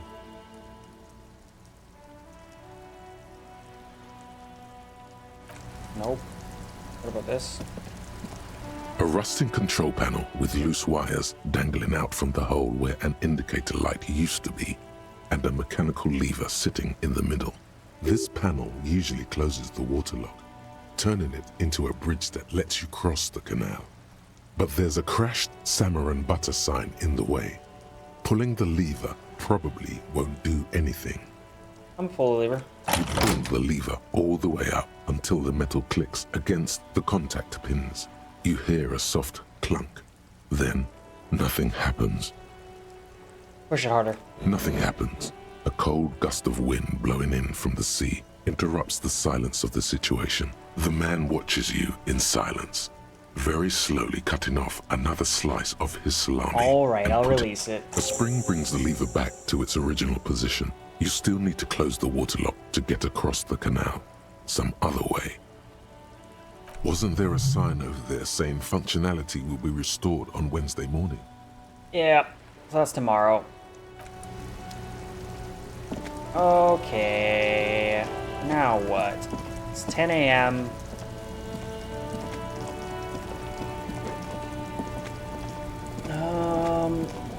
I have a task to find drugs, but it's like I don't even know where to begin to look for that. Like, I already went to the apartments, didn't really find anything there. Doesn't seem like I can go anywhere.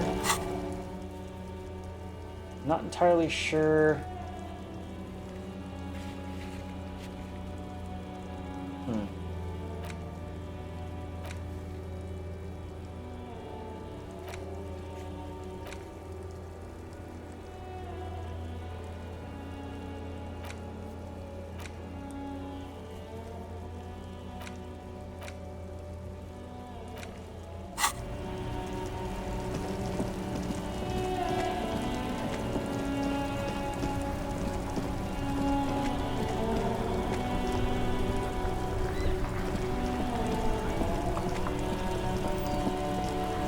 I'm also supposed to find a ball that I threw for these guys. I think I already tapped them out. Still waiting for a replacement for the bull you sent sinking. Yeah. Renee, I found your guard booth. Yes. The Debardeurs Union pays me to stand vigil during the nights. Not out of any political allegiance, mind you. I'm an old man. Don't sleep more than a few hours every night anyway, and money is tight. You must have seen something on the night of the murder. Your booth looks right into the yard. Yes, it does. Unfortunately, I wasn't working that night. Been on a 2-week leave since last Monday.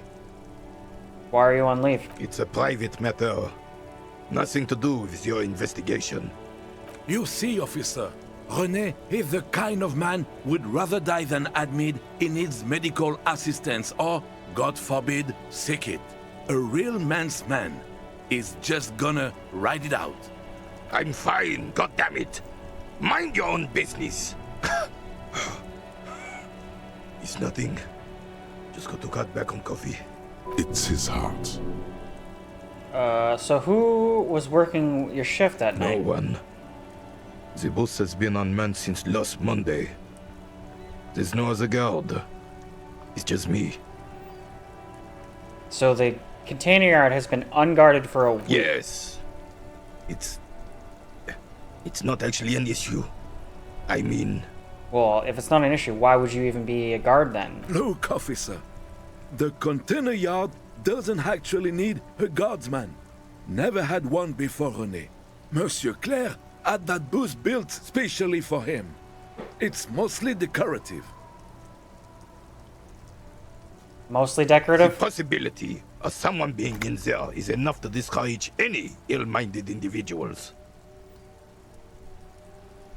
Evrard created this job for René because he knows the Royal Carabiniers' pension of honor and PTSD isn't something a man can live off.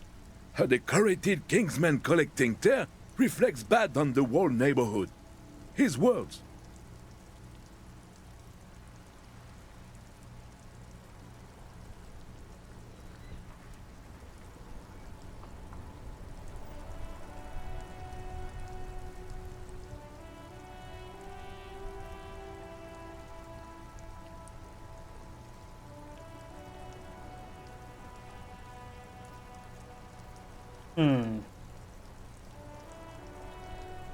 There's nothing wrong with tear collecting. It's my side thing too. Oh, I didn't mean to imply there's something wrong with that.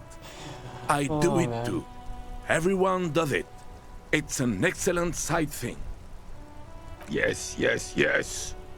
Can we conclude the topic of my guard booth now? I don't know actually. I saw a picture in there. You were in it. Who's the girl? She is nobody. This is none of your concern. Oh. I refuse to discuss my private affairs with the RCM. His features stiffen as he gets cold look. The lady is Jeanne-Marie Beaulieu, and she sure as hell wasn't a nobody.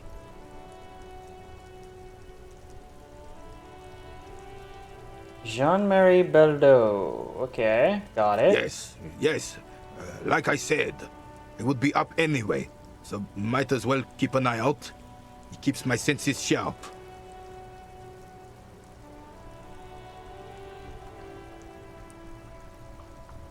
I saw a statue of Philip III near the roundabout. Yes!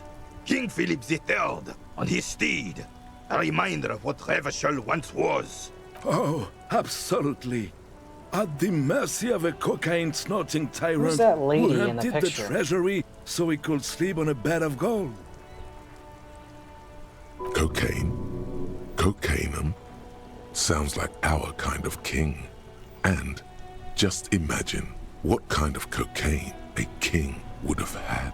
A superpower, feared and respected. A testament to what this country can be under the leadership of a true king. Someone who knows how to rule. What was that about cocaine? Oh, old Philip was a big fan of the purple nose candy the nobility loved so much. A cocaine connoisseur of sorts. His egocentricity is borderline legendary. You can't even take responsibility for yourself. How could you fathom the responsibility weighing on the shoulders of a ruler? That's why the Philippian kings use cocaine for clarity of vision, to aid in their work. Clarity Platinum of vision.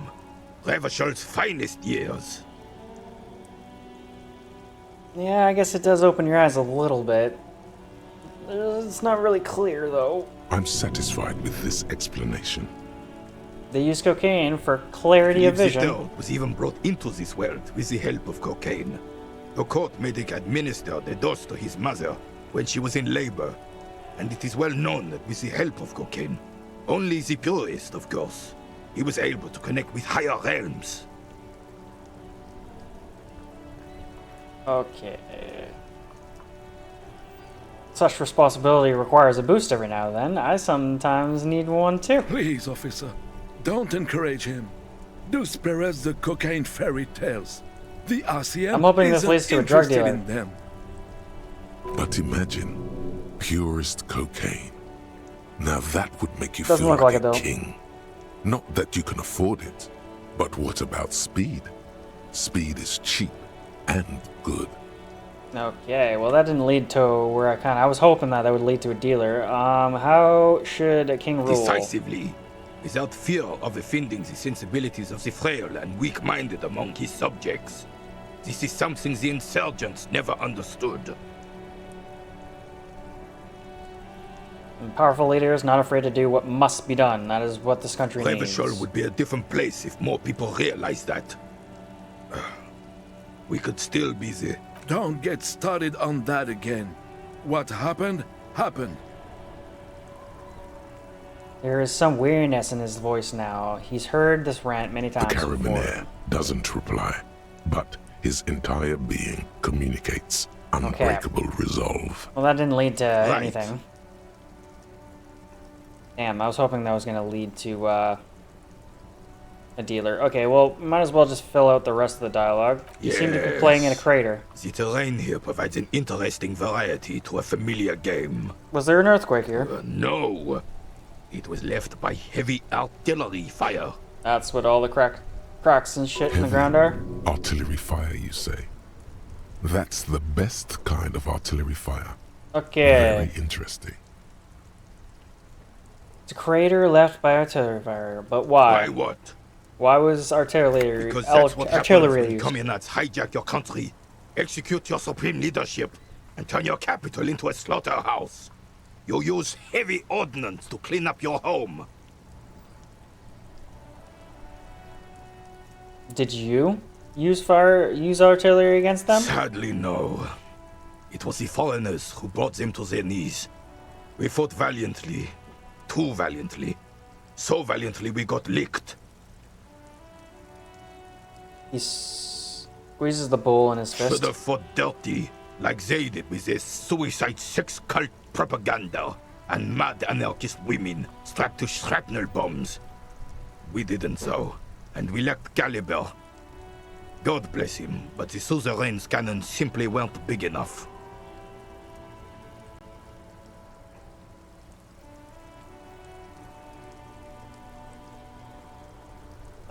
Why shell here in Martinique? Because this place is a damn beachhead. Had to soften the commies up first. The beachhead? Yes. The military coordinated amphibious landing to take back Revachol. Martinez was used as one of the 3 footholds in Revachol during Operation Deathblow in 08. The other 2 are off in Stella Maris and the Delta.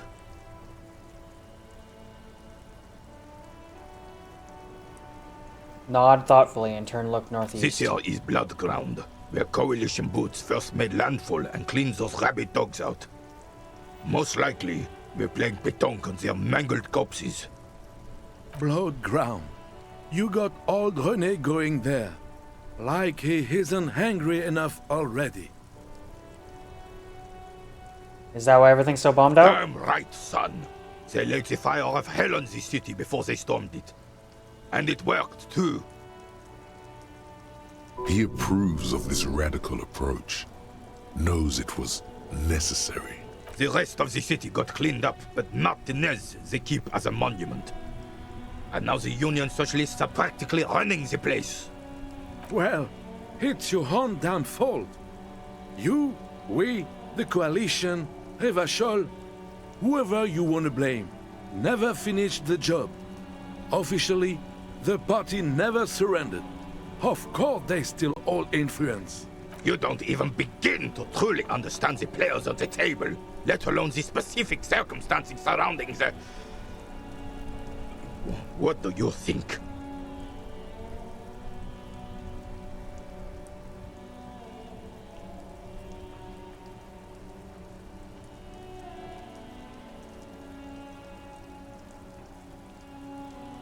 Foreign powers cleaned up our mess and now they rule us. Shake your head in shame. I'm sorry it had to be them.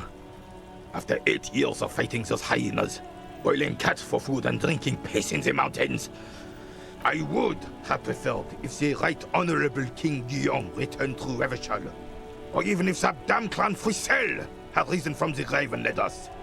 Sadly, that was not the case. Instead, all that is just, holy, and beautiful in the world was wiped away, and now it's neon signs with toothpaste ads everywhere.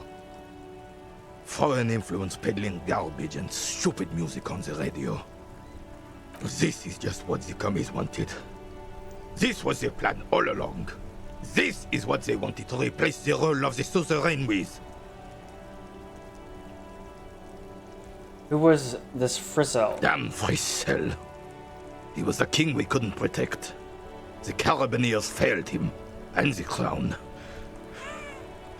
He died in the hands of the Hyperlay, in a very public execution. What exactly is a suzerain? The suzerain is the king! Has everyone forgotten already? They've forgotten already. Yep. It's no use talking to you. You were still in Daddy's balls when it happened. When we took our last stand against the Filth and rode the cavalry straight into gunfire. Alright. Alright, so we're done here for now. Maybe when I find the Bool, or like buy another Bool, maybe he'll open up a little bit better. It's clear you like the hard stuff, Brota. The what? Sounds like my stomach is growling. Evening falls. The time has come to take the vow. Vows? The vows of blood and flesh. What is my lower intestine going on about? Lower intestine? The term is metabolic and circulatory system. Okay, but what's the hard stuff? Fascism, Brota. What is fascism, Many though? things, but it's mostly about trusting your gut. Who does your gut tell you is the source of Revachol's problems?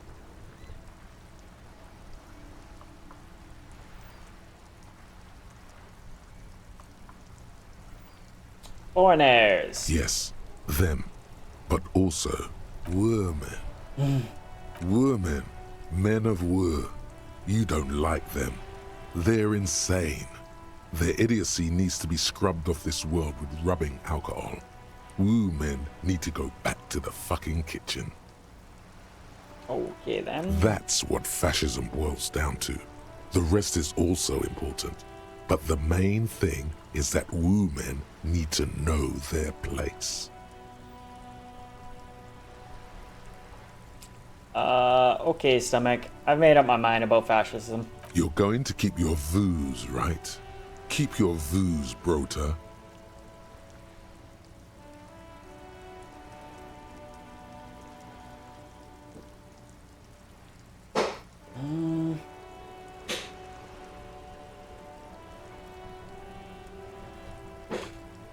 Hi, Arya. What exactly do you mean by that?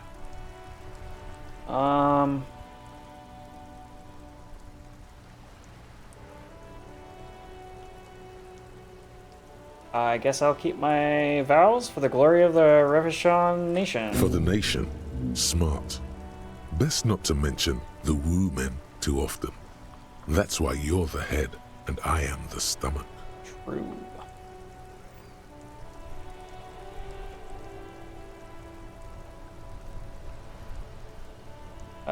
I'm gonna, yeah, no fashions about industry and politics and nationhood, not woo, man. I'm actually okay with women. Of course you are, Bruta. Of course. Wink. Pat your stomach. Okay, so that didn't really lead anywhere. I don't think he has anything else to say either. Officer, the mere sight of police in Martinez makes me feel safer already. How can I help you?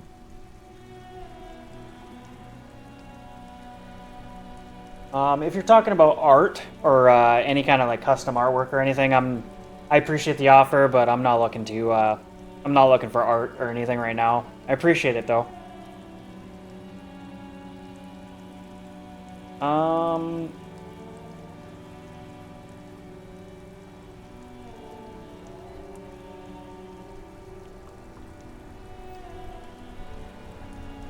Damn. Yeah.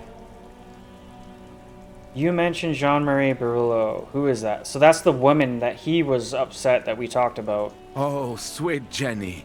She was the finest woman in all of Revachol. Maybe the entire world. Do not defile her memory, Gaston. Let her rest in peace. Okay, so she's dead? His tone lacks its usual intensity, like he doesn't feel he has the right to speak on the matter. What happened to her? She died of pneumonia 2 winters ago. It was a quiet passage. Peaceful. Okay, so she's not our suspect. Okay, good to know. René and I were both by her bedside when she... died. No use sugarcoating it. Won't bring her back. Will it now? Departed. Until the very end she couldn't decide between us. The most indecisive woman I've ever met.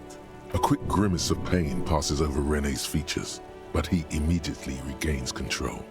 His face now a dispassionate mask. Okay, so you both know her? We knew her, all right.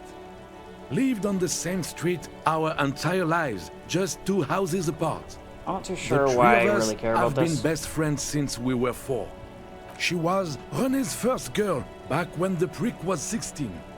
They were courting till he decided he'd rather die for some great ideal than just be happy. And then you stole her from me. Easy, fellas. I don't need to get this ugly. Officer. It already got ugly nearly 80 years ago when the 3 of us were just learning to walk and talk. You stole her from me. René repeats, trying to steady his breathing and still clutching his chest. Technically, you stole her from me, because we'd been pretty close ever since you two had that falling out over the ink you spilled over her pretty yellow dress. We were just boys then. This was different. Shit. You. The tall veteran looks at you and nods. No point starting this all over again. For the 1000th and the first time. Especially when we have company. Officer. Okay. I don't necessarily see the importance of this conversation. I'm just gonna move on. Of course, officer. Memories are all we have left.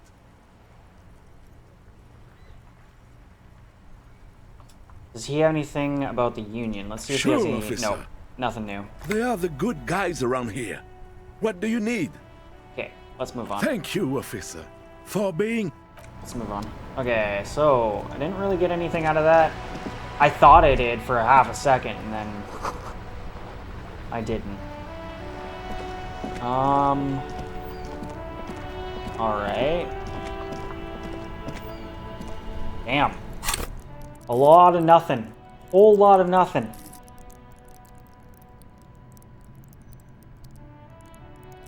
I am gonna level up. I've already maxed my authority. I don't think I can level this up anymore, right? Yeah. I'm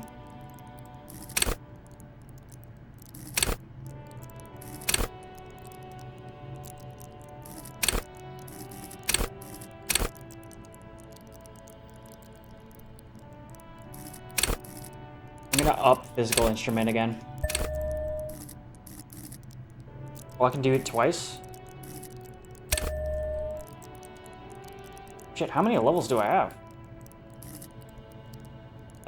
Okay, so we'll go instrument to there. I actually have no idea. It seems like I can even level up even more, so... I'm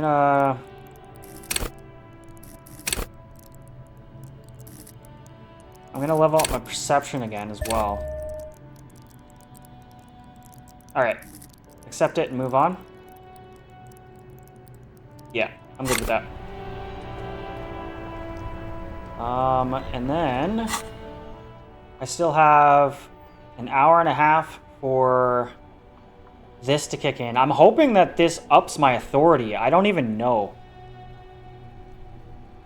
It really hurts to punch this armor. A sword wouldn't leave a scratch. A bullet would bounce right off. Still, there must be some flaw in it that would allow you to stand your ground against this dangerous enemy technology. You just have to figure out what it is. Possibly by beating yourself while wearing it? Shooting yourself? Let's see. Maybe not. It's hard. I wish it kind of let you know what the hell it would actually give you. It only tells you like a negative until this ends. Okay, well...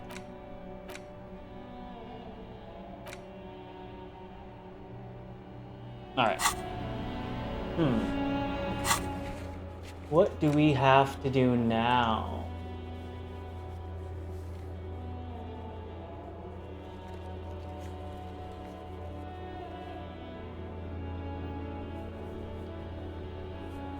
These are found white checks.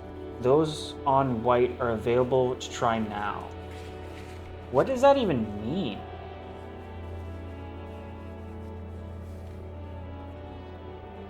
Acquire a city map.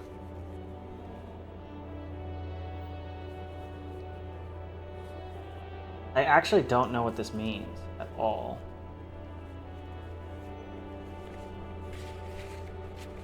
Like, I know I need this one, the Titus Hardy Authority.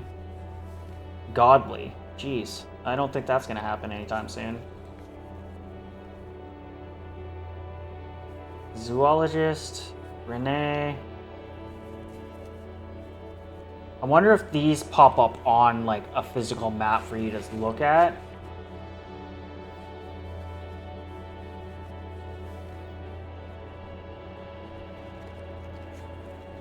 I'm not entirely sure, though. Alright, that didn't really give me anything.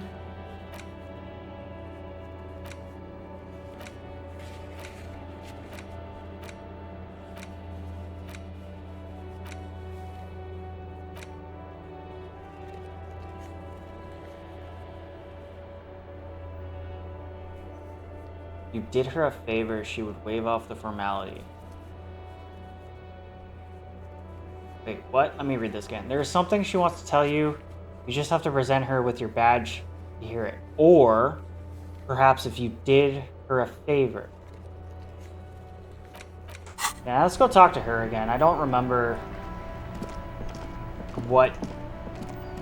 I didn't think she asked us to do anything other than find her badge.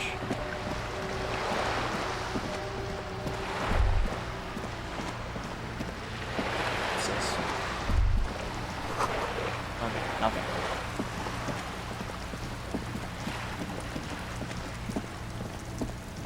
Wait, what's this? What's this? Before I go over there, what's this? I think I might have already looked at this, but let's just take another look. Nothing. Okay. Probably just had, like, hair in it. So let's talk to her again and see if she wants anything. You're back. Good. What can I help you with? Not an umbrella, I hope. I don't need one myself, you see. All around you, rain keeps falling down.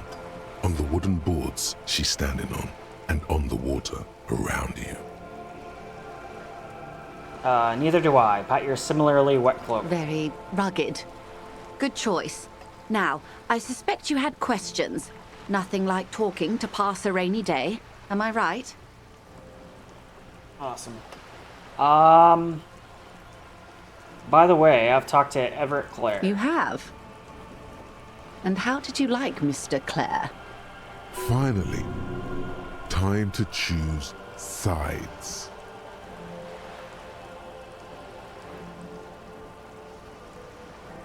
Okay, so she, from my understanding, is the opposition to him?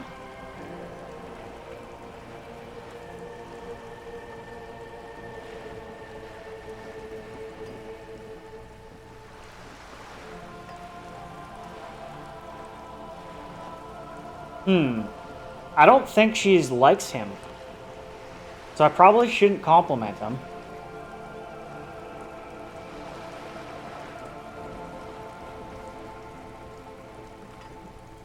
I think I'm just gonna go, I can do business with him. For a socialist, he's reasonable. He must have his practical uses.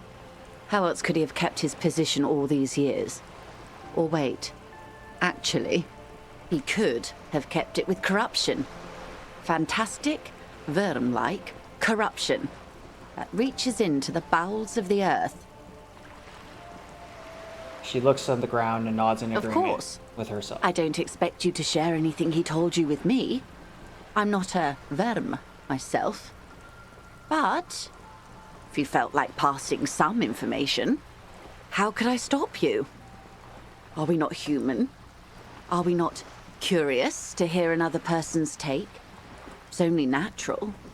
We would only be gossiping. Tell her she'll like you for it. Yes. I'm gonna try to get close to her as well. He asked me to deliver an Sounds envelope. like he has you running errands, Detective. A well-established dominance ritual. Where did he have you deliver it? Nameless settlement down the coast. Ah, yes. I've been meaning to go there. With longing. Clear and simple longing. Why does she want to go there? Strange. Why does she want to go there? You're quite fond of this village, aren't you? I should be. In my youth, I had a brief dalliance here in Martinez. He was an older man with impossibly broad shoulders. He's probably dead by now. Even his shack is long gone. Not that it matters. These buildings are all carbon copies of one another. You've been to Martinez before? Yes. I was slumming it with some girlfriends of mine. We had boats and... Don't hold it against me. My paramour certainly did not. Sounds like you missed those times. Not overly so. It's not like this was the only place we visited. Me and my girlfriends from Azon with our shiny boats, like reavers. We told ourselves we were the worst thing to happen to the coast since the Coalition landed in 08. Imagine.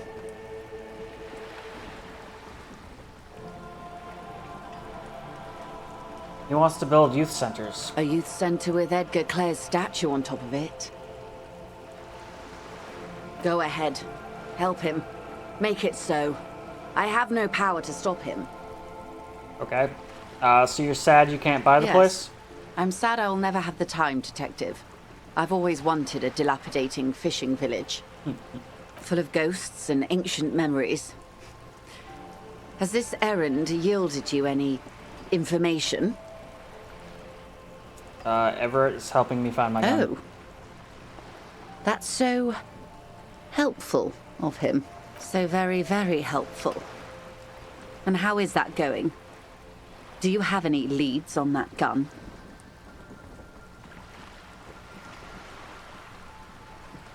No. Well, maybe he's not as helpful as you thought then. Yeah. Is there anything else? Other than the fact that I kind of know that he doesn't have it.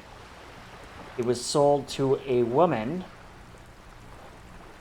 who's most likely the one who shot our suspect, in my head. Okay. And then I'm just gonna tell her everything, honestly. He asked me to open the door. You mean? I take it this was for someone in the RCM. Don't answer that. No, I mean a real door. Oh my. A real door.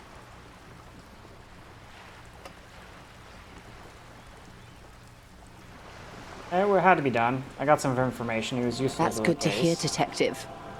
Police work is rarely pretty, but it sounds like you did what you had to do. Okay. Honestly, I honestly don't even really remember what her deal is. I can't remember what her like who she is and what she's trying to figure out.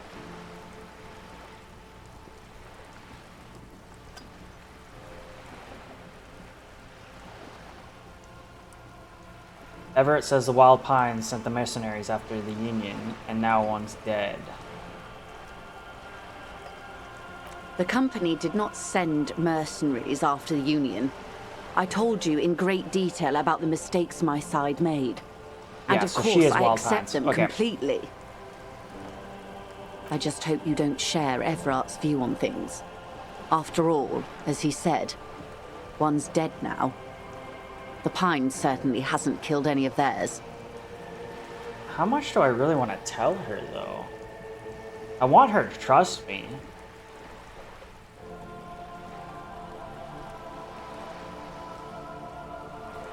Yeah, the Union militant wing is organized Yes. lynching. That's the talk about town. The Hardy Boys, they're called. Find the name Okay. rather amusing, That honestly. didn't do anything for me. He didn't seem at all worried about the whole conflict that's I wouldn't have developing. taken Everard for a saber rattler. Was he surrounded by Union men he wanted to impress? We were alone, and he seems very sure about his ability to keep things under control. Or he wants you and me to believe he's calm and in control. He's a politician. Yeah, obviously I don't trust him. Yeah, maybe he was manipulating I'll think me. it over, Detective. Thank you for relaying this information to me. Alright, that's all I've got to What say. you've said is quite enough. You've given me a lot to consider, and may have helped me prevent this conflict from escalating. Okay, I'd rather talk about something else for now, if you don't mind. Of course, Detective. Should something come up later down the road, don't be afraid to drop by for a chat. Until then, is there anything I can help you with?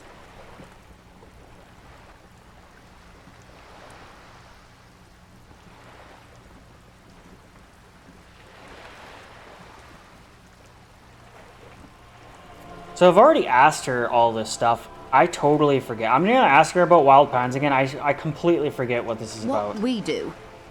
I'm afraid I don't speak for Wild Pines as a whole. What do they The do? Pines' core competency is logistics. Container shipping, freight, that sort of thing. See those airships there, blinking? Those are the shipping side of things, and that is the terminal. Another subdivision deals with energy, oil and gas exploration, offshore platforms. How much money does Wild I'm Pines not at have? liberty to discuss the company balance sheet, but I can tell you that last year, the company booked more than 20 billion real in revenue. 8 billion? Wow. 20 billion is a large number, but the conglomerate employs 72,000 people. They all need to be paid. Then there are capital improvements, interest payments. A conglomerate the size of the Wild Pines is like a shark. If it stops moving, it will die. Then what becomes of those 72,000 families? It's a tremendous responsibility.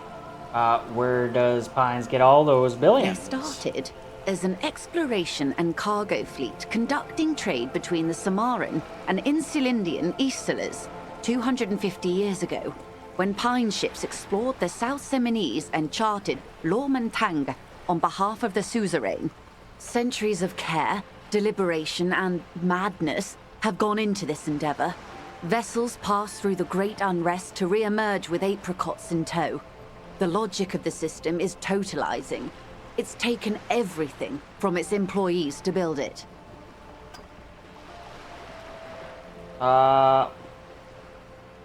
What does a huge system want with a place You like mean this? aside from being the terminal's legal owners, who are responsible for moving 8% of the world's cargo? That's quite the endeavor. There are no minor cogs in the system. Each terminal must be accounted for, lest the entire system break. Every hiccup in such a system means thousands lose their jobs, the world over. I'm here to assure that doesn't happen. With your help, hopefully, says her warm tone.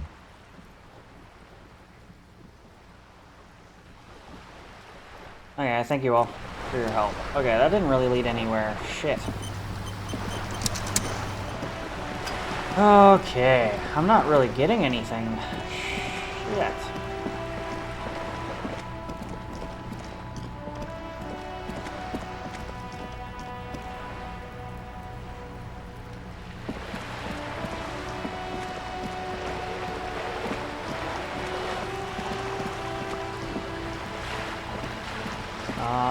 I'm gonna talk to this guy. I've never seen him before.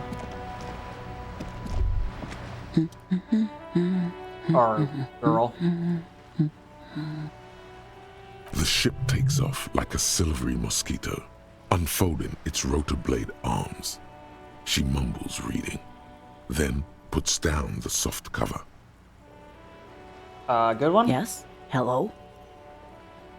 Her attention focuses on reading. Me? Who are you?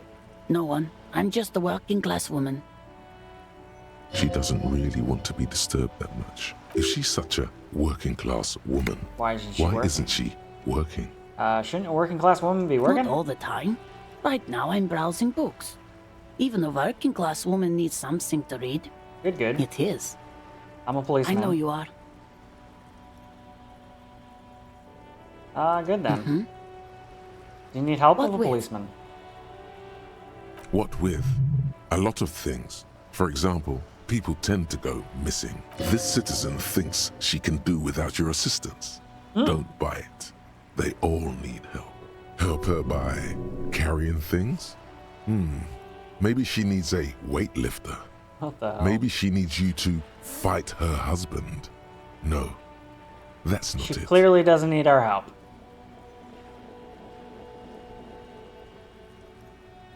Yeah, I guess I can snoop a bit.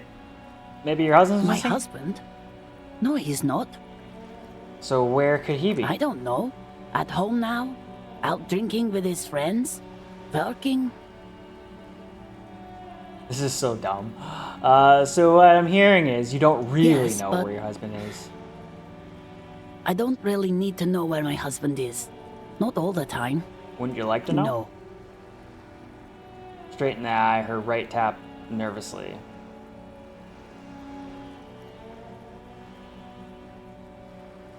Almost nervously, eh? I can totally help you find your missing Why husband. are we still talking about this? I haven't lost my husband. Oh, come on. Kids are always going missing. Weak, pathetic kids. It's hilarious. Always What the getting hell am I even themselves doing? killed. Okay, let's leave. I'm The done woman here. before you. Shit. Now what? I really could use a dealer right now, apparently. Okay, let's talk to this guy again. I don't think there's Stuck much in the rain here. in a traffic jam, man. No. Let's just leave that.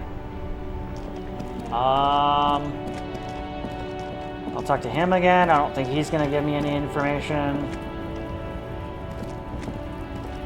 Looking for something, Hunt? Come to tell me to fuck off again? You could push him by asking him to show you the soles of his boots. Yes. He definitely looks like someone capable of a lynching. Let me see your boots. Admiring the stompers, Hunt? For sure, I can demonstrate them. On the bottom of the man's boots, you see an intricate tangle of treads with no immediately discernible pattern. Not him. The wind howls over the bay of Rivershaw, a cascade of cold air flowing through the Perfect. tangled This city is a good one. streets. Is that a map of Revachol? It sure is. Where did you get books like that? Custom made. Cost me a pretty penny. But why? You'll see when the time comes, officer. True patriots carry Revachol in their very souls. I was hoping for a map. Alright, we're done. Dang it! Alright, where do I go now? I feel like I pretty much talked to everyone.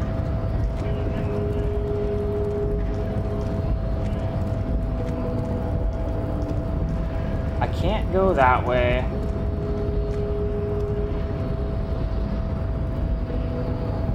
I need to wait for tomorrow in order to cross the bridge. I have to wait until 9 o'clock p.m. to talk to the smoker dude.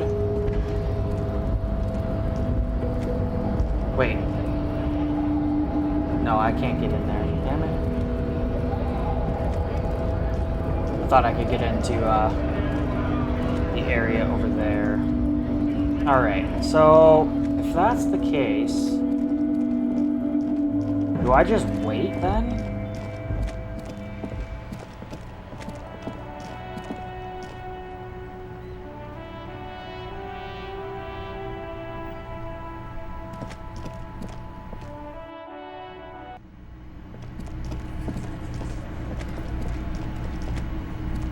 Talk to the cook again? The man ponders his cooking utensils and gives you a little nod, acknowledging your presence. Do you know what's behind the door? He looks up at you, then looks away quickly, shrugging and muttering something to himself. Shrugging is an international sign for, no, I don't know what's behind that door. Okay. By the way, we speak Revisholan in Revishol. Get your Revisholan Nation The cook on. shakes his head and rattles off a sequence of undecipherable words. Yeah, it doesn't He help then either. returns to his smoking, ash falling from between his fingers. Alright, let's leave. Damn it! What's going on? What do I need to do? You see ahead, the door doesn't challenge. The steel doesn't even tremble. Now you're hanging from the handle. The door remains immobile. Okay, it was a challenge. Damn it. And you failed. Okay, that didn't work.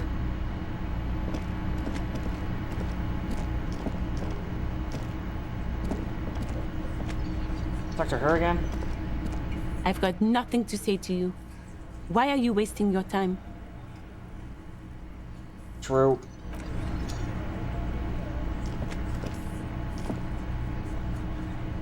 Okay, what am I supposed to be doing now?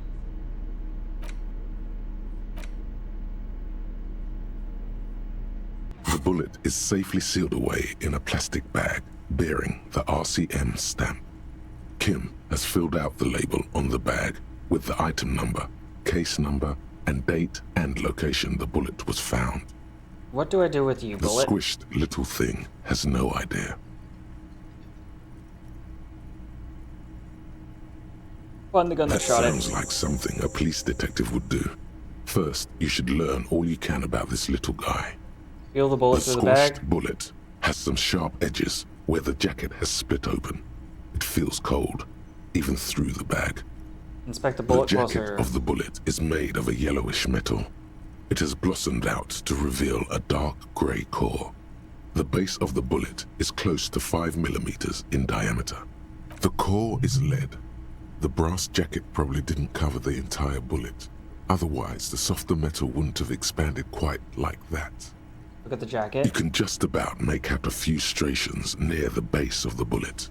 Little hairlines, linear. It feels standard. And the core? It's quite destroyed. Some of the fragments are still lodged in the wound. What's interesting about the bullet thus far?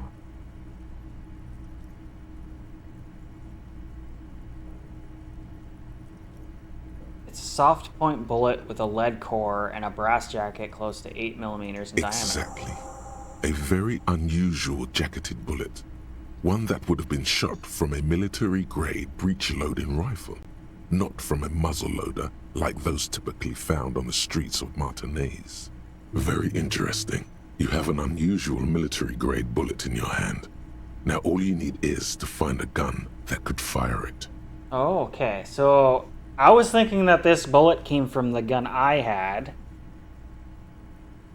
A military gun. So that still doesn't rule out... But if it was from his gun, you'd think he would kind of know.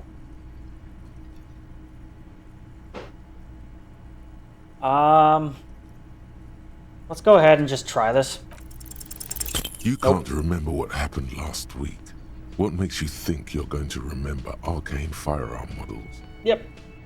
Not surprised.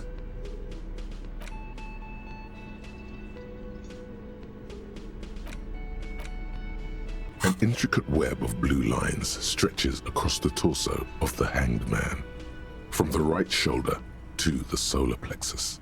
Each time the lines intersect, a small white star is formed in their crossing. Hundreds of fading asterisks riddle his skin.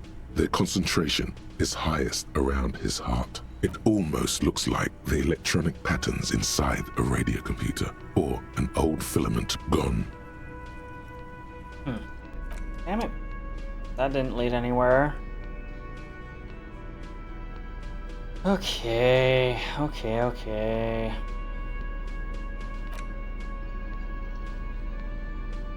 I'm not sure what I should be doing at this point in time.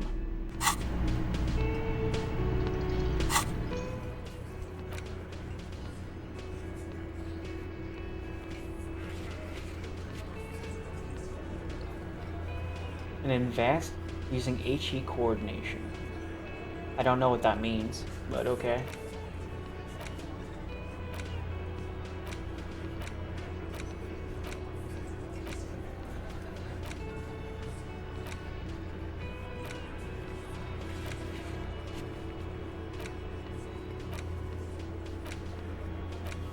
Yeah, I actually am at a point where I'm like super confused as to what the goal is at this current moment.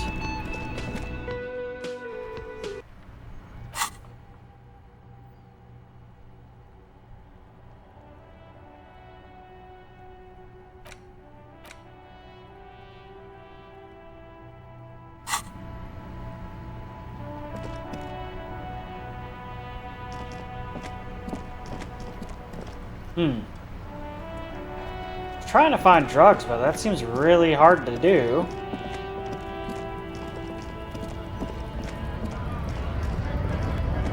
Let's talk to this guy again. I don't think I... Right to nope. work. Oops. Nope. Just gonna leave.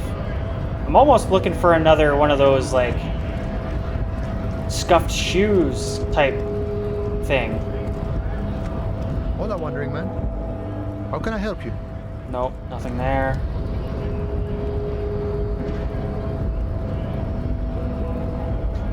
Okay, I'm gonna talk to the big boss guy again, because I already talked to his employees. Or I guess not his employees, because apparently the Hardy Boys are separate, but they confessed, so maybe he has something to add? What's this? White pine trees are printed into the screen covering looks like a forest near snow.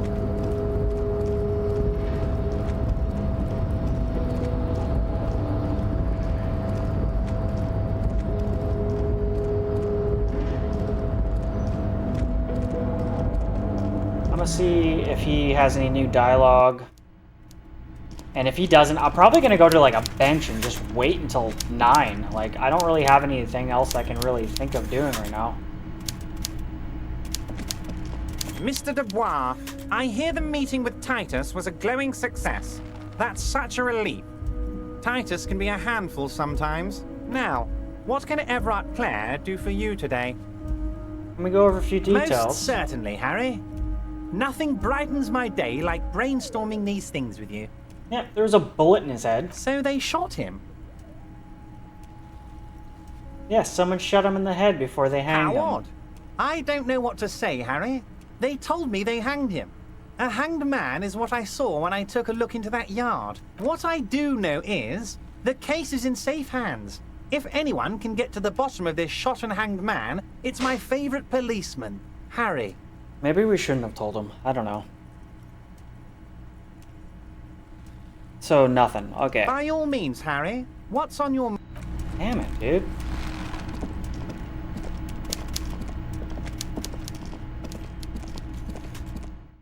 So, I'm at a point of don't know what the hell to do. So, I am just gonna wait, I guess. I think I can just, like, wait a certain amount of time on a bench. So I'm gonna do that until 9 o'clock, and then after that I'll go talk to the smoking guy, even though I don't have my partner with me, but hopefully that won't be too big of a deal.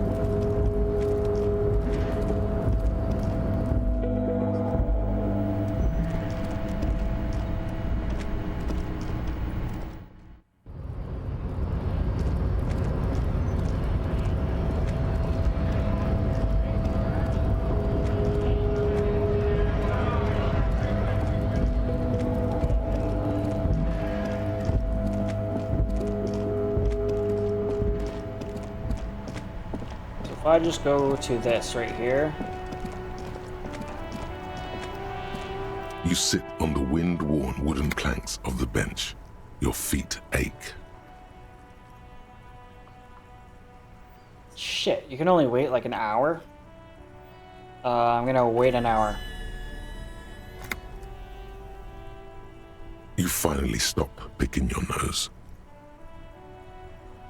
Let's get up. And like, let's take a look at what this actually is. Fairweather T500. Remember that weakness you were looking for in the ceramic armor? Like, maybe it can only stop small, fast projectiles, but a large, slow-moving pry bar would shatter it? Or, if I run an electrical current through it, maybe it will melt. Or, personal favorite, frequency something something radio weapon? None of that would work. You need to shoot the part of the enemy that doesn't have Fairweather T500 on it, because the armor itself is invulnerable. Good news is, so are the armor pieces on you. Perfect. Hand to eye coordination. So that didn't give me authority. I wish it was a little bit more obvious what you get out of some of this stuff.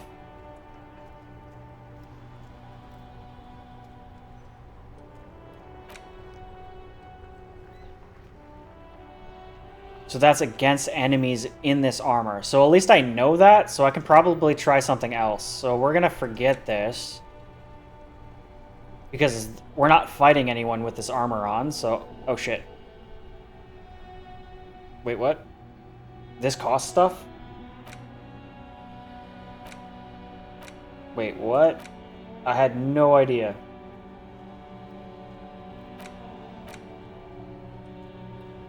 I can't forget this. I didn't know that it was even a thing. Okay. Shit. Good to know. What is the cost of this, though?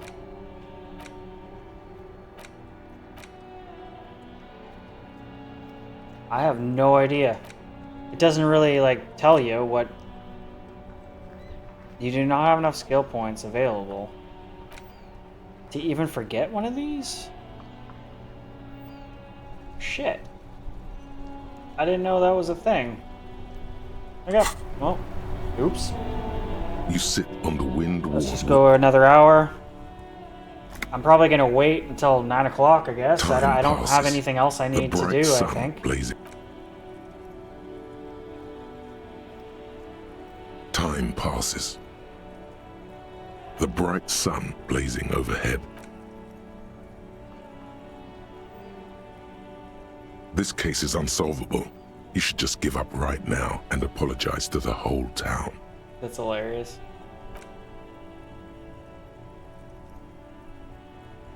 Time passes. The bright sun blazing overhead. Time passes. The bright sun blazing. Time passes. The bright sun. I wish you could go a little bit more than an hour, but whatever. Grains of sand remind you of... I'm waiting for 21. So, another one after this. You try to come up with something. Here we go. Time passes. The sun draws ever... Get up. Okay, let's go talk to that smoker dude if we can. I think that's this way.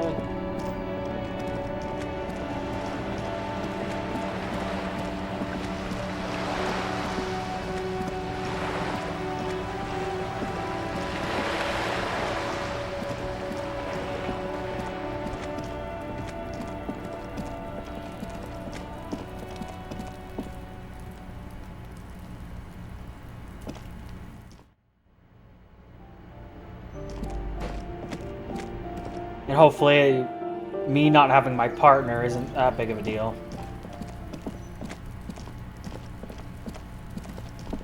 Gendarmerie, you found me. The young man on the balcony gives you a bright smile before taking a note of the drag. His shirt is still unbuttoned. You got a hint. I found the key right under that Beautiful. stone. You reply smiling. As he looks at you, something sparkles in his eyes. So tell me, are you here to make things right again? Right.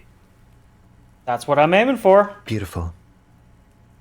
He says again. A nearby street lamp casts a shadow on his chin, drawing out the slender cheekbones. I have some good news for you. My Sunday friend is visiting me tonight. I told him about you and he'd like to say hello. Step in. Oh, really? He's already waiting. Very well. I'll talk to him, but first I wanted to talk to you.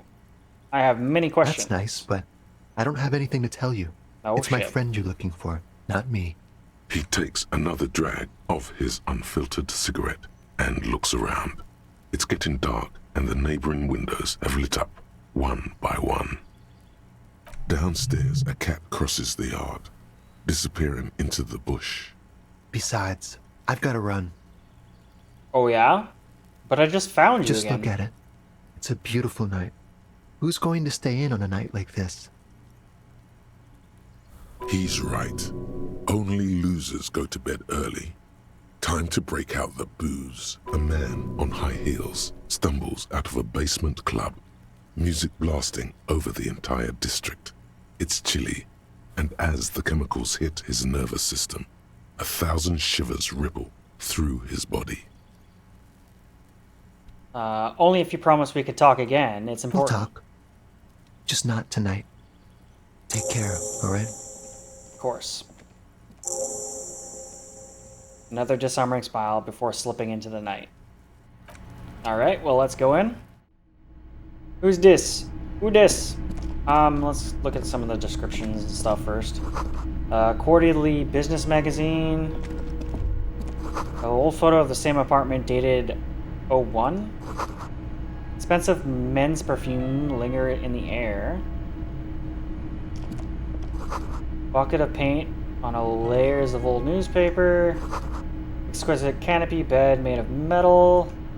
Literally just casing the joint first. Dish soaked in pot. Empty ashtray. Flyers for underground parties. Dates for open lectures at the local university. So, not a whole lot of anything. Okay, what is this guy? Who is this guy? What is this? Officers of the Revachol Citizens Militia. The man in business casual removes his cuffed link. You shouldn't be seeing him in an intimate setting. For some reason, you feel this man is your superior. What? Superior, but he's not in the command chain. My name is Charles Vildrouin, and I am an official with the coalition government. I work for the Institute of Price Stabilité on assignment from Sur-la-Clé. Okay. I heard you talking to my friend outside. Very good. Super. I am here to assist you in any way possible. Ask me about the hanging.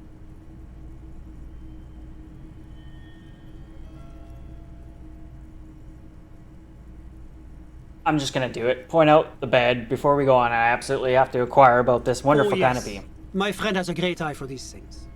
He refuses to tell me where it came from. It's a mystery. I believe they call this type of frame industrial. It's very comfy. That's really all I can tell you about it.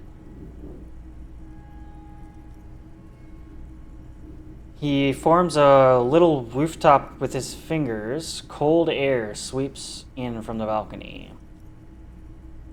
Can you tell me about your friend? Ah, my friend. My friend is a good young man. His family immigrated here from Kedra, and life has not been easy for him. But he understands the importance of education.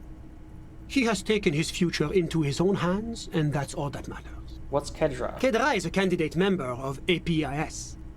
But, between you and me, their potential membership is a more contentious issue. What do you mean? That it's never going to happen.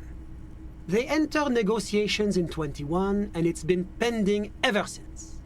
What is this EPIS thing you keep talking about? EPIS is a very special program developed by the Moral Intern to support certain Occidental nations. It began as a unified system of weights and measures, which proved to be a wild success. Nothing but kilograms and centimeters as far as the eye can see. It was such a wild success that we expanded it into an economic union for the processing of steel. Another success. And between you and me, the Moral Intern feels emboldened by this success. Emboldened to take EPIS to the next level. What does it stand for? Why, it stands for progress and stability, like the Moral Intern as a whole. Okay, but what do the letters stand for? It's been such a wild, extraordinary success thus far. We are very excited to take it to the next level. Do you even hear the words I'm saying? A supranational political alliance. The United States of Occident.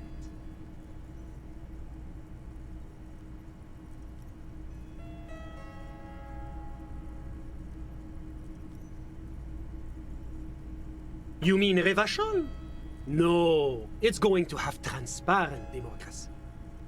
Okay, is Revachol going to be part of EPIS? It's one day going to be a candidate member of EPIS, sure. Didn't you say the candidate members never come to become real members? No. Candidate members do become members. Why do we even have the whole system in place if they don't? It just takes time. Time and evaluation. But we were talking about my friend here, not politics. You still haven't told me who he is. Who? Oh my god, what is going on here? Your friend, the smoker on the balcony, we're just talking about him. But I told you, officer. He's a bright young man here to pursue his education. Education is the foundation of our future, especially the arts. It is a cornerstone of our civilization. Alright, fine, but what's his real name? Officer, you have to understand. I can't give you his personal information. I'm sure you have your own methods and databases, right? Please don't put me in this situation. Okay, what is this deal? What is this guy's deal? So all you can tell me about him is that he's here to study the arts. He's deeply enmeshed in the study of the fine arts, yes. Which arts? He's a truly free spirit. He likes all the arts. Of course. Perhaps graphic design, printmaking, who knows? The world is open wide for a talented youth like him. What are you doing in his apartment? I'm just enjoying the view. It's dark outside. Listen. A baby is crying in the neighboring apartment. Waves crashing in the distance. The sound of sea below the window. I can hear the waves. The Insulindian Bay. What about it? This place used to be a luxury accommodation before the revolution. Apartments, of course, were much bigger then. A few walls have been added here and there, leaving some of the tenants without a private bathroom or a kitchen. But the million real view stays. You can't take that away.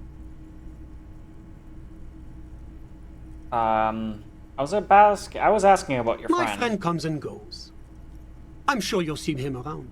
He's a busy bee. Yeah, okay. Okay. I had something else in mind. I'm all ears, officer.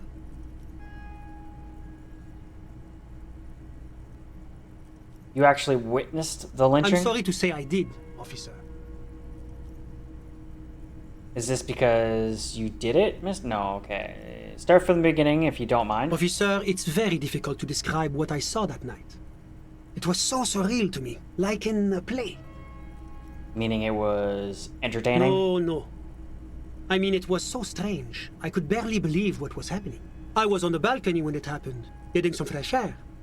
I remember that first they came in, carrying what looked like a body. And then I saw all the surrounding windows go dead, one by one. Ooh. That's when I understood. I should not be seeing this. Who were they? I couldn't see their faces well, and there were quite a few of them. But they were very loud and very Martinez.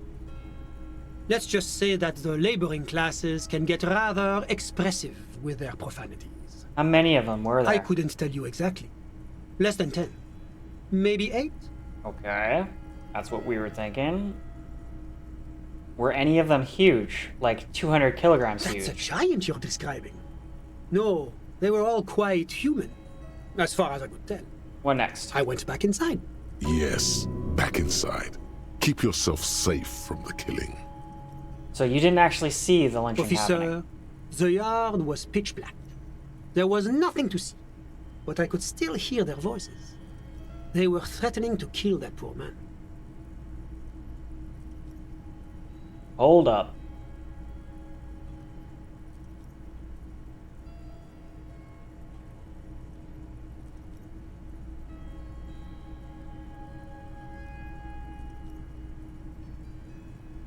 Were they men? Women? All men, I presume. But again, I couldn't see very clearly.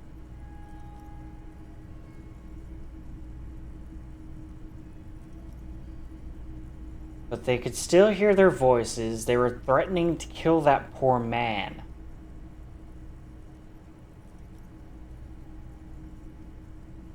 Who were they threatening? Because the guy they were carrying and lynching is already dead.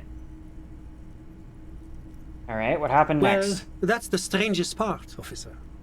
Nothing happened. It was oddly quiet for a public lynching.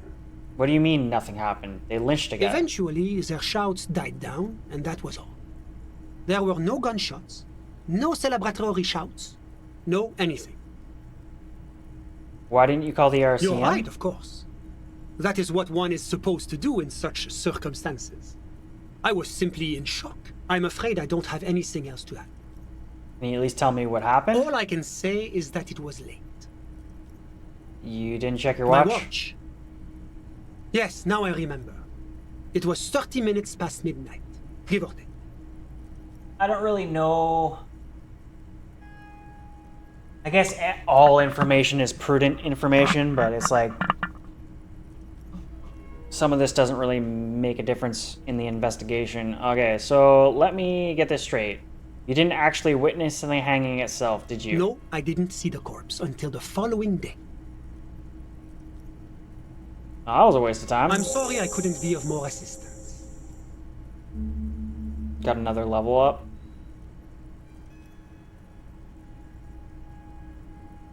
What's an official like you doing in The Martinaise? coalition is only looking out for the price stability. Inflation is a killer, like a heart disease blocking the normal circulation of the economy. It must be controlled. The economy impacts the entire international community, which is why it requires international oversight. Okay, but what are you doing here in this apartment? Well, I'm renovating it. It is an interesting project. The building used to be a 12-story skyscraper before the cannons took the top 4 stories off. This, of course, happened when the coalition forces landed here. You could say I'm undoing some of the material damage the international community caused when we arrived here. Okay, what is this international community? La communauté internationale is what Revacholians colloquially call the coalition. In other words, the nations that stopped the disaster of the revolution. And what do I call the coalition? Your employer, technically speaking. The governing authority of Revachol. The RCM is but one part of this provisional administration. Okay, so you're some kind of bureaucrat? Yes. As I said before, I am a commissioner from Sur-la-Clé working for the Institute of Price Stability. This is one of the main projects of the Moral Inter.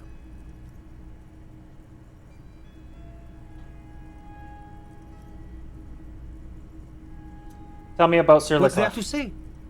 Sur-la-Clé is a modern, urbanized country that measures very high on the Human Development and Freedom Index. Mostly, though, it's known as the executive heart of EPIS. Moreover, it is a great sponsor of less emerged countries. Revachol is only one of its many darlings whose progress it supports and cherishes. What makes Revachol Sur-la-Chef's Because a great percentage of Revachol's culture hails from Sur-la-Clé. Its language, its people, its cuisine even. Or at least in the downtown La Delta area. Jamrock and other parts of the international zone have been mercifully spared of Sur-la-Clé's love for meatballs and mashed potatoes.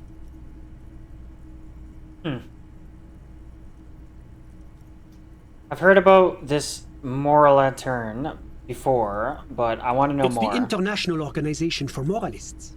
Hence, Moralist International. The Institute of Price Stability is just one of its many mind babies, as is the Coalition. Are you a moralist? But of course. But why? Because moralists believe in a normal, stable world governed by democratic values.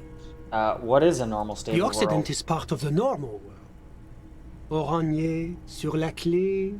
Martinez doesn't seem very normal or stable Martinez? No.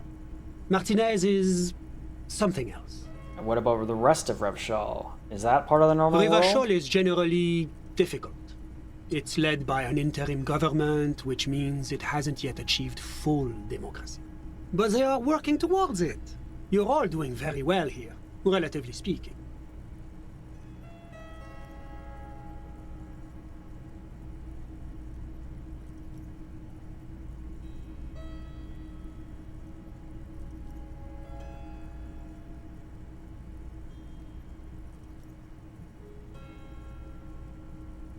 I don't think I'm a moralist. Moralism sounds incredibly boring. I want to be Do more you think action. peace is boring? What about prosperity? No, prosperity sounds like fun to I me. agree. And we as an international community should strive to bring this prosperity to every kid on every Isola. Now, enough of this delightful political interlude. All right. Was there anything else you wanted to ask? Not really. Okay, enough business talk. Whatever you wish, officer. I guess A that's moment. all. Do you have everything you need from me? I'm afraid we won't have the chance to speak again once you leave.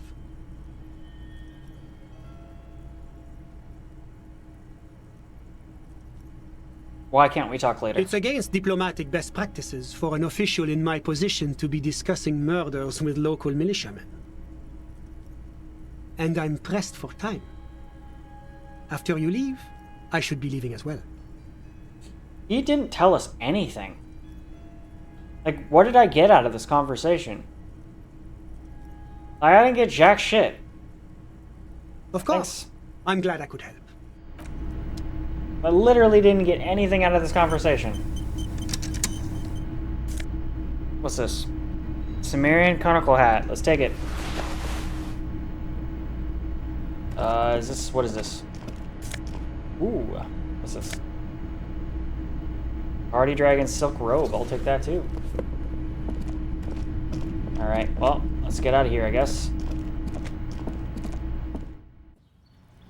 Well, that sucks. I fucking didn't get anything out of that.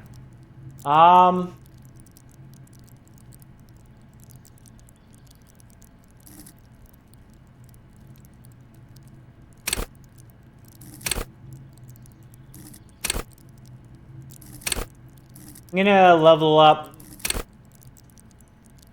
interfacing. Alright, and then I straight up didn't fucking get anything out of that.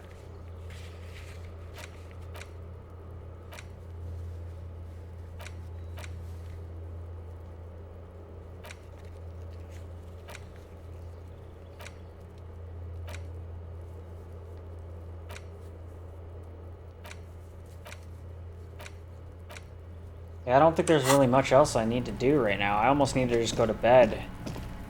And,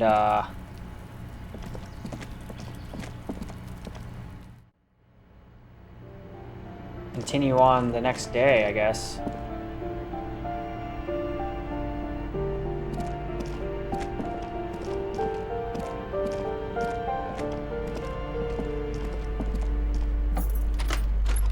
Yeah, I don't need him there. Doubt the old lady knows about drugs. Give me a moment. Nope.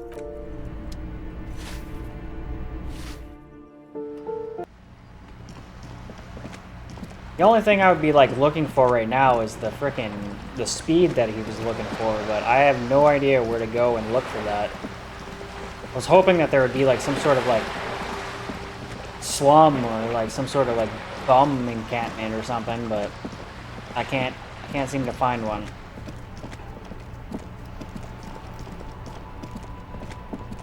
So essentially, I think I should just go to bed, I guess.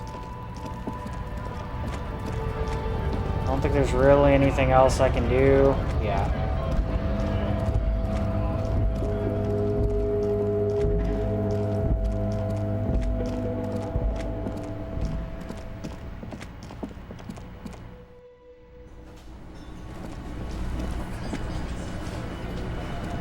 Looks like the circus left town, but the clowns are still here.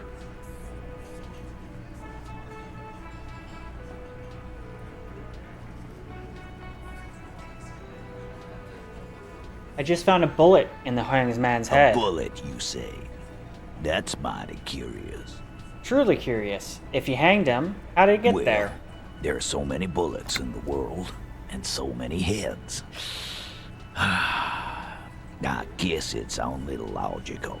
At some point, one of them bullets had to end up in one of them heads. It's bound to happen again, you know? Just statistically speaking, of course.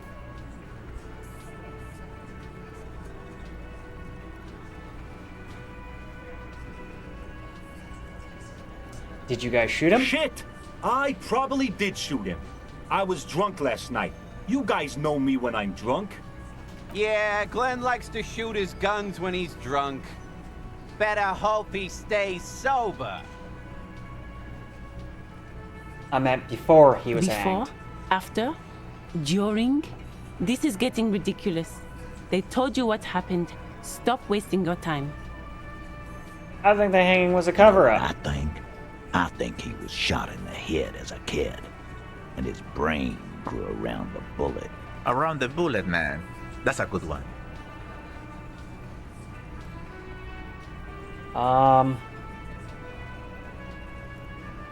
Honestly, I'm just gonna keep going with this. So I'm gonna ask you again, why was this in the victim's head? Wow! He's got it in a real evidence bag and oh! Why don't you go home and log it into evidence? Okay, that didn't help. These men have told you what happened. Never been worried in my life, lawman. It's not like he blew it wide open, but there's a little crack in there, somewhere. 42% now.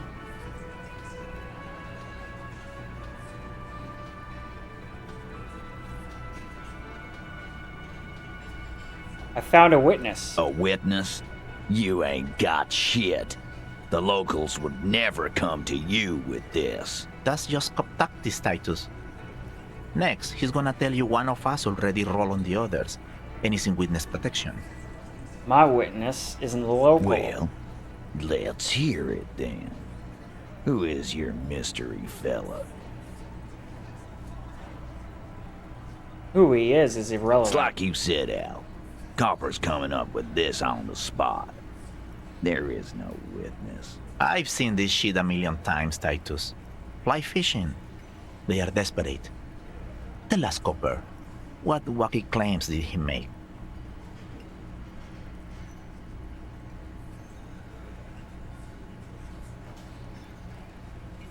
The witness said the hanging went down very quietly, no shouting or commotion. It's you assholes that feel the need to go around like a fucking brass band. The Hardy Boys are dead silent. Yeah, it's like they put cowbells on you before they send you to the streets. What's with the cowbells, policeman?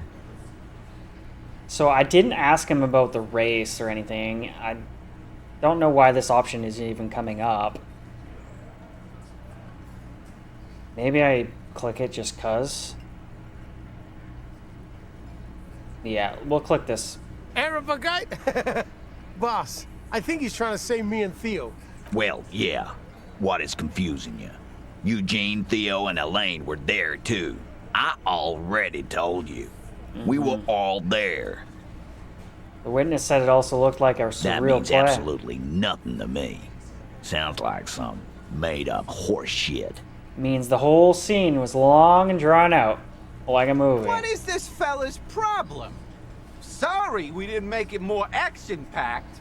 It wasn't the first thing on our minds, you see? Yeah, actually nothing. Great witness.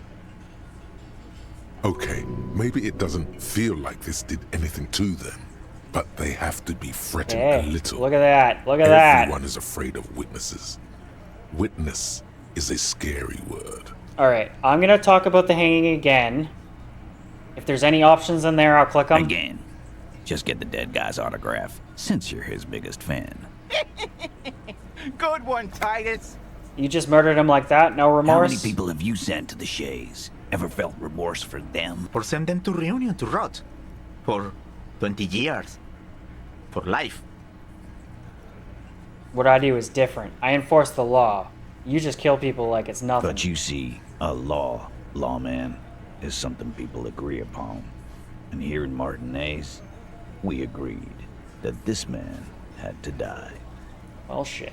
Okay, no more questions. About fucking time. Okay, so this authority has gone up a bit to almost 60%. Odds are in my favor. That's no guarantee.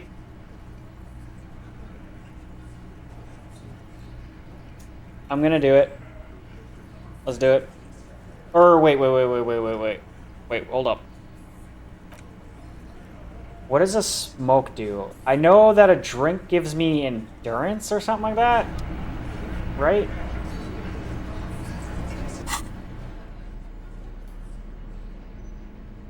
Or physic. No. Wait. That's psyche.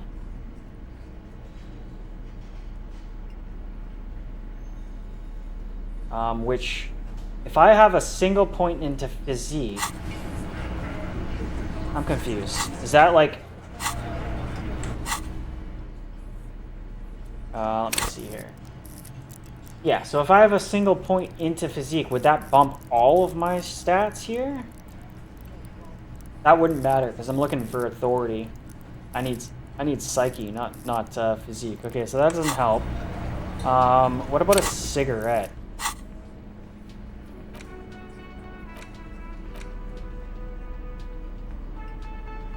Intellect. Shit, no. Okay, so neither of those help. Man, I feel like a gun would definitely help with the, would help with this. Okay, we're just gonna go. The circus ask him. left him. If we but fail, the we clowns fail. Are still here. Authority. Godly. Establish authority. Big money, big money, big money!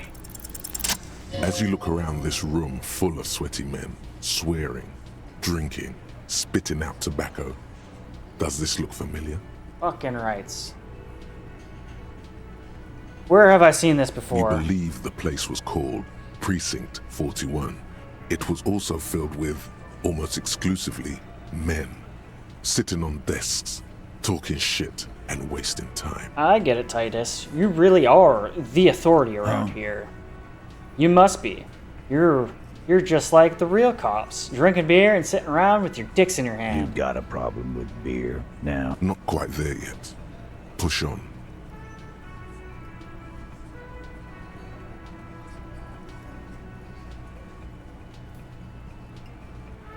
No, I'm also a big fan of beer and jerking off instead of helping You're people. saying we don't help people. I've been doing this job for 10 years.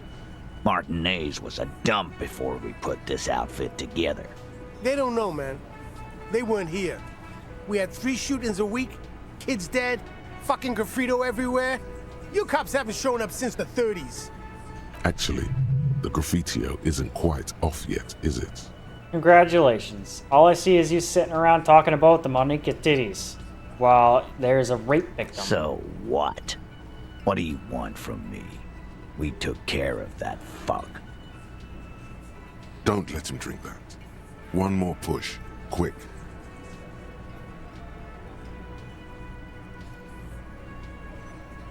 It's not about who did it, about the victim. She needs help. She stops mid-sentence. That's it. You got him. He's going to give it up, but on his terms. You want to help her, cop? Fine. I'm gonna let you help her, but you treat her with respect. If you don't, if you question her, harass her, a freight train of pain, buddy. What's her name? Glacia. I'm on due. She's staying here at the Whirling in Rags. Wait. A real pretty one. Silvery jumpsuit. Blonde. That's Amonju with an O-U. You talking about that lady we talked to at the beginning of the game? Shit. The girl upstairs? That can't be her. She knows you drank so hard you forgot you were a cop.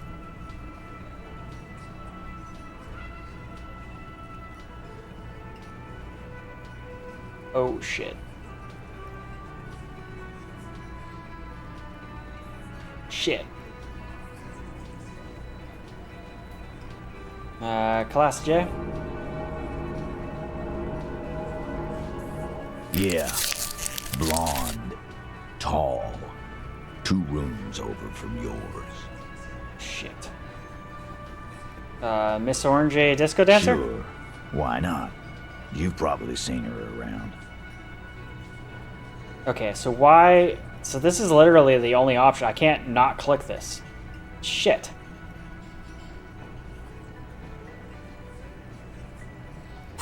It's like not an option to not click this. I'm not gonna win it, yeah. Inexplicably add cool after the victim's name, with your eyes bulging like some wild beast. Your fingers are fidgeting and sweat starts forming on your brow as Titus looks at you oddly. I don't understand what's so cool here.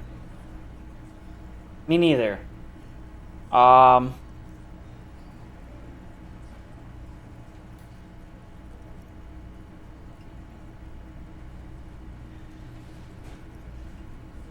What's your relationship? What was her relationship with the mercenaries? There was no fucking relationship. He raped her. That's their relationship.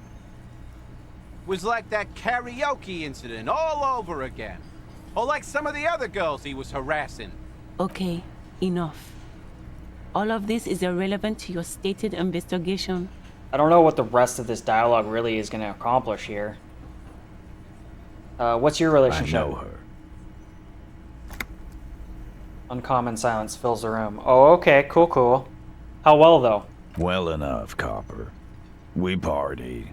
She's been here for a few months. Wait. So is she my suspect number 1? No way. So she's not from here. You mean Revachol? Nah. Our Miss Aranye disco dancer is an immigrant or a drifter of some sort. Been staying over here over the winter. Don't you give her any more trouble. She's just had some bad luck, that's all. Oh, yeah? Shut up, Angie. She doesn't need your help. Titus gives them both a look. They fall silent. What's with all the silences? Yeah. It's like these guys don't know how to feel about this. You should keep picking at it. And what was up with the partying she and Titus did? It sounded fun. You said you party? Cool. That's cool. But what did you mean? What do you think I meant?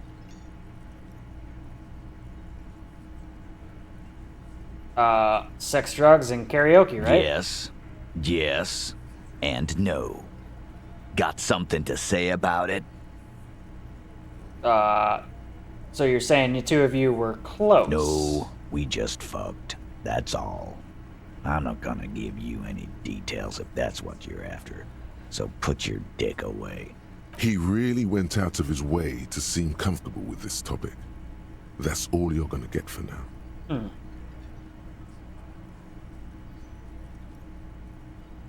I almost kind of like want to ask him where his dealer is. I'm gonna ask the same question again. What do you think I meant? Yeah, we did them. What's that to you? Okay, so that didn't lead me anywhere. God damn it. Get it over with already. Okay, so I think I'm done here. Remember what I said. Freight train of pain. Okay, so now we have a lead.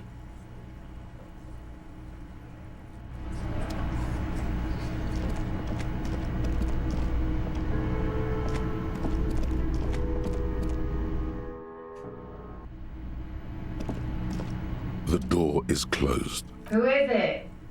A woman's voice answers in a muffled door. Somewhere, not far from here, the lieutenant is preparing her file. Claudia Amandu, he writes. You realize the detective should be here for what comes next. It could prove dangerous to go in alone. Okay, I'll wait. Because yeah, she bought my gun. I'm assuming she's the one who got my gun. What time is it? 22? Okay, so we can... Shit, I have to go pay for the damn room. We're gonna end things for the day.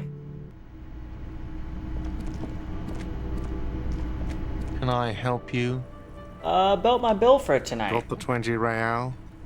Here you go. Good. You got the room for the night, but remember, you'll need another 20 real tomorrow. How could anyone forget, asshole? Goodbye. Okay, so tomorrow we have a lot of things we can do. So we can talk to her, and then we have to cross the bridge, deliver the letter, talk to like a bunch of people on the other side of that bridge thing. And we are done, right? Yeah. The bed is still cold from the broken window, and not too inviting. But it's yours. You've earned it. Let's go to sleep. The bed is still cold from the wind blowing in from the broken window. The mattress creaks as you close your eyes and try your hardest to fall asleep. Here we are again, my broken bud. The waves are coming, carrying you away. But you can't go. No, you have to stay. Always half aware of yourself. You're not cooperating, brother man. Why? It's your disgusting body. Even through your sleep, you feel a vague discomfort suffusing it. Your belly and your sides are unpleasantly tender. You wish you could curl up into a fetal ball of safety. But you cannot, because of the pain. And there's a lot of it, ever present in your organs. It's like every one of them has their own nasty song to sing.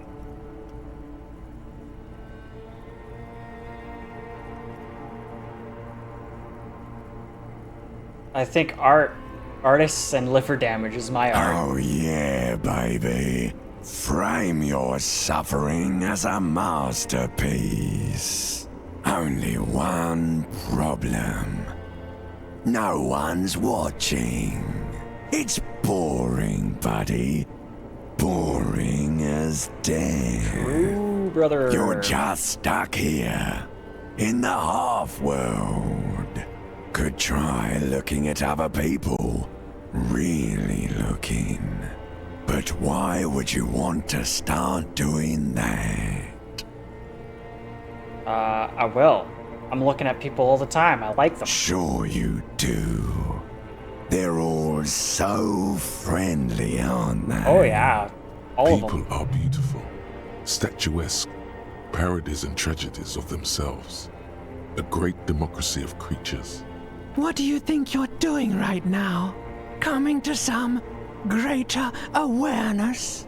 Look at all these lights, blinking in and out of existence. Thoughts!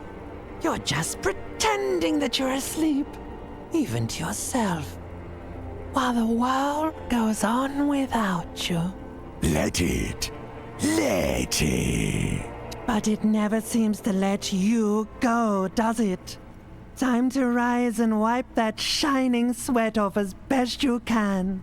Gather your bearings. Rock and roll. Alright. Damn, that shit's creepy, man. They got some creepy-ass voices. Alright. And that's that. Okay. Well, I think that is where I am going to end things for today. We have a lot that we can do in our next session, which is great, because like this session, there was like a whole lot of backtracking and not really finding a whole lot of information. We found out a little bit for sure. Did a little bit, but I feel like next session we'll actually start to hopefully uncover and do some good things.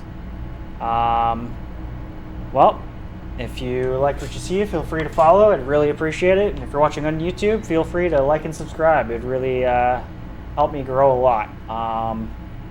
Until next time. Peace.